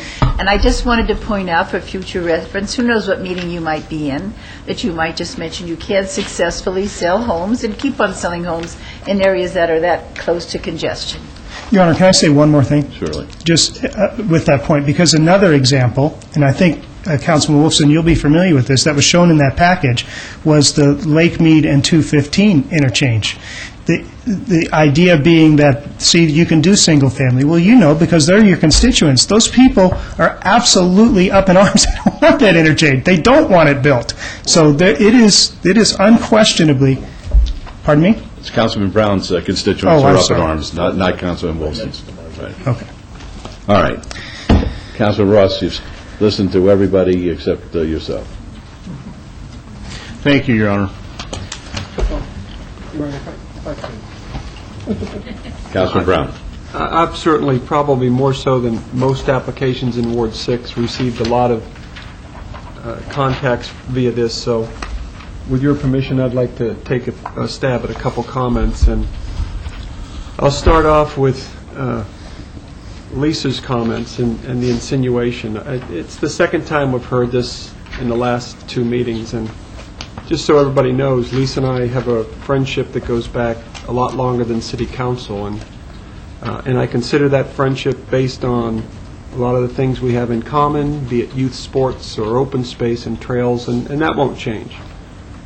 But the fact that the insinuation is made that a company or a corporation's donation to any one of us unduly influences or creates something that is there, I would simply ask anybody that feels that way to come in. Focus has a long history in Ward 4, and if we have to go back and check every application from Focus in Ward 4, I'd be more than happy to, because I can, off the top of my head, speak to as many approvals as we've given to Focus for some good projects, Shadow Hills, Lone Mountain, some great park projects, and some denials. So it's disappointing more than anything that was brought up, but I need to clarify that for the record. A couple real interesting points, and just as you were giving your addresses, I was pulling up the assessor's records, and fortunately some of the speakers today have been out there for a while, because in many cases in the last few years, the history, the institutional knowledge out there isn't evident with some of the applicants or the residents. But understand that when the Beltway alignment was laid out in the Northwest, some of you own property there. I'm not sure if you've built your homes, but you own property. And that was something that the city, and I would assume you, had very little input on. They laid the alignment down, that's where it was going. Shortly after that, late 96, somewhere in that time period, the city adopted the town center concept. And I get into office in 97, there was no Ward 6, it was all Ward 4. And possibly some of you that spoke today remember some of the hour-long meetings we had out there on the whole town center concept. The city, with the exception of Summerlin, had never been involved in this grand of a plan as far as, unlike Summerlin, that there was one property owner for 20,000 acres, it seemed like we had 20,000 property owners for the same amount of land. And it was real difficult, and a lot of tough decisions were made back then. But I do remember one message that was constantly shared with the residents and the council members is about 95% of the concept behind town center would work easily. It was essentially about rural preservation. We were going to take all the commercial uses that no one wanted, and we saw the encroachment in the Northwest happening, and put it into the town center. The automobiles, the big box stores, everything like that, in exchange for essentially the preservation of the two areas east in Gilcrease and west around Alexander through Centennial. Your area was what was referred to as the finger.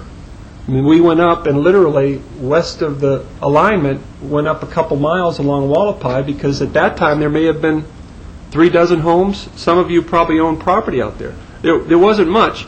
And I can remember it was a big decision whether we preserve 2 miles of rural preservation for 15 homes or let the free market take effect. And maybe they would have bought you out back then, I don't know. But the decision was made to do that. But the one message that was clear 10 years ago that it is still clear today, that it was the 5% of the plan that we knew would cause problems and controversy and things like we have before us today. It's those buffer areas. It's along the Beltway, it's along those lines that look great on a map 10 years ago, but when you finally come to reality, they're real difficult decisions. A couple speakers brought up what I thought was very appropriate today. What's happening along the 215? And I forget which one speaker brought up. There's some beautiful homes along the 215. There are. 215 cuts through Summerlin. It's absolutely gorgeous homes. But just as much of the residential properties, there's some commercial properties along the 215 abutting, especially the interchange. The example used at Cheyenne, we have two pockets of commercial on both sides of Cheyenne.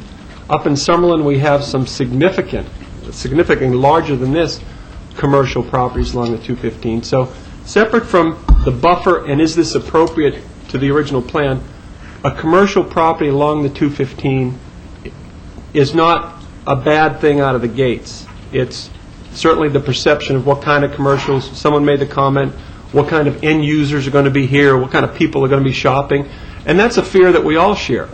You know, it would be great if we had upscale, top-of-the-line stores in this commercial center, beautifully buffered, smaller landscape, depressed footprint, everything that Mr. Fiorentino said. If that comes to fruition, in 5 years, we may be looking at this saying, you know, it worked out pretty well. It hasn't had that adverse impact that we fear. And that's legitimate. But along the Beltway, it's been yes and no as far as good residential and good commercial. So it's not necessarily a mandate that this is going to be bad, period. If we were on a blank canvas and you weren't property owners in the RNP north of the Beltway, this would be an ideal blank canvas commercial center. It's at the interchange of the 215.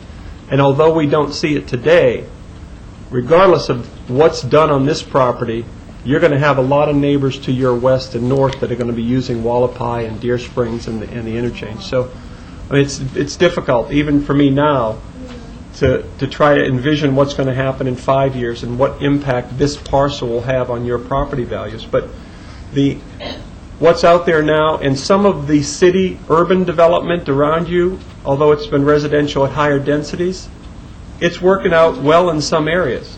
And that mix, you know, we refer to Summerlin often, but you go into some pockets in Summerlin that there are commercial centers in the midst of neighborhoods that have half-acre custom homes like TPC, more traditional stick dwellings at 6 to 8 units per acre. But it's the whole overall plan, if done well and things are compatible, just like an apartment complex or a condo or a commercial project, if done properly and managed well, can be an asset to any community. Not in the Northwest, it can be any community. So as far as if 10 years ago we said what's going to happen on this site, I don't know. We probably, I would say, it probably would have been, we hope to keep this stretch of land all the way out for 2 miles, half-acre custom homes. I don't think that's going to happen. In fact, certainly what's around you has indicated that it's not a pure science. Some of the things have changed. But it's not just in this particular interchange area. We've done some significant changes, not in number, but in impact, along those buffer areas throughout the Northwest. And right now, I think this project in front of us, you know, Lisa's working on the Alpine and Road Civic Center, civic facilities that we're looking at. The fact that everything's starting to mature a little bit out there is an indication that these buffer zone projects are going to get more and more neighborhood involvement, more and more people asking the questions. But my point is, don't lose the history and don't lose all the good that we've accomplished with this master plan out there.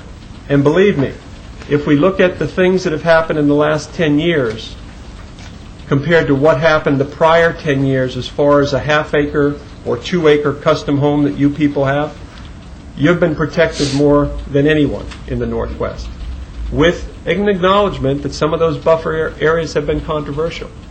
The last point I'll make, and this is one that Margaret could check for us. A few years ago, we had heard that originally the town center proper at the 95 and the 215, we identified a percentage of commercial development. I don't know if it was 7%, 8%, whatever the number was, based on the full build-out of Centennial Hills, whatever that number was, it has developed significantly lower in commercial, partly because of a lot of, Mr. Fiorentino brought up, a lot of that crazy market 3, 4, 5 years ago, people were taking hard-zoned commercial property inside town center and turning into single-family detached residential, some multifamily. So the overall commercial component in the Northwest, even with something like this, 200,000 square feet, I would venture to say, and I want to double-check the facts behind it, but even with this approved and another one somewhere down the road, we're still going to be lower than that projected number we threw out there publicly in 97, 98. I could have Margot check that, but because of that transition in the market where they were tearing out hard zone commercial and building single-family residential, I think that commercial concern is out of whack a little bit. And finally, I'll just say, I think it's our nature to be concerned about crime, what people will shop at this center, what people live in those apartments up in that area, what people will come into what for many years was 12 homes by itself out in the Northwest. I think that's our human nature. But I would also indicate that if done properly, we can have your rural preservation area, traditional higher density city homes, both attached and detached, parks, trails, a lot of the things the interlocal agreement has been successful in accomplishing. So in 5, 10, 15 years down the road, when we can all step back and look what's happened out here for 20 years, it's not going to be perfect, but I think it's going to be a lot better than what people predicted in 96 when you and I and this council inherited the Beltway and everything else that was kind of thrust on us. So I appreciate not only the report that was done, I appreciate the emails, and for future reference, because there's a lot of projects happening now out there, feel free to call me, set some time up. Like has been indicated, I'll go out and meet with you guys out there. I'm very familiar. I'm up at Centennial 3 or 4 days a week, very familiar with the area and your homes. And some of you have beautiful homes, absolutely beautiful. And I think we have the ability to protect that value and protect your quality of life that you've come to enjoy. So I appreciate, Councilman, thank you. Thank you. Mr. Lewis. Councilman. Your Honor, thank you. And Councilman Brown, of course, I will be a while. Let me start off with some comments made about my staff and get this cleared up right away. Mrs. Lambert, Mrs. James, and Mrs. Thaxton, who all work in the Ward 6 office, work for the residents of Ward 6. And that is clear. Never would any of them incline or insinuate that any project is a done deal or they would be terminated. That is how I operate. I have been very consistent since the day the mayor swore me in on that floor, and Mr. Fiorentino knows this, with the developers and with communities and neighborhoods, that any developer that comes into my office to build something, discuss something, dream something, the first thing I have them do is meet with the neighborhood. Now let the record reflect that the 5, 6 individuals that spoke that are most affected by this are in that county RNP area, and I have gone the extra mile for your benefit and have communicated with Commissioner Maxfield several times about this project, as the applicant has as well. And Mr. Fiorentino has been faced with the challenges from Commissioner Maxfield's office, as well as mine. The consistency out of my office is that the neighbors need to be listened to, and that has always been and always will be as long as I sit in this seat. The access, Ms. Mayo and the rest of the residents, and Mr. Lemon knows this. Mr. Lemon's the only one that came into my office to visit with me. I am extremely accessible. Many of the residents in Ward 6 have my cell phone number. Some stop by my home. So the accessibility issue, I'm not buying that one bit, Ms. Mayo, and you know that. Even on items that you know how I feel, you come and see me and we talk about it. This was not one of them.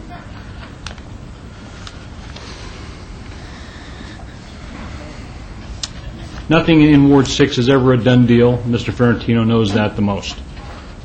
If you do not have the courage to get out there and face the challenges that come with building a project of this size or a neighborhood of any size or affecting the lives and livelihood of others, and their quality of life, you shouldn't be doing this. And I recognize that firmly. Let me go through my laundry list, if I may, Your Honor. Certainly. I'd like to thank Mr. Ferrantino for those neighborhood meetings with these residents in the RNP County area, for the numerous meetings that you've had, and for the residents and your patience and understanding. I appreciate your efforts and all of the work and preparation that I have sitting here on my desk, and I've seen it all. Appreciate your comments. This area is a challenging area for me. It always has been and it always will be. One of my number one goals in this office is to always protect the rural areas. I live in a rural area, and it's a challenge for me to do so. Mr. Ferrantino was right about the PCD zoning of this parcel. Anything could have gone there. Now, we've got many things coming out in the Northwest, and Councilman Brown touched on it briefly. We're talking future fire training facilities. We've got future water facilities, future cell towers, apartments, multifamily housing, prospective commercial along Deer Springs and more along Hualapai, and I'm not sure I'm so in favor of that. Mr. Ferrantino pointed out that Providence, a master plan community, has 7,000 units, and I, for one, am way more concerned about the density of that and the traffic from that and the people from that than I am from this shopping center, than I am from this project. That concerns me a great deal. I am more concerned about the traffic patterns and the roadways and what's going to happen to your neighborhood, because there is no shopping. They're going to go through your neighborhood. That's how I would go if I lived on Hualapai. I would cut through your neighborhood to get down to Durango. The closest point between A and B is straight, and that's the direction I would go. So, folks, I'm way more concerned about the Providence development, and as they are moving to get that finished and continue to work on it, that's a much bigger concern of mine. I've heard from residents that wanted this site to be single-family residential. I've heard from folks that wanted it, understood that it's on an interchange and a freeway off-ramp, and that condos and apartments were more appropriate. I've heard from these people. I've heard from folks that want an Applebee's on that corner, Mr. Ferrantino. You have the influence with any of the prospective tenants that should this be approved. I'm not sure I do anymore. Yeah, well, it's a challenge to meet the goals and expectations of all the families that live in this area. The mayor said it best. It's a 50-50 shot sometimes. Some of the families that live the closest are asking for specific commercial stores. They want certain uses in that area. I've heard from some of the folks that are moving in over to Providence and on the Grand Canyon. I had the opportunity to sit down with them and talk to them about their thoughts, and I share mine. I, too, am challenged, as Councilman Brown pointed out, that we have an interchange very close here, that it's going to happen one day, and we're on a freeway off-ramp. It's challenging to keep half-acre horse properties on an off-ramp, on a freeway off-ramp, especially when it's next to such a highly dense project like Providence. Mr. Ferrantino mentioned Mr. Wyatt with Pinnacle. He owns a property across the road there. Can you point that out for us on the map? Your Honor, council members, yeah, I can try. Pinnacle owns some portion of this here. All right. They don't own all of this vacant land. They own the majority of it, mostly to the northeast of our site.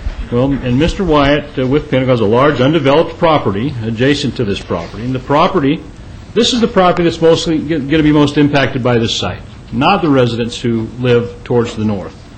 By this, it is my hope that what gets done here today will help protect your properties to the north of this project.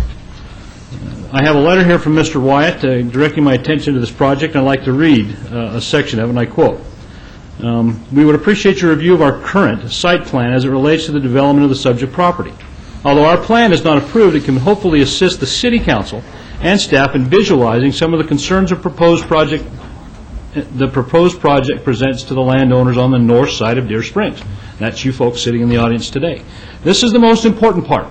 As you will notice, we act as a buffer between the subject site and the RNP residents to the east and north. and then goes on to explain some of his concerns to me, Mr. Ferrantino, and you've met with Mr. Wyatt, am I correct? We have met with him and his representatives extensively, yes, sir. And have you satisfied all of his concerns? Because there were a list of them here. I think it would be fair to say we satisfied 90% of his concerns. They were very grateful that we did some of the things I pointed out earlier in terms of moving buildings and eliminating pads and depressing and adding buffer. To be completely honest, he said if to be 100% happy, these are my words, not his, that he would ensure that these drive-throughs would not be a combination of drive-through and fast food. In other words, he didn't care if it was a drive-through in a bank or a non-food use, and he didn't care if it was a food use, but the combination of those two he would prefer didn't exist. I think that's a completely accurate assessment of where he stands today. And we're not at that stage yet. Am I correct, Director? That's correct. The application here is just zoning and the site plan, but the uses are not included in that.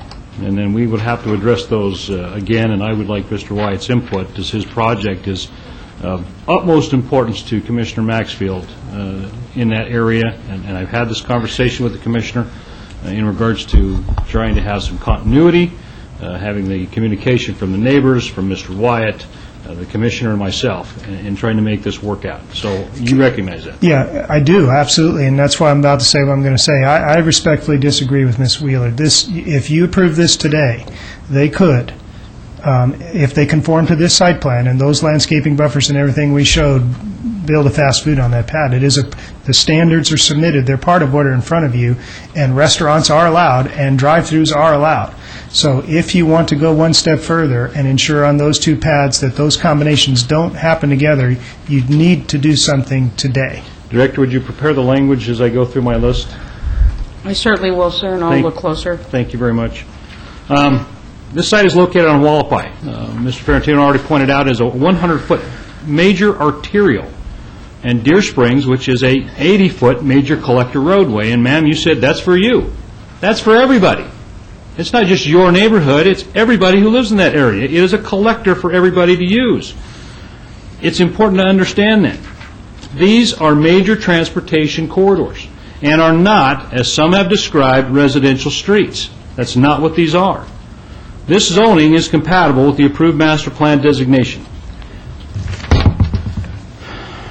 Some of my notes. This zone change request conforms to the city's general plan. Application GPA 20465, approved by the City Council June 6, 2007, amended the general plan from residential to PCD, Planned Community Development.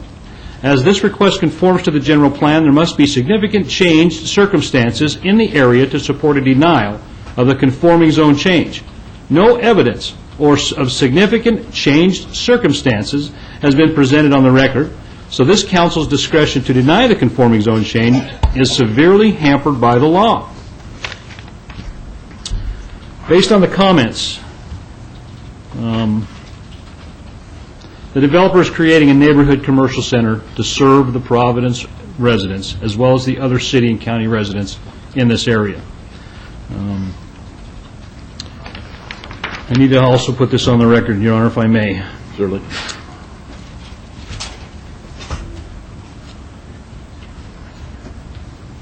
This location is appropriate for commercial uses. There might not be a better location for commercial than an intersection of a freeway and a 100-foot right-of-way. It needs to be on the record that this site is at an intersection of 215 and the future 100-foot Hualapai and the off-ramp. Based on comments from the community and to protect the quality of life of these neighbors and ensure an upscale neighborhood center, the developer has agreed to prohibit any tavern uses on this site, any tattoo, any check cashing, any vehicle sales, and other related businesses that are not conducive to this kind of project or neighborhood. That is a big step that we get that out of the way before anything moves forward. The plans also indicate that the project will have low-level, low-voltage downlit lighting to remove any nuisance lighting. That is a huge priority to the rural folks, and I want to make sure that continues. The buffering, the widening the width of the buffering there, Mr. Ferrantino, was a huge priority. You have included 187 trees that is not required by town center standards. And when you first talked to me about this, I was going towards the town center standard direction, because I wanted that buffering in there to protect these folks. You've gone the extra mile. There is more buffering in here than the town center standards. You have created that. You have depressed this. You're creating the wall. There's a shopping center in Councilman Wolfson's neighborhood that I never see it until I'm right to it. And it has that same kind of density with the trees. 36-inch box trees to get started. I mean, it's a phenomenal landscaping plan.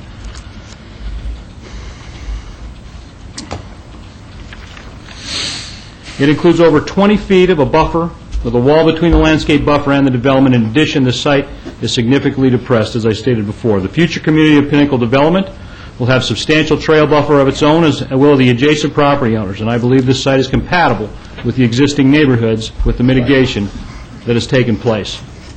The closest rural resident that contacted my office and who I met with personally is Mr. Lemon. And Mr. Lemon, I appreciate your comments, as well as your wife's. Their home is 1,700 feet straight across as the crow flies. The majority of the other residents who are here today and who contacted my office are over 2,200 feet away from this project. The closest resident at Grand Canyon and Haley will be buffered by a rural residential development of up to 3.5 units per acre, plus that 20-foot landscape buffer, and an 80-foot right-of-way roadway in Deer Springs. Residents north of Deer Springs will not be able to visibly see this development. There will be no direct access to their properties, as the access to this site is off Deer Springs and Durango. The residents in this neighborhood will be adequately buffered by this site in terms of uses and amenities. This project and several other projects in the Northwest have been barraged with fear tactics and misleading information, sending out blanket emails to distribution lists asking residents to oppose an application when they have no details of the project whatsoever, and many of those who contacted my office in protest don't even know what the project is. This is irresponsible, to say the least. We've been working with some of the residents who are asking for the details, and to my understanding, it was challenging to find out that they didn't even know where this project was. With every application that comes before the city, especially in Ward 6, I request the developers meet with the neighbors. As in this case, we may not always come to a consensus, but residents do have a voice, and those who live near this project have been heard and many concerns mitigated. There are, Your Honor and council members, 14 homes that are directly affected by this in the RMP area of the county island. Not the 80 protests that I've received of a form letter sent to my office. I reviewed the letter that was sent out to the residents on Decatur Boulevard, in Summerlin, on North Jones Boulevard, in the southwest Las Vegas area by Lisa DeMeo and Denise Arensabia. If I pronounced that incorrectly, I apologize. I have it here with me today, and I will submit it for the record. There's a strong misnomer out there that it matters how many letters and emails get sent, more so than what the message is. We will work with one resident or 100 residents directly impacted by any project in Ward 6. Getting 100 letters from residents who live 10 miles away from a project are less interesting to me than the residents that are directly affected. So again, I appreciate you folks being here. Director, are you ready? Yes, sir. I apologize. The site plan, excuse me, does show pads A, B, C, and D as drive-throughs. If the councilman wishes and the council wishes to limit those in any way, either that they would come back for a subsequent site development plan review or that you would limit them to non-food service, those conditions could be imposed at this time. Mr. Ferrantino, do you know what your clients would accept? And I'll tell you why. It's imperative that Commissioner Maxfield feels comfortable and Mr. Wyatt feel comfortable in regards to going forward with this. The importance of Mr. Wyatt's project is paramount to Commissioner Maxfield, and I want that to be clear. Oh, I think they'll accept whatever your wisdom is. And as I was speaking with Ms. Wheeler, I have a suggestion for you if you deem it appropriate. These are the two pads that Mr. Wyatt cares most about. Those are pads C and D on the site plan. I think you were going in the right direction. Let me just, I believe that this is not on the TV. If we could get that in the back, that'd be great. So again, I'll verbally describe it. It's pads C and D on the current site plan. I believe the direction you were going is that perhaps a condition that says, if those pads are going to have the combination of a drive-through and facilities for cooking food, that they have to come back for your approval. And I think that's reasonable, and if that's your wisdom, then they'll accept it. Director, did you get that? Yes, if I may, if your thought is with the use, sir, then you may wish to require an SUP for food service in the drive-throughs on pads C and D. If it's the use that's your issue. If it's merely the design, then that would be more appropriate for a site development plan review. It's actually non-food. If we can get it right now on the record, if we can get the wording right and on whatever agenda item I need to put that on, that there be Ms. Wheeler's right. That's a better idea. If instead the condition required us to change the standards so that a use permit is required for the combination of drive-through and facilities for cooking food on those two pads, that's absolutely the best way to do it. She's right. But then I have to visit with you again if you want a special use permit. I'm trying to get this done deal right now. You follow where I'm going? If that's the case, sir, then you would allow no food service. Don't be offended, Mr. Ferrantino. No, I'm sorry, I misunderstood. I thought that you wanted it to come back. I don't want it to come back. Let's get it on the record right now that those will be non-food.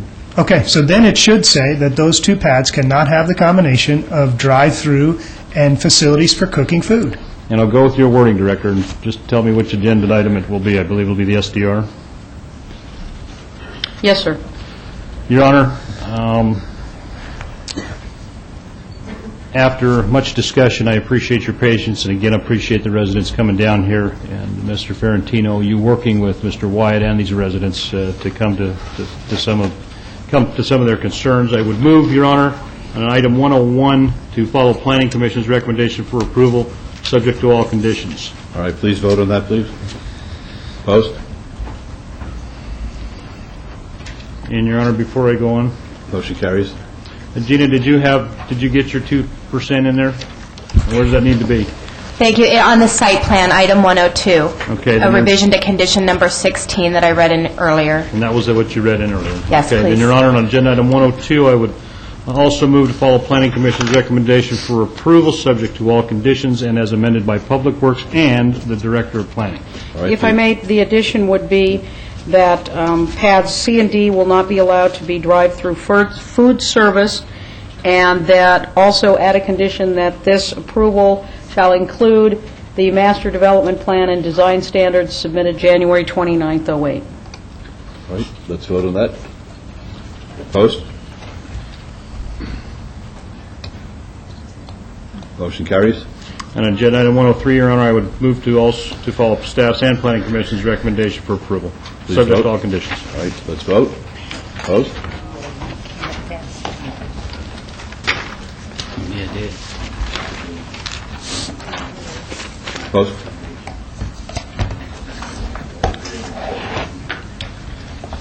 Motion carries.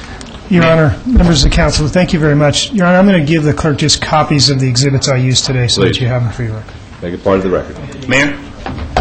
Councilman. Yes, to the clerk, would you please reflect a yes vote on item 101 for me, please? Okay, thank you. Thank you. All right, 109 is SUP 26487. Public hearing. Applicant is LV Inc., owner Solata Group. Request for a special use permit for a proposed tattoo parlor, body piercing studio, 1501 South Las Vegas Boulevard in Ward 3. The Planning Commission and staff recommend approval subject to conditions. It's a public hearing. It's now open. Yes, sir. Mayor, Council, my name is Brian Perkins. I am the leasee of that property to put in the tattoo parlor. It is going to be a tattoo art studio, nothing involved with piercing at all. The pictures I have are the improvements we made to the interior.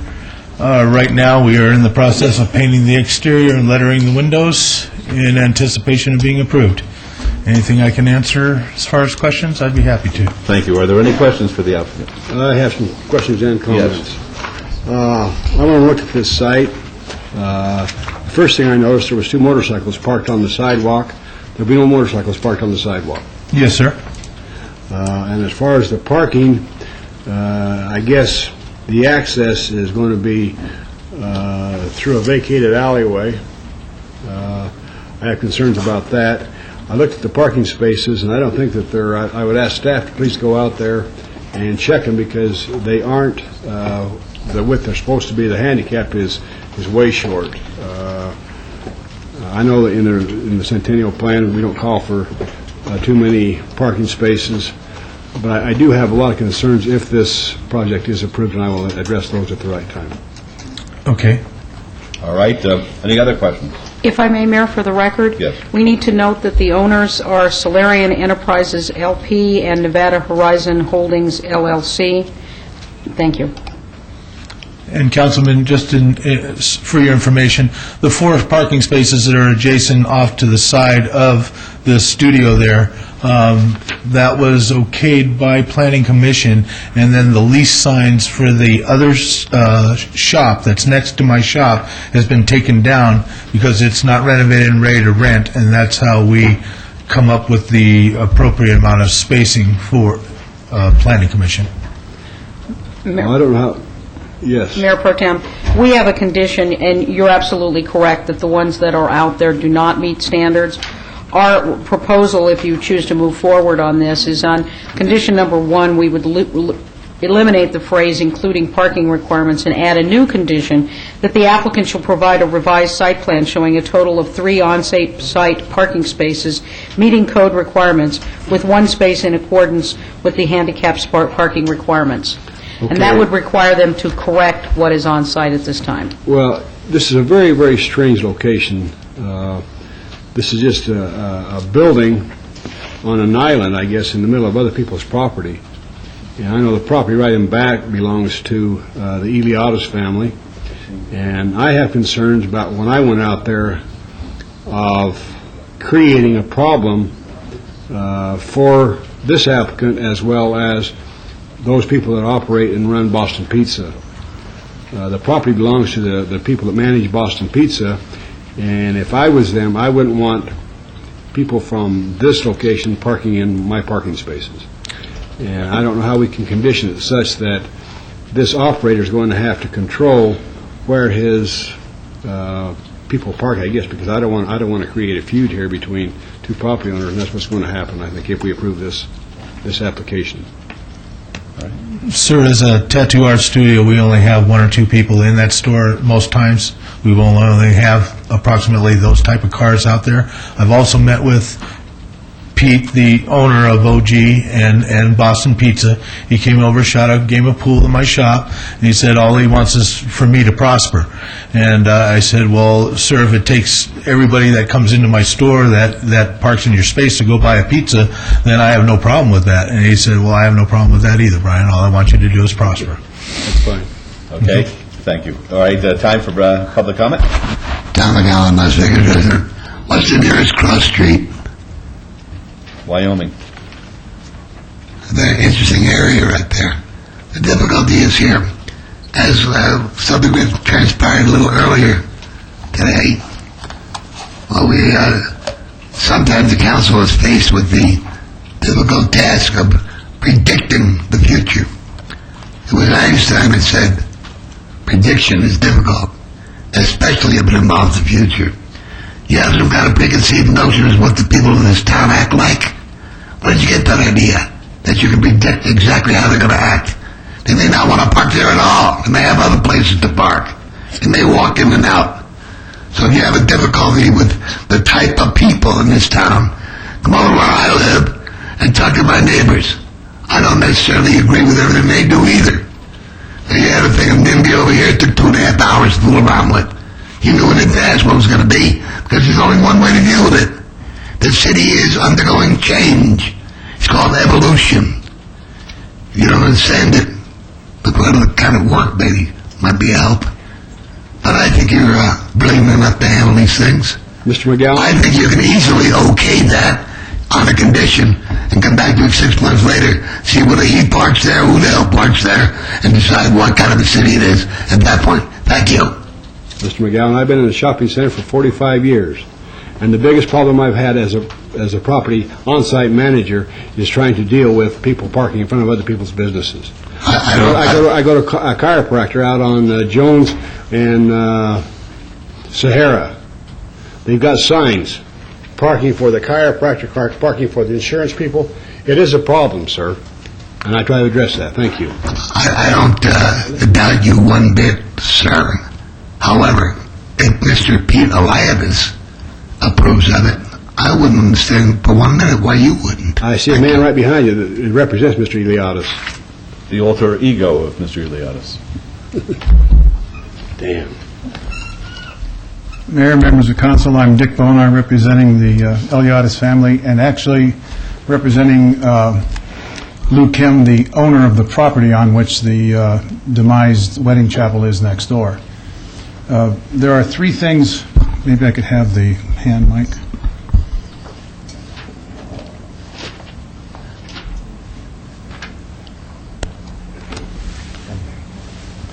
If you could hand these out, please. As I'm handing out the handouts for you, I'd like to preface some remarks. The current owner of the property, which the lessee intends to occupy, should have been aware of everything that he had to deal with when he bought the property in December of '06. So he had a due diligence period to find out what kind of parking he was entering into. And there's 2 things I'll show you on the screen. The bottom one shows the first site plan that was submitted with this SUP, and I bring your attention to the 88 parking spaces, which he, I guess, thought were his, but certainly are my clients in any case. The only parking that the property owner in question has are the few spaces at the tip of a triangle that I'm pointing to now. And on the photograph above, it looks like there are 4 spaces. They're dimensionally, from site dimensions taken at the site, are only legally 2, assuming one of them has to be a properly sized handicap space. So there's only possibility of 2 spaces, one of which has to be handicapped. There are 3 points that I'd like to make about the application. One is the parking design, which I just mentioned, the dimensions do not support, and the parking count does not support. The second is the calculations of those spaces, and I gave you a table as part of the sub that I sent up showing the appropriate requirement. This differs with what is in the staff report as to the number of spaces required and provided. And something that hasn't come up here, but I better bring it up, the property that we're talking about is not just this one suite that the potential LV Inc. wants to occupy, but there are 2 suites there. In fact, the bigger of the 2 has no parking spaces left if those 2 legal spaces are taken up by this suite. If, by chance, a land use not needing a special use permit were to come in to your staff, then they could just go through the standard procedures of getting their tenant improvements and their occupancy permit without you ever seeing that second use, that second suite being occupied, further exacerbating the parking issue. The main idea of my client is that they don't want parking issues. They're willing to deal with it with walls and gates if they have to, but they'd rather not. And the final item, which I think I actually posed to your staff when I met with staff, is the actual adequacy of the application itself. I'm not sure that the signatures that are on the application are the appropriate parties. There is, in the Nevada Secretary of State research, no such group as Salata Group. The signatures that are there look like they're the signatures of the seller of this property prior to '06, when the property changed hands. I don't know if your staff has had enough time to go and check those legal issues. This may not even be a legal application, and maybe some time to look into that aspect would be in order as well. Any questions, I'll be glad to answer. Yeah, I got a question. Thank you. You're representing Mr. Eliadis. Yes, sir. And you're not agreeing with what Mr. Perkins said, that Mr. Eliadis welcomes him with open arms. Mr. Eliadis, Pete, if you will, is a very generous and a very nice man. His daughter is actually doing the management, and she's the one who I'm getting my marching orders from as to whether or not there will ever be any shared parking. And frankly, neither the Eliadis management nor the Wedding Chapel property are willing to enter any kind of lease shared parking agreement. Well, that kind of leaves us in a bind, Your Honor. You can't, I'll yield to staff here, but you can't landlock a person. You can't keep a person from going in business without access. And the access is from a alleyway that belongs to the Eliadis Trust, but it goes on to a vacated alleyway, and like I say, the parking spaces aren't big enough. I'm going to ask Margot, how many parking spaces are they legally required to have at this location? It is, again, the language within the Downtown Centennial Plan says that the automatic application of parking standards are not required within the Downtown Centennial Plan area. Were they elsewhere in the city, sir, it would be five regular spaces and one handicap space. No, that's for your edification, Mr. Bonarci. So we're not required.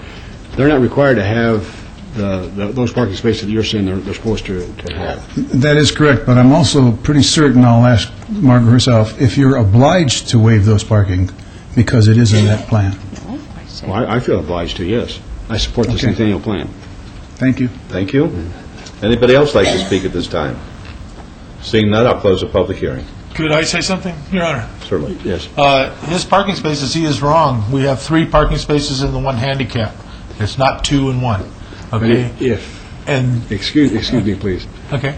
If you have the right-sized required parking spaces, you're only going to have room for 2.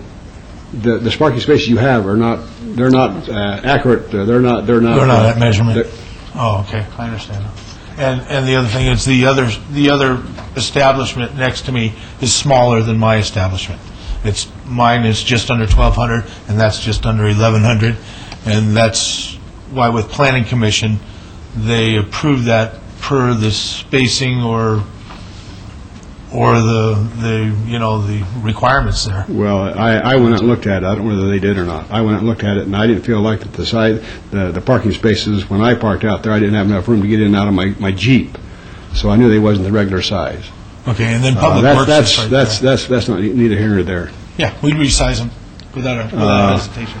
And again, when I went over there, and he showed us where he's already went in and made the improvements, and that makes me feel a little bit bad if I go to deny this.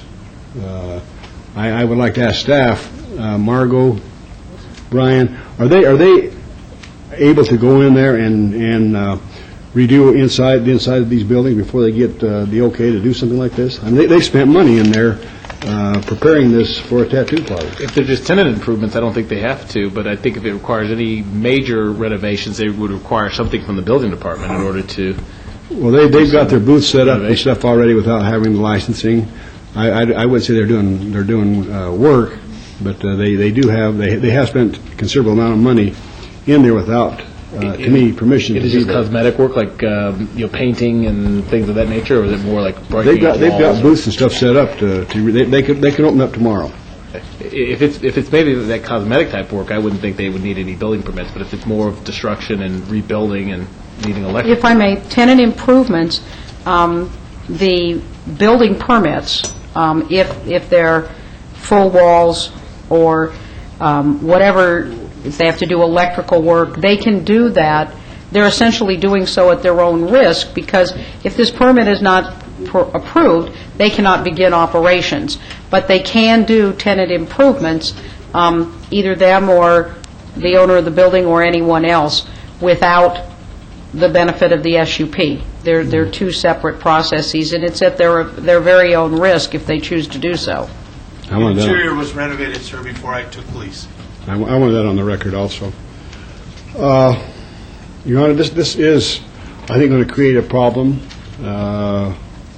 with the parking, because there isn't any parking there, and it's in a location where people are going to have to travel to get there. They are going to have some place to park, and there might be 3 or 4 people there at the same time. We have employees that are going to be working there, and so I really don't know where people are going to park.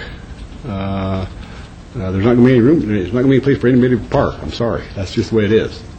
And I've had a hard time when I went out and looked at this location. I went out there 2 different times. I've talked to Mr. Bonar a couple different times, and he has a lot of questions also with this application. I would rather see something there than having a vacant building sitting there, because no matter what type of business goes in there, what goes in there, they're going to have a place to park. And I really hoped that the applicant, as well as the Eliades Trust, could work out some type of a cross easement or something to figure out some way where they could allow them to park in there. And I'm just going to hold this in abeyance for 2 weeks and ask Mr. Bonar and the applicant, Mr. Perkins, to get together and see if there's something they can't, because I would rather not approve this if we're going to have a problem, but I would like to see it go in. I think it would be beneficial to the pizza parlor as well as other businesses in the area if it's run correctly. I think we can condition it such that it would be. And that's my opinion on it. So I'm going to ask if I have to facilitate a meeting in my office, I would certainly do that. I don't know what we can do, but with the parking spaces that we have there, it's not going to be good enough to have a business. And so I want to see if we can't work something out. So I'm going to ask to hold this in advance until our next meeting, which would be May 7th. May 7th. Okay, thank you. That's the motion. Let's vote on that, please. Opposed? Motion carries, and hopefully you'll be able to work it out. All right, 110 is SUP 26569, public hearing. The applicant owner is Calvary Community Assembly of God, Inc. Request for special use permit for proposed social service provider dentistry at 2900 North Torrey Pines Drive in Ward 5. The Planning Commission and staff recommend approval, subject to conditions. It's a public hearing, which I now declare open. Yes, sir. Well, my name is Bruce Morris. I'm the senior pastor, Calvary Community Assembly. I reside at 3229 Bishop Pine Street, Las Vegas. And I'm merely here to ask that this council support the recommendation of staff and continue to allow us to move forward with this project. The Planning Commission did approve on a vote of 5-2, and I'm hoping that this council will approve or continue to move forward with the project. All right, thank you. And the project, as I understand it, is to have a dentist come out and perform pro bono dentistry on Saturday? Correct. And that would be it? Eventually, as it continues to develop and we're able to help low-income or indigent people, if we could expand the hours, we did talk about that with Planning Commission. They said to come back at another time if we'd like to extend hours. There are dentists in our community who could offer their services and also receive ongoing education credit by offering their services. So eventually, as this receives good success, we would like to see the hours expanded at a time later on. Thank you. All right, public hearing? Tom McGowan, Las Vegas resident. One simple question. Has the applicant had any prior history of questionable use of anesthesia? The applicant's a church. Simple yes or no? The applicant's a church. Oh, he's a dentist, right? No, it's a church. Well, what about the dentistry? Well, I'm sure that if there was a problem... Dr. Andy Stutz is the dentist who has offered to provide his services, and he has had no questionable issues. Thank you for the clarification, Pastor. In that case, approve the item without further discussion. Thank you. All right, would anybody else like to be heard? Okay, we'll close the public hearing then, and Councilman Barlow. Yes, Mayor, I would like to follow Mr. McGowan's recommendation for approval. Well, I may have to vote against you then. Would you please slam dunk it? All right, is that the motion? To approve. That is my motion for All right, approval. let's vote on it, please. Opposed? Motion carries. Good luck to you. Thank you, council members. You're welcome. Item 111 is SUP 26619, public hearing. The applicant is Dollar Loan Center. The owner is Decatur Crossing Center, LLC. Request for special use permit for a proposed financial institution specified and a waiver to allow an 81-foot residential separation where 200 feet is required at 280 South Decatur Boulevard. This is in Ward 1. The Planning Commission and staff recommend approval, subject to conditions. It's a public hearing, which is now open. Your Honor, Yes, if I could, yes. please. Could I just have staff show me voting affirmative on that last item, please? Thank you. Thank you. Hi, this is Keldon Cundiff, and I represent Dollar Loan Center. And just ask that the City Council follow the recommendation of the Planning Commission. We currently operate at 282 Decatur, which is the suite immediately to the south of the proposed site, and we simply are moving just to have a larger space, business space. All right, thank you. Are there any questions to Mr. Cundiff? Mr. Mayor, I Yes. just wanted to make it clear and on the record very clearly that you are not, this is not another company. It's the same company, just moving one door over. That is correct. In fact, it's a less intense usage because we're abandoning a title loan Right. special use permit that was existing previously with the company we purchased, but this would be a less intense usage. When we move to 282 would be going back to the landlord as an empty commercial spot. Okay, and how does that all work out as far as the SUP that you have? Does it just move right over with you, or you're going to ask me for a new one here? That's why we're here, is because the SUP is only, can only stay with the address. Site-specific. It's site-specific, so we had to apply So for a new SUP. what's happening to the old SUP? It stays in effect. That will be abandoned. No, well, Okay. I know that that's what you'd have to do, but I want it on the record so that people who are very concerned about this as they watch us on TV and see some of these questions will understand that you are not opening another loan group. What you're doing is just moving one door over, and you will still just have one SUP. That is Drop correct. the old one. It will not be used by anybody else. You will then just get the new one. If I may, Councilwoman and Marin, what we have on condition number 2 is we have language that says that SUP 5627, which is the previous SUP for the Unit 282, will be expunged, and that's a condition that we're that we have on this application.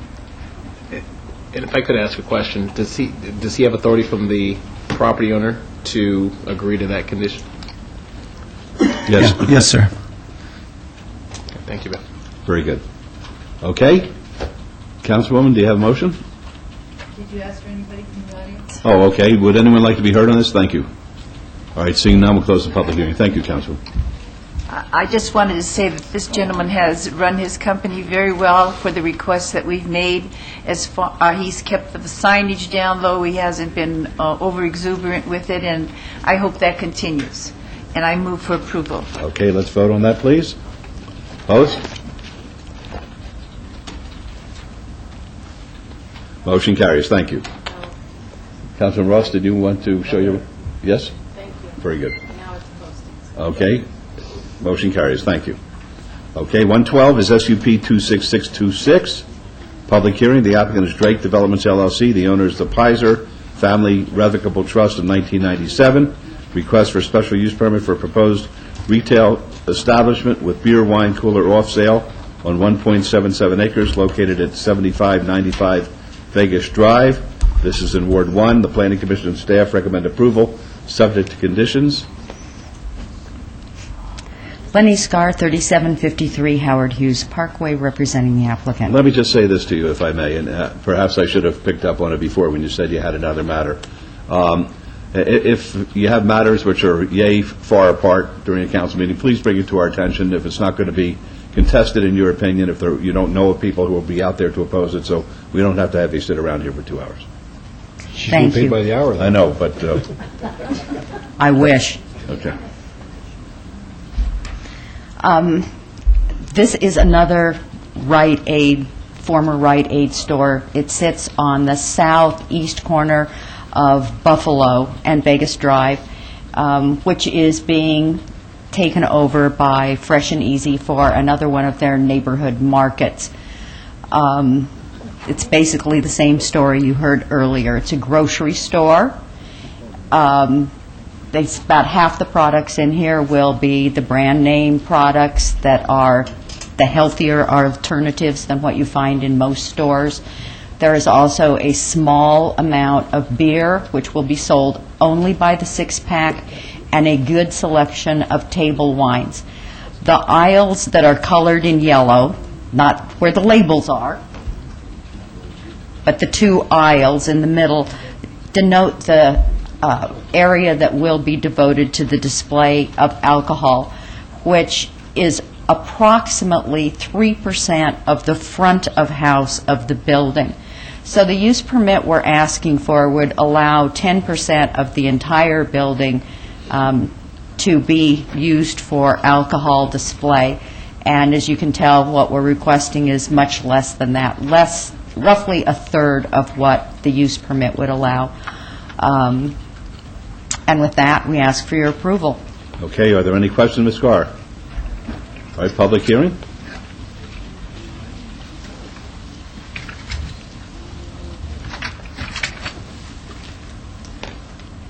Tom McGowan, Las Vegas resident.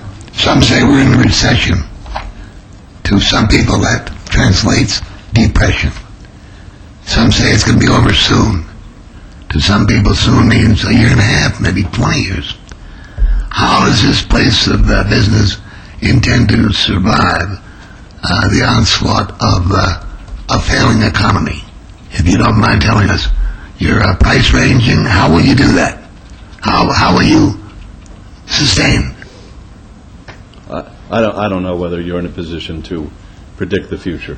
Good. Okay. Let's keep that in mind as you move forward, because I approve this item very strongly. I also approve planning for the future as no longer an option, but categorically imperative, not only for this applicant, but for the city council. Thank you. Thank you. All right. Anybody else like to be heard? All right, we'll close the public hearing then. Councilwoman Tarkanian.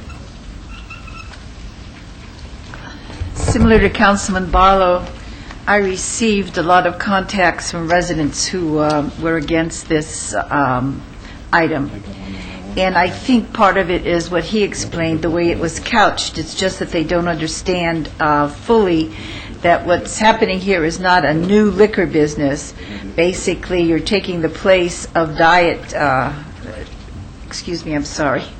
Rite Aid that already was selling more different kinds of liquor, and you'll be selling less liquor, even though it's new as far as your name is concerned. So before this vote is cast, I want to emphasize to residents who have contacted my office concerning this request for a special use permit that the retail establishment involved is not a liquor store. It is a Fresh and Easy grocery store. The types of liquor to be sold will be fewer than the number sold by Rite Aid, which previously occupied the same retail space. Fresh and Easy will have only beer and wine. It will have no distilled spirits such as Jack Daniels, no wine coolers, no malt liquor beverages, only packaged beer, and primarily the wine selection will be that of finer wines to serve with dinner. There also, and I know many of the people who wrote me will be happy with this, there also will be no tobacco sold and no slots in the store. We need this proven, well-respected store chain in that area rather than an empty building. And I will tell you that I have not found one person yet who has said anything negative about Fresh and Easy. Even this afternoon at lunchtime, someone was telling me what a great store it was. So I think for this area, it's going to be a big positive, and I move to approve with all conditions. Councilwoman Tarkanian, I'm sorry, but I do need to make a small change to condition number 1. Where is It says conformance to all minimum requirements under LVMC Title 19.04.010 for beer, wine, cooler, off-sale establishment, comma, including parking requirements. And if you look in your staff report, it comments that this property is parking impaired since the building was built. The city has changed its parking standards, so we will be a few parking spaces short. Staff says we have 79. I counted 80 when we put in the handicapped access on the other side of our fourth handicap. I think it'll cause us to lose a space. So I think we will have 80. But because this is larger than the standard footprint for the Fresh and Easies that you've seen in the past, we are still going to be a few short. So if we could put a period after the word establishment and then delete including parking requirements, that would be a huge help. If I may, it's easier to just delete number 1. Thank you. Would that be all right with your department, I'm Yes. assuming? All right. Just eliminate it. So the motion is To approve. to approve with the deletion of item 1. Let's vote. Opposed? Motion carries. Thank you. Good luck. Thank you.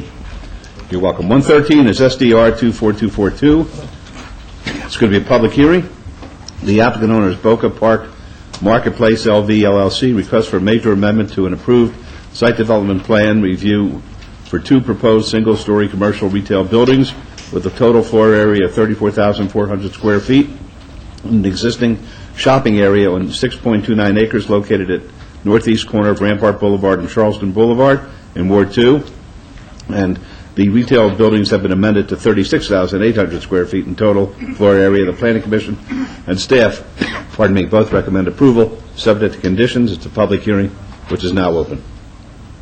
Councilman Wilson, what's your pleasure with the applicant not being here? Well, I've been briefed on this, Mayor, and told by all concerned that this is a fairly routine matter. Obviously, the applicant felt so themselves.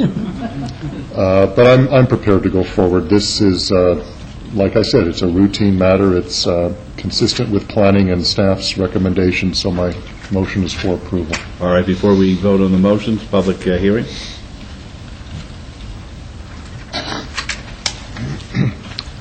Tom McGowan, Las Vegas resident. I'm drawn to this item for one reason only. It's so routine that it's been amended. Is it amended routinely? Will it be amended again, or what? Which is the final outcome here? Is it 36,800 square feet? Yes. Approve the item, Peckham. Thank you. All right, let's vote, please. Post. Motion carries. Thank you. 114, SDR 25253. It's a public hearing. The applicant owner is International Church of Las Vegas. Request for a site development plan review for 8 existing modular buildings and an outside storage area for an existing church on 12.89 acres at 8100 West Cliff Drive. This is in Ward 2. The staff recommends denial. The Planning Commission recommends approval, subject to conditions. It's a public hearing, which is now open. Mr. Perdero. Mayor Goodman, excuse me. If we could, if you don't mind, Mr. Portaro. Margot? Yes, sir. Could you please outline for us what the problems were? And I'd invite you into the discussion as well, but if you could just outline what some of the concerns were at planning so that could lead you in, because I know you've made some changes since that discussion. That's correct. Mayor and Councilman, at issue were temporary buildings that were placed on the site without benefit of permit. The location of some of these were immediately adjacent to residential properties. Those would be the ones on the site plan that was used at Planning Commission dated February 28th, labeled C, D, and E. There was also the utilization of those modulars for refrigerated units and also for the storing of food products that are then part of the mission and the charity work that the church does. There was significant concerns regarding those buildings and also the others that were on site that were modular buildings. The applicant has been working diligently and been making many changes to the site, both prior to that hearing and subsequent to that, and I'm sure that he'll be happy to go over with you his current plan at this And time. Mayor Goodman, thank you, and thank you, Margot. That's where I wanted you to Very good. go, Ron, if you don't mind. Not a Maybe a problem. little history, and then tell us where we are today. Thank you, Your Honor, members of council, Director Wheeler. Ron Portero, on behalf of the applicant, the International Church of Las Vegas, 7958 Lookout Rock Circle. I'm also a member of the church and serving in a volunteer capacity before you this day on this item. If I may, Director Wheeler pointed out that the modular C, D, and E were ones that were perhaps, and I think she may have said we were using those for the refrigerated unit. If I may, there was a refrigerated unit directly behind modular C as a separate unit and not part of C, D, and E. Those are used for classrooms for the school. And since that time, the major bone of contention at the Planning Commission meeting was that refrigerated unit. It was in an easement, and we agreed at the Planning Commission to remove it. And in fact, the very next day, that refrigerated unit was gone. And if I may, the application in front of the Planning Commission showed that unit being relocated to the rear of the property, but I would also advise you, we're not doing that either. So while the site plan may show that as being relocated to the rear of the property, over in this area here, we are no longer doing that, and we have completely eliminated that refrigerated unit from this application. I would note to you, during the course of these many months, we've processed a lot of information. We've heard from the neighbors. They were very adamant in their position about that refrigerated unit just not being part of the site at all, and so we have removed it. Commissioner Steinman made a comment at the Planning Commission that there have been very positive changes made as a result of all the work we've done to improve the site, as well as did Commissioner Quinn. We have submitted a revised landscape plan, and we also would like to show that to you, if I may. You certainly may. Actually, what you see here are the changed elevations of the modular units we have requested and that Planning Commission is recommending for approval to permanent status. And you will note that we have made these changes to reflect a stone veneer and also some columns along the buildings that will be featured. And it will no longer look like a modular unit. It will be actually looking more like a building, which is going to meet the aesthetic requirements of the neighborhood and blend in quite well with the rest of the campus. Very nice finishes that we have directed our architect to include. So these are the elevations of what we are proposing as we are asking for the permanency of these units. And I would also say, as I said to the Planning Commission, you'll probably not find 99% of modular units being used for classrooms and offices in all of Las Vegas that are going to look like this. Pastor Paul made it real clear to us that we wanted to make it right, and so we've gone, I think, well and far beyond what is normal in showing you these elevations today. Does our fire department go out and inspect these to make sure that they're safe for human habitation? Yes, they do their annual expectations, and we have classrooms, 3rd, 4th, and 5th grade in these units, and we have offices, and they are, the extinguishers are there with their tags, and the fire marshal is out regularly servicing the area. So these are the elevations, and now I'd like to show you, if I may, some 3D imaging of the type of landscape features, Councilman Wilson, that we're going to include as part of, in addition to the elevations being changed. And you can see very clearly right here, as provided by Jared Mello Landscape. He is a member of the church, and they provided these drawings for us.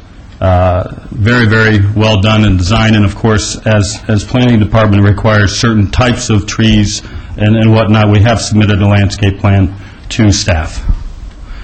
And so with that in mind, and having taken care of what I think are the major issues that the residents were concerned, we'd like the council's approval based upon Planning Commission's recommendation for approval. Thank you. Are there any questions? All right, is that a public hearing? Yes, sir. Tom McGowan, Las Vegas resident. Mr. Perchero very eloquently has responded to most of my questions in his second part of the presentation. I would have asked, are those trailers, are they permanent or temporary? And I think he's responded to that as though he had read my mind. So there is a God somewhere, apparently. And as an artist, I can say, from my point of view, these renderings are very aesthetic. They're much more so than what might even be required. So I would say that this is quite a splendid development, and one that's certainly needed, because we need a lot more religion in this town, in our lives. And I think this one will do just fine. I recommend strongly that you approve it. Thank you. Are there any other folks that like to be heard?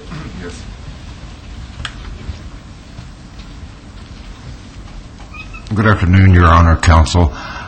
First of all, my name is Teddy Russell, resident of Las Vegas.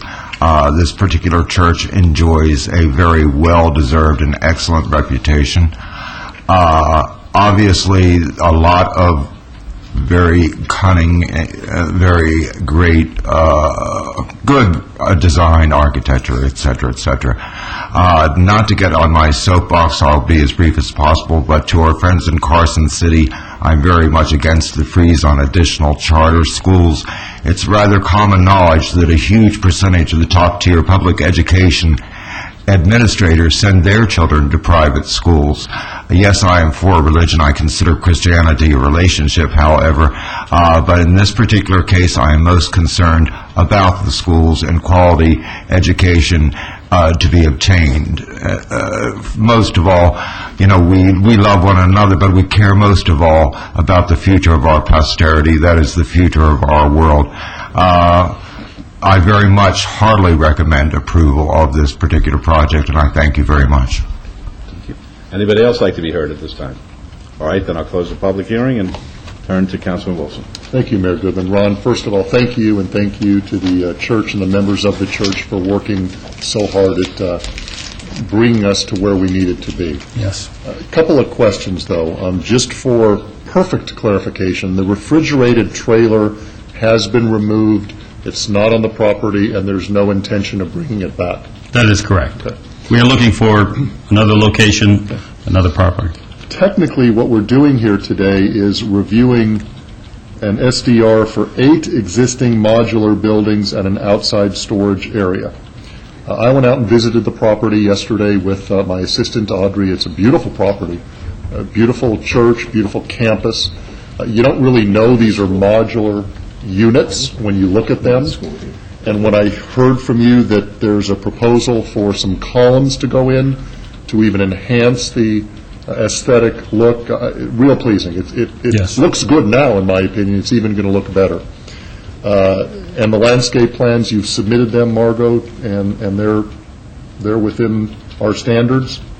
Yes, sir. Conditions 5 and 6 have been met. The landscape plan has been submitted, and the refrigerated trailer has been removed. Okay. Like I said, I was out there yesterday, and it looks pretty good, and what you're telling me is it's even going to look better. Absolutely. A couple more things. If you could identify, I saw the C, D, and E buildings as classrooms. Because we're talking about 8 modular units, could you identify the other 5 and what they're used for? These are the classroom buildings for the current school, C, D, and E. Modular B is one that we're going to also change the elevations and enhance that, and that will remain.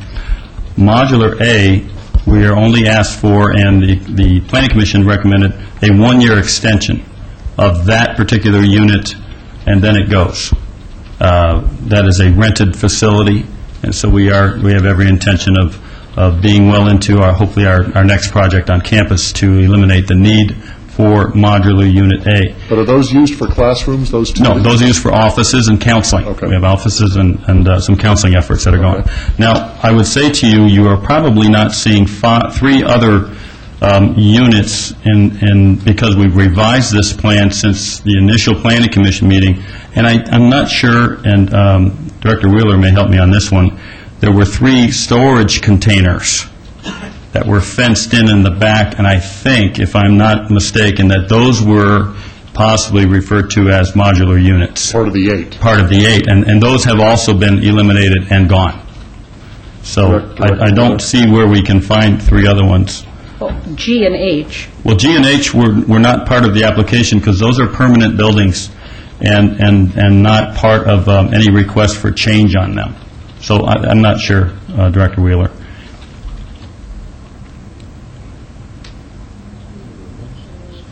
There were 3 other ones in the rear of the property Right.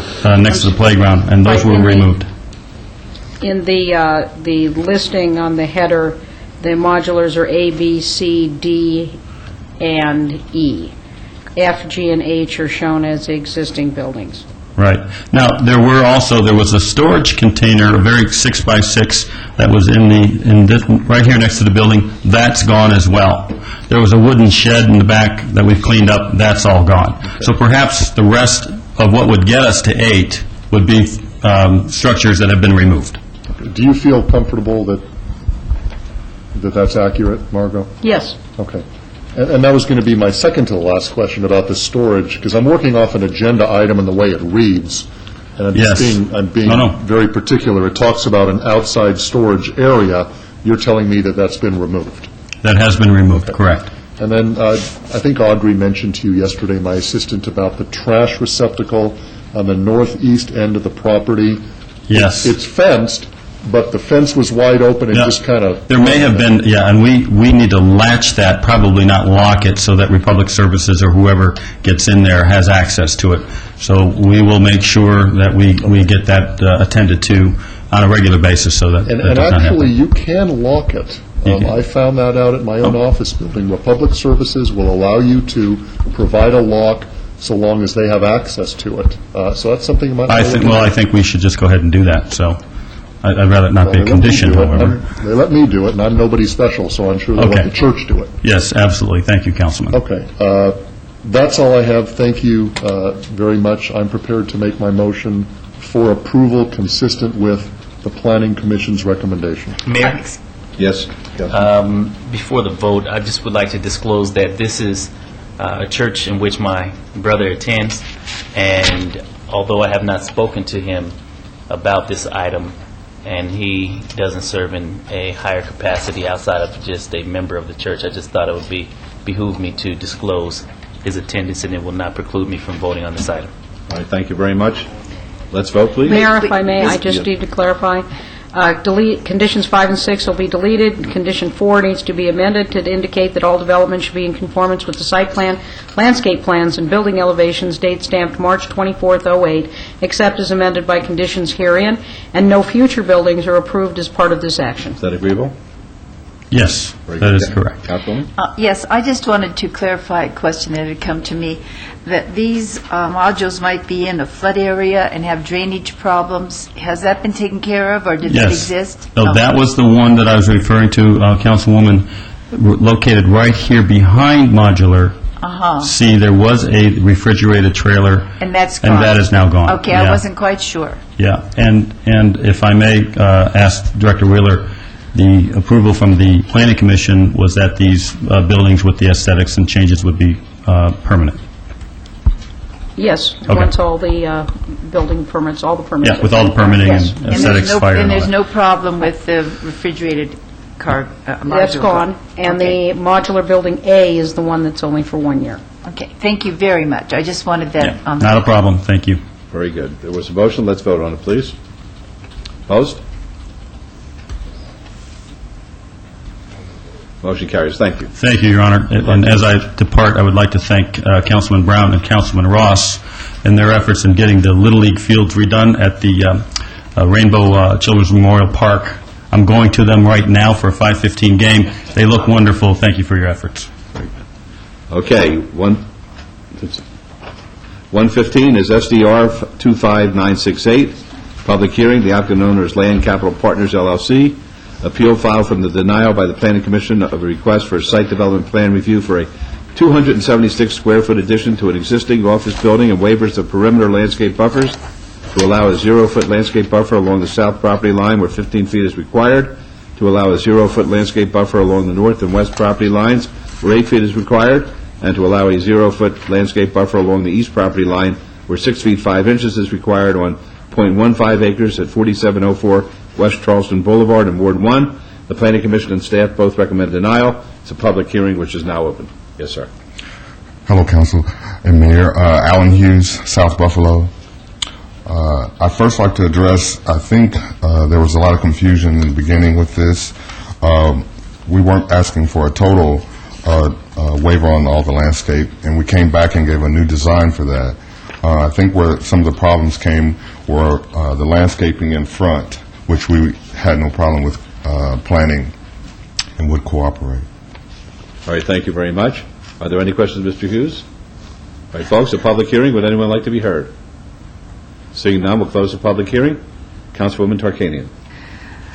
I don't know if I've seen anything new. I have just gone on the information I have, and it seemed that what you had were recommending was under-parked and under-landscaped.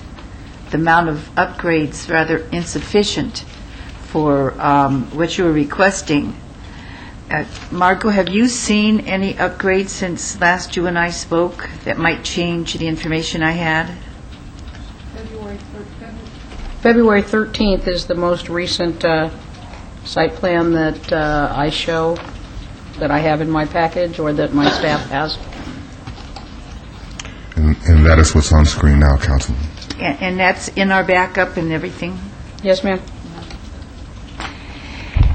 You know, I have to tell you, would you come and meet with me more about this? Because I want to, I have to, nobody had contacted me, and I went on the information I had had previously. I'm sorry. But right now, even with the backup, it appears that, what I've gone through, it appears that we are underparked. Is that correct, Margot?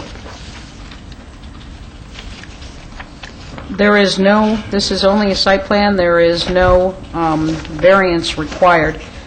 There is, there are waivers of the landscape buffers that are being requested. Because, excuse me, because the request is for zero landscaping basically all around. Has that changed? If I may, Councilwoman, that's the minimum. We noticed the minimum. There is some landscaping shown on the east portion of the property behind the handicapped parking stall. There is a landscape planter along the front, and then there is the famous palm tree. There is no landscaping possible along the west or the north or about two-thirds of the east property lines. Okay. I am now clear. Thank you so much. And we met. I remember all of this now and how things changed, yes. And they called that, did I scare you? A little bit. Sorry.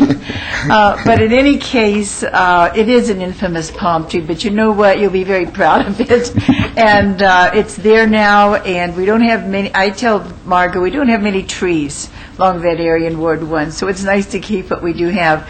But I know what you're doing there, and I know why you have the zero, why you had the lesson landscape. You and I talked, and you are adding some on the side and on the front, and I move for approval, and I apologize. Thank you. Very good. Excuse me. Yes. Gina Bengals with Public Works. I did need to add in 3 additional conditions, if that would be all right. All right, listen carefully, please. Thank you. The first one reads, remove all substandard public street improvements and unused driveway cuts adjacent to this site, if any, and replace with new improvements meeting current city standards. The driveway accessing this site shall be pan style and must be approved by the Nevada Department of Transportation. The second condition reads, obtain an occupancy permit from the Nevada Department of Transportation for all landscaping and private improvements, if any, in the Charleston Boulevard public right-of-way adjacent to this site. And lastly, the driveway shall be designed to accommodate the location of the existing palm tree to the satisfaction of the city traffic engineer. Thank you. Is that agreeable, sir? Yes, it is. Very good. And you're going to you'll be making your frontage so it matches the other little shopping center. I think it's going to be a tremendous improvement, and I wish you lots of luck on that. Thank you, Councilwoman. All right, there's been a motion. Let's vote, please. With all conditions. Very good, thank you. As amended. All right, as amended, let's vote, please. Post.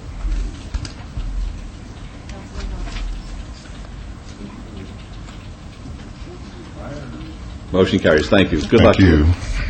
116 is SDR 25990. It's a public hearing. The applicant owner is Amrik Singh.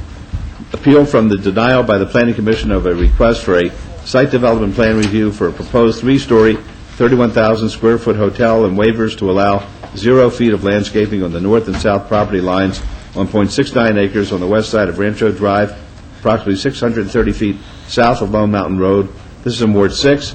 The Planning Commission recommends denial. The staff recommends approval, subject to conditions. It's a public hearing which is now open. Yes, sir. Good afternoon, Mr. Mayor, members of the council. Scott Sabraw, 8610 Southeastern Avenue, here on behalf of the applicant. I believe where the initial confusion was is that we had initially asked for some landscape waivers and setback waivers. Even before we got to the Planning Commission, the plans had been revised. Those waivers went away. We're no longer asking for any waivers whatsoever. The engineers and architects sharpened their pencils greatly and came up with a beautiful design here. I think it's going to be one of the nicer, more contemporary designs, if we can get it up on the board here, or on the TV screen, and will fit in well on Rancho. This is a Quality Inn, which is part of the Choice International chain, a very large and well-recognized chain throughout the United States. One other big concern that people had is that this was going to be a long-term stay type facility, and it will not be that whatsoever. We did meet with the folks over at NARA, and we walked away. I think everybody felt good about it after we explained to them that, again, it will not be a long-term stay nor an incredibly short-term stay. It will be for the business-type user for, 1 to 4 day type thing. They did have that concern. And with that, I think we did get their approval. They didn't actually say that. They voted after we left, but we felt very good coming out of it. And with that, I'm here to ask for your approval and answer any questions you may have. Very good. Thank you. Are there any questions? All right, it's a public hearing.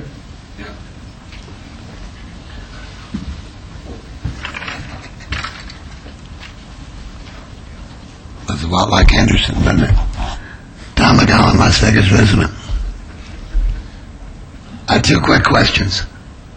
What's the compelling, immediate, and continuing need for a boutique hotel in this particular neighborhood? Anybody know? If you care to answer the question, you're welcome to. No. It's not necessary to answer it. The second question. I believe the owners and developers feel that there's a compelling need. Right, it's a private sector who believes it'll be successful. Yes. They wouldn't be building That's their opinion, thank you. No, that's their opinion. They wouldn't be putting up their money. I said that's their opinion. Exactly. That's what I said. Okay. You got to listen to what I'm saying. Bad ear. Read my lip. And the second question is much easier. I'm sure you would have the handle on this one. Is financing for a hotel much easier to acquire than financing, for example, a high-rise condo? Well, very tough. You could, if you know the answer, that's fine. I know it's. From our experience in the redevelopment agency, it's very difficult to get the financing for either of them. But doesn't the hotel, would it be easier? Very tough. Okay. Well, in that case, I wish you all good luck as I join those who apparently think it's a good idea for you to have this, and recommend approval. Thank you, Tom. Okay, anybody else, please? All right, we'll close the, we'll close the public hearing. This is Councilman Ross. Thank you, all of you.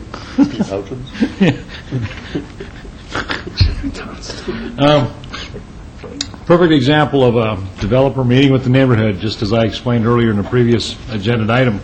Thank you guys for going the extra mile to meet with NARA.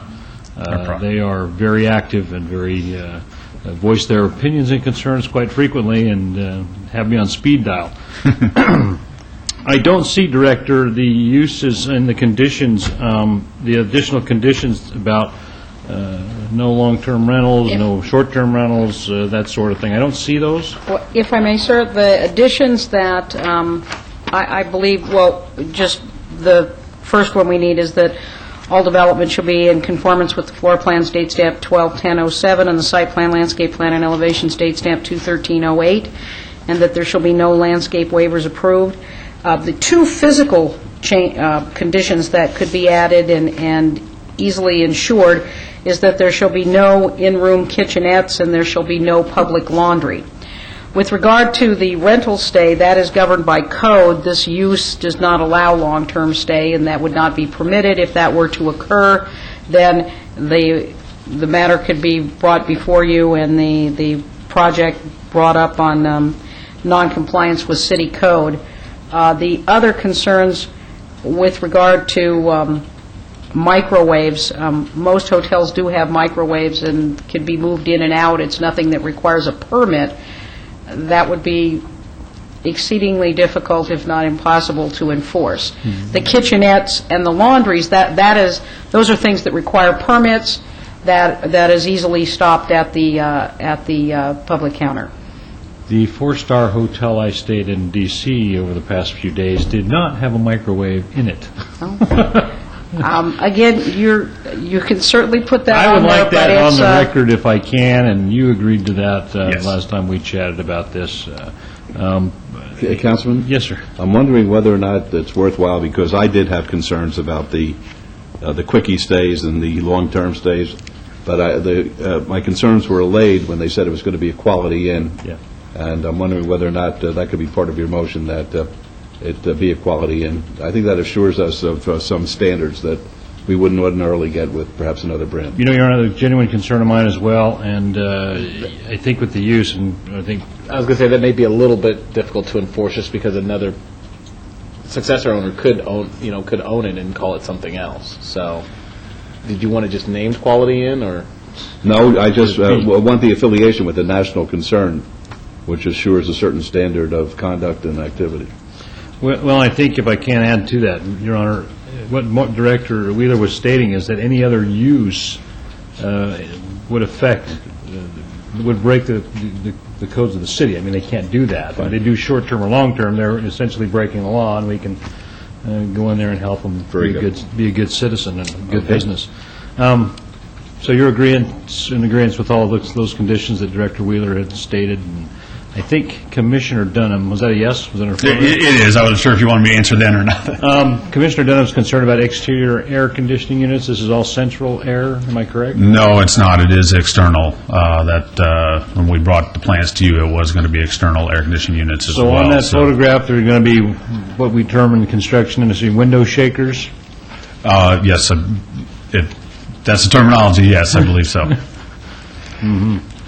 See, because that's not reflected in that beautiful picture that you are displaying there. And that's something to think of. But I do agree with the mayor in regards to the Quality Inn being a quality-run outfit and higher standards, and we definitely want to see that out there in the Rancho Corridor. Right. To the council's benefit, this is right next to an equipment rental facility out there, so I'm hoping this will enhance some of that area, in that general area. Was there anything else, Director, or Public Works I needed to add on there? Well, again, sir, you could, if you wish to do so, you could require central AC, and again, that's something that's enforceable because it comes before the building counter and requires a permit. So if that's something that you wished, it was discussed by the Planning Commission, and I had it in my notes, that is something that is enforceable and could certainly be required.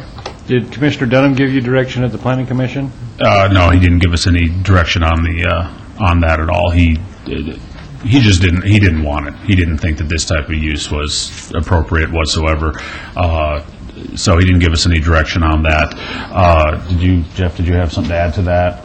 Yeah. Put your name on the record. Please identify yourself. My name is Jeff Honor. I live in Las Vegas. I work for the engineering company that's designing the hotel. They're called PTAC units, and they are underneath the windows, but they're covered with a decorative grill, and it's not something that hangs out of the wall like you may see in an older hotel. So I don't think it's a distraction to the aesthetics of the building. So it's not a window shaker, it's a wall shaker. Yeah. I mean, I think the idea that you have is correct, but they're... Central air. Yeah.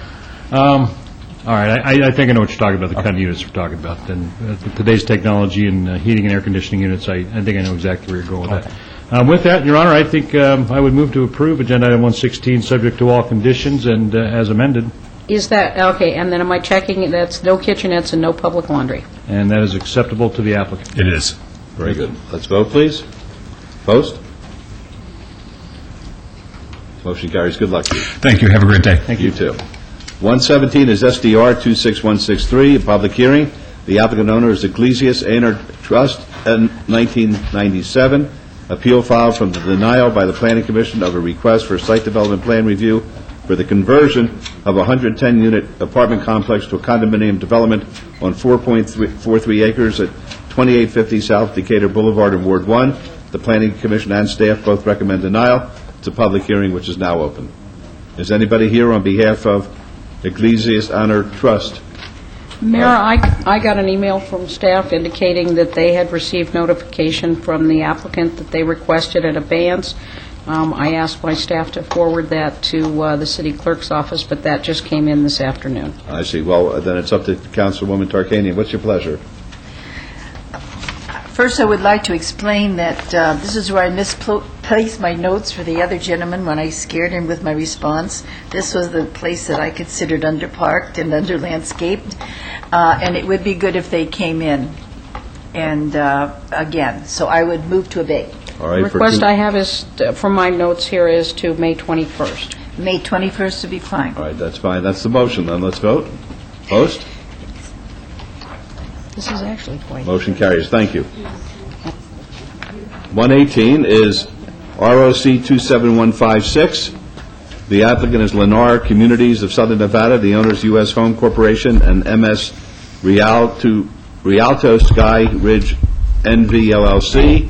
Request for a review of condition to remove condition number 8 of an approved site development plan review, which stated that the setbacks shall be a maximum of 5 feet or 18 feet and greater to the front of the garage and house as measured from the back of sidewalk or back of curb on 23.40 acres adjacent to the northeast corner of Grand Teton Drive and TP Lane.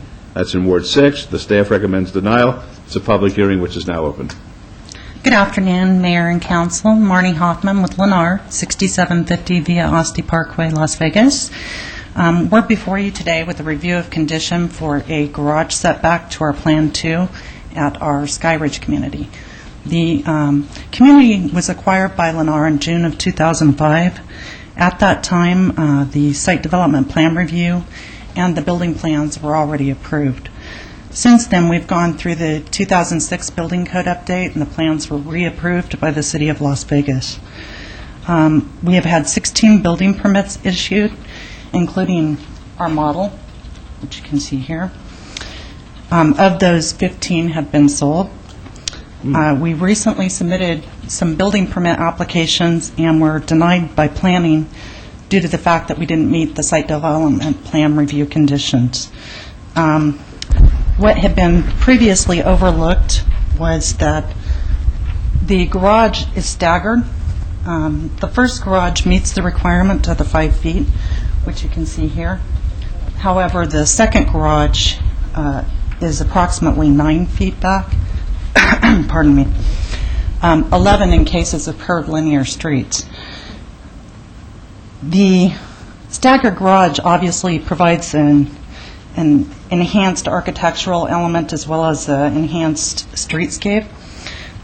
Our community has 37-foot wide standard streets with parking available on both sides of the streets, and all of our plans at this community have 2-car garages.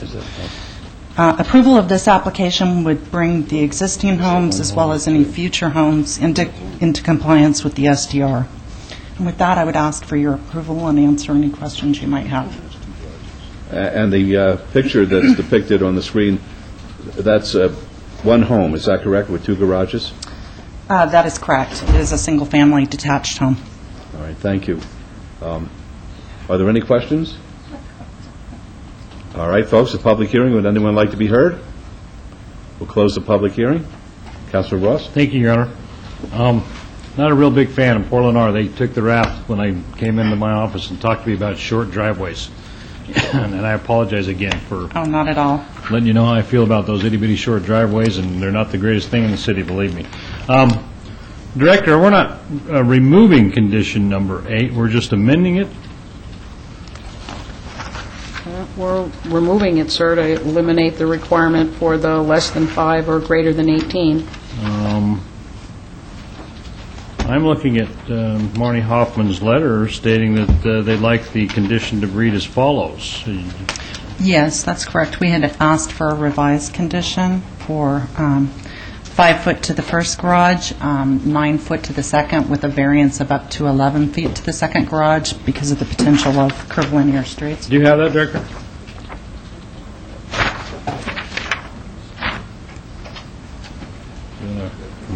If I may, if they aren't meeting the standards that we require, whatever they're doing is whatever they're doing.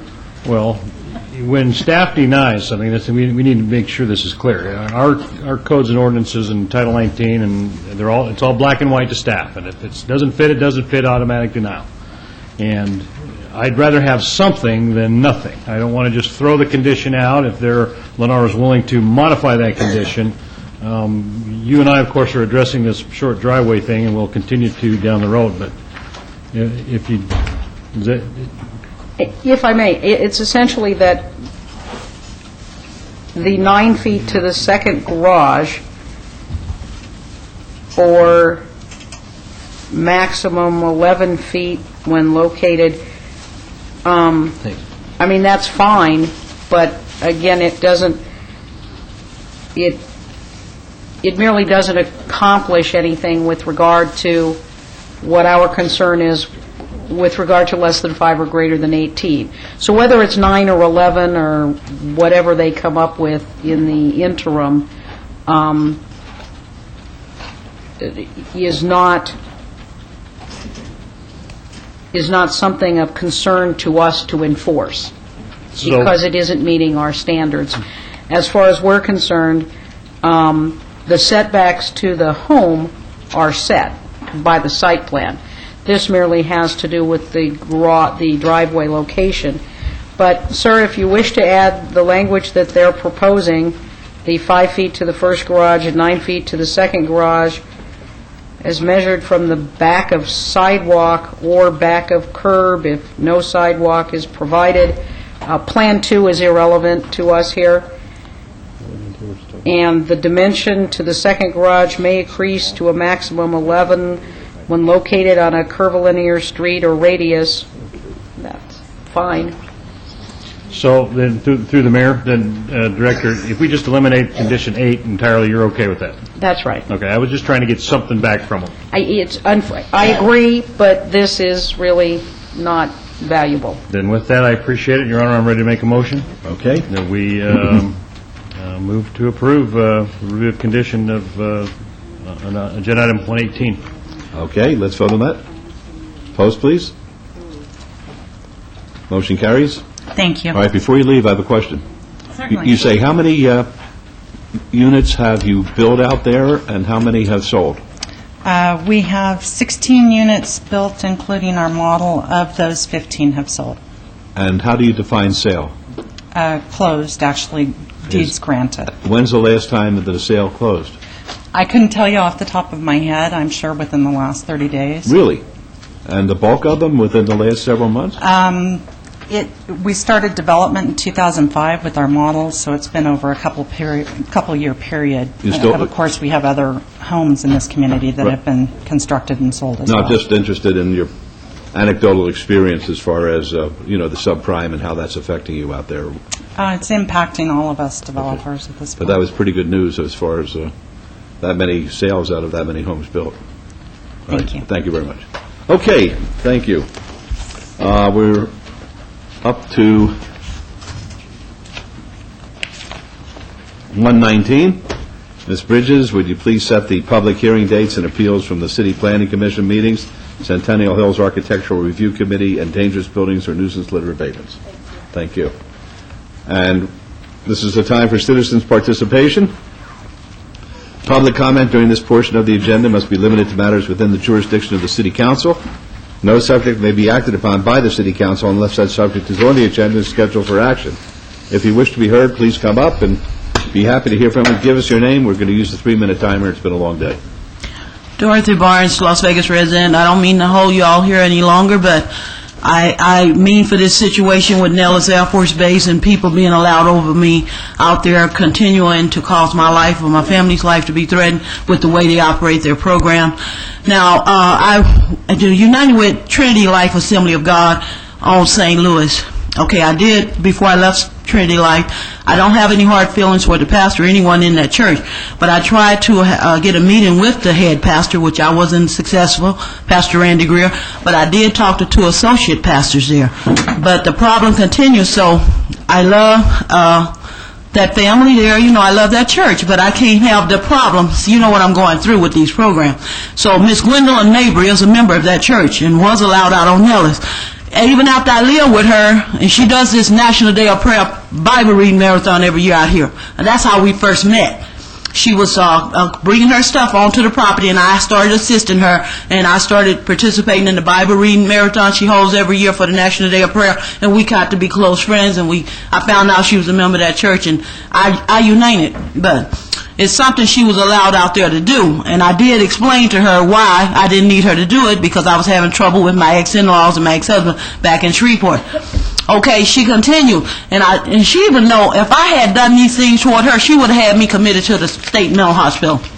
But she's being encouraged by some people that might be threatening her life because she got involved with a network. These people are not nice people, and I'm not scared of them. I told her, tell them to come to me, directly to me.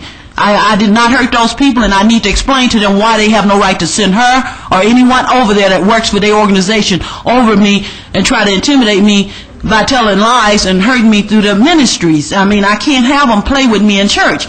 I grew up in church. I've never been taught to play in the house of the Lord, but to reverence the house of the Lord.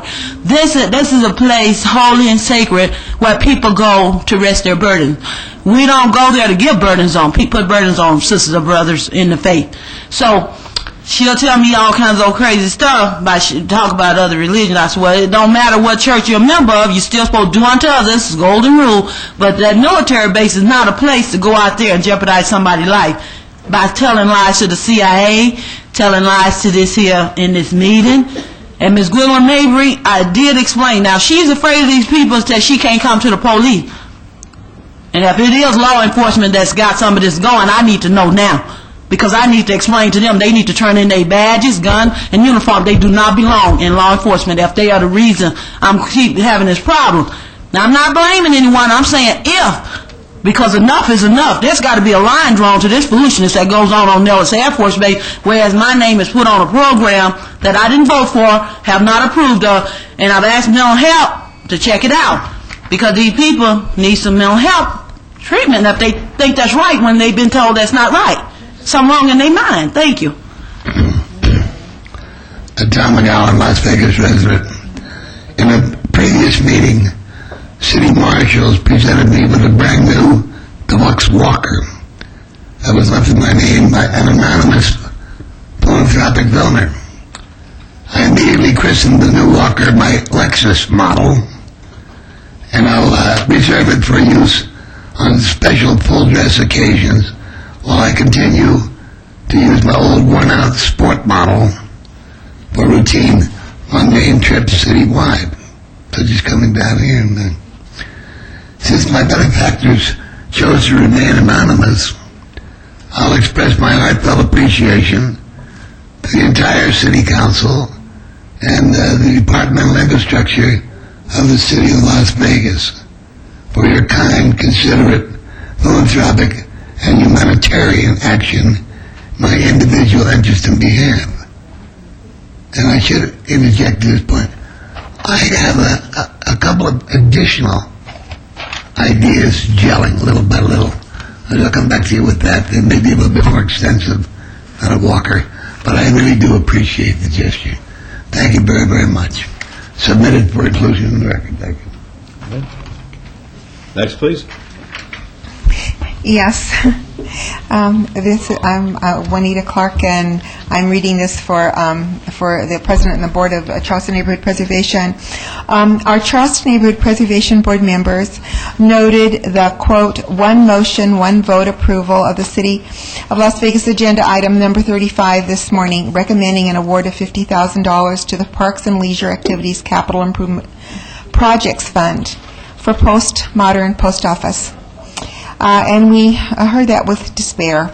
We expected professionals to present dynamic testimony for a no vote on that item because the future of 301 Stewart Avenue Antique United States Post Office has been spoken of as a mob museum. We also expected that item 35 would be pulled from the consent portion of the agenda. And because neither occurred, we join the legions who question what other lifestyle groups will be honored by our tax monies. Famous pedophiles, famous Holocaust promoters. We know factions of mobs currently are involved with abuse, human trafficking, body parts harvest, illegal drugs, and murder. I will read from the King James Version of the Bible, the book of Proverbs, chapter 28, verse 4. They that forsake the law praise the wicked. We propose a key to Las Vegas museum housing, multiple mini displays of multiple facets of Las Vegas's past, such as native tribes, native history, antique trains, Pony Express, fort, mob events, anatomic testing, old signs, and so forth, with specific addresses and directions to those full-story locations. In other words, the museum would have many displays of all the museums that are available and the hands-on facilities that are here for families as well as tourists to see. But it's very difficult currently to get a list of these Las Vegas multiple museums and the interactive sites for tourists. And as nearly as challenging to find as hen's teeth, and next to impossible to locate the directions to these multiple museums. I was just spent the part of last year and the beginning of this year trying to plan a family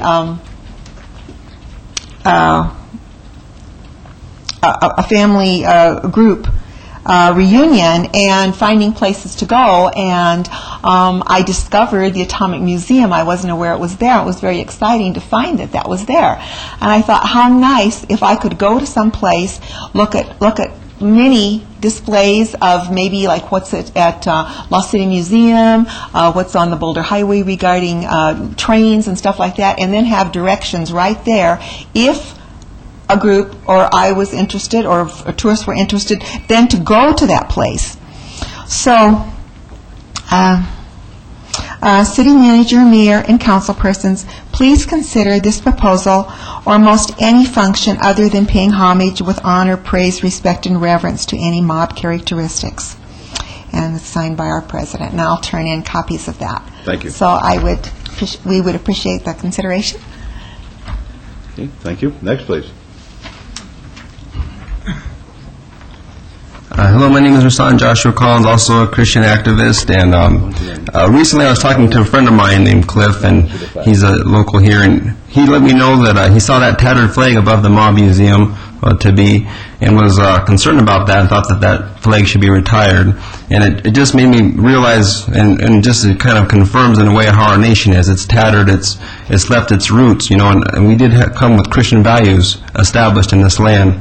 And Proverbs, if you look at 14:34, it says, righteousness exalteth the nation, but sin is a reproach to any people. And we proclaim this as Sin City, but that's not what God intended. That's not what the founder of this nation intended.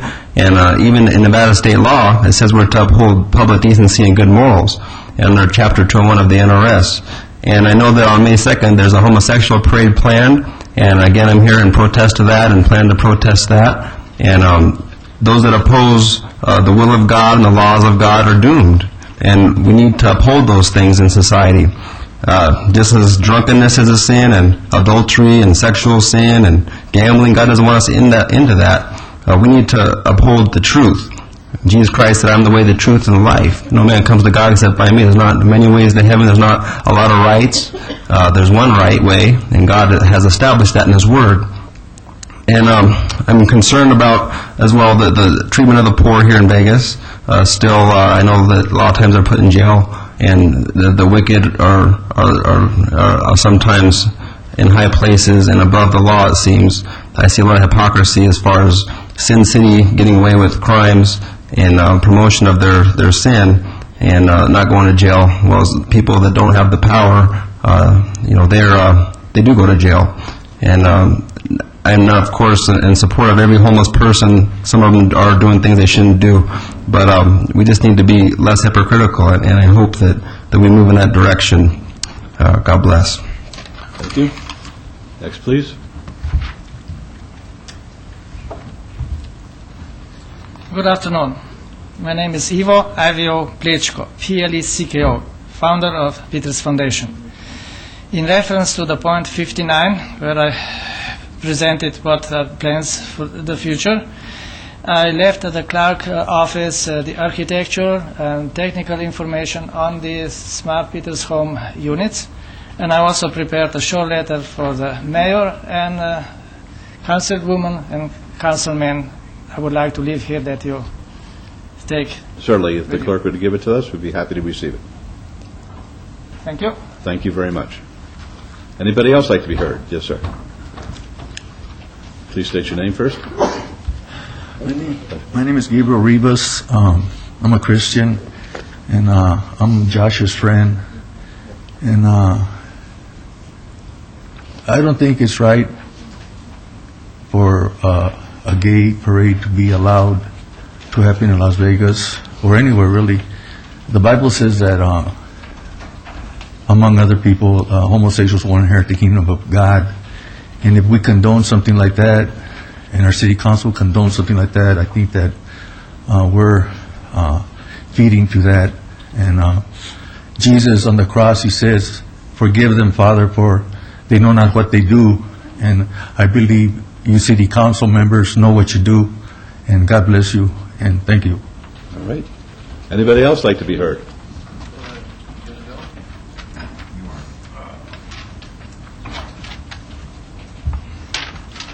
Please state your name first. My name is Todd Jeremy. I'm also a friend of Josh's and Gabriel's, and homosexuality is a crime against God. I think the fact that the government, we established this government to be a civil society, and the fact that the government is letting this course of action happen publicly, which I've heard that sodomy is a crime also in our laws as well as against God's laws, and for us to condone it publicly is just one more step that the devil is taking against taking this country down. This is just a point of question. I know there's a few lawyers and the councilmen here. Is the Bible still prayed upon when they take the oath? It depends. If the oath is being given, we use the Bible. You use the Bible? But some people do not want the Bible, so they can aver instead of taking an oath. Okay, so the Bible is not nationally recognized as the point of, hey, let's keep this truthful here? I'm sorry, I'm a little bit nervous, so my words are a little bit jumbled here. Don't be nervous. Okay. I'd say 99% of the time a Bible is used when somebody's sworn under oath. Okay. And does, these are just things that I've heard through the grapevine. Does One Nation Under God still exist in the Pledge of Allegiance in schools now? It's still in there, yes. I think it was incorporated in the 1950s. I know, but I had heard recently from people that are in schools that it is not there anymore. Every school that I've been to since I've been elected the mayor, when they pledge allegiance, they say under God. All right, Mr. well, Mayor, I've been misinformed. It is in there, but sometimes they don't pledge allegiance. Oh, okay. Okay. All right, because I know that this country was founded under Christian values, and I'm just seeing the Bible and God taken out of everything. I'm sure you guys have heard this every day from all points of people in life. But as the government condoning a gay parade, it's against nature. I mean, I have here, this is quote, an infamous crime against nature means anal intercourse, cunniling, fellatio between natural persons of the same sex, and any sexual penetration, however slight, is sufficient to complete the infamous crime against nature. And we all know that guys are not supposed to be with guys sexually, and women are not supposed to be with women sexually. And for just us as a government to condone that, no matter what kind of love the people involved feel towards each other, it's just one more step that we're taking just straight down to hell. Thank you. That's all I have to say. Thank you. Thank you. All right, anybody else, please? Well, by now, good evening, Mr. Mayor, City Council. If I may have the overhead, I'd like to mention that, and I would like to recommend that there will be a President Lincoln, the Civil War, and Nevada statehood at the Old Mormon Fort on my birthday, Friday, April 18th. That's also Lynn Kerr's birthday, from 6:30 to 7:30 p.m. Saturday, April 19th, 208, from 12 to 1 p.m. There will be noted historians, and it will be the aspect of the Civil War in relationship to the Declaration and the foundation of statehood for the great state of Nevada. I do thank the people before me for reminding me. It was at the time of the bicentennial.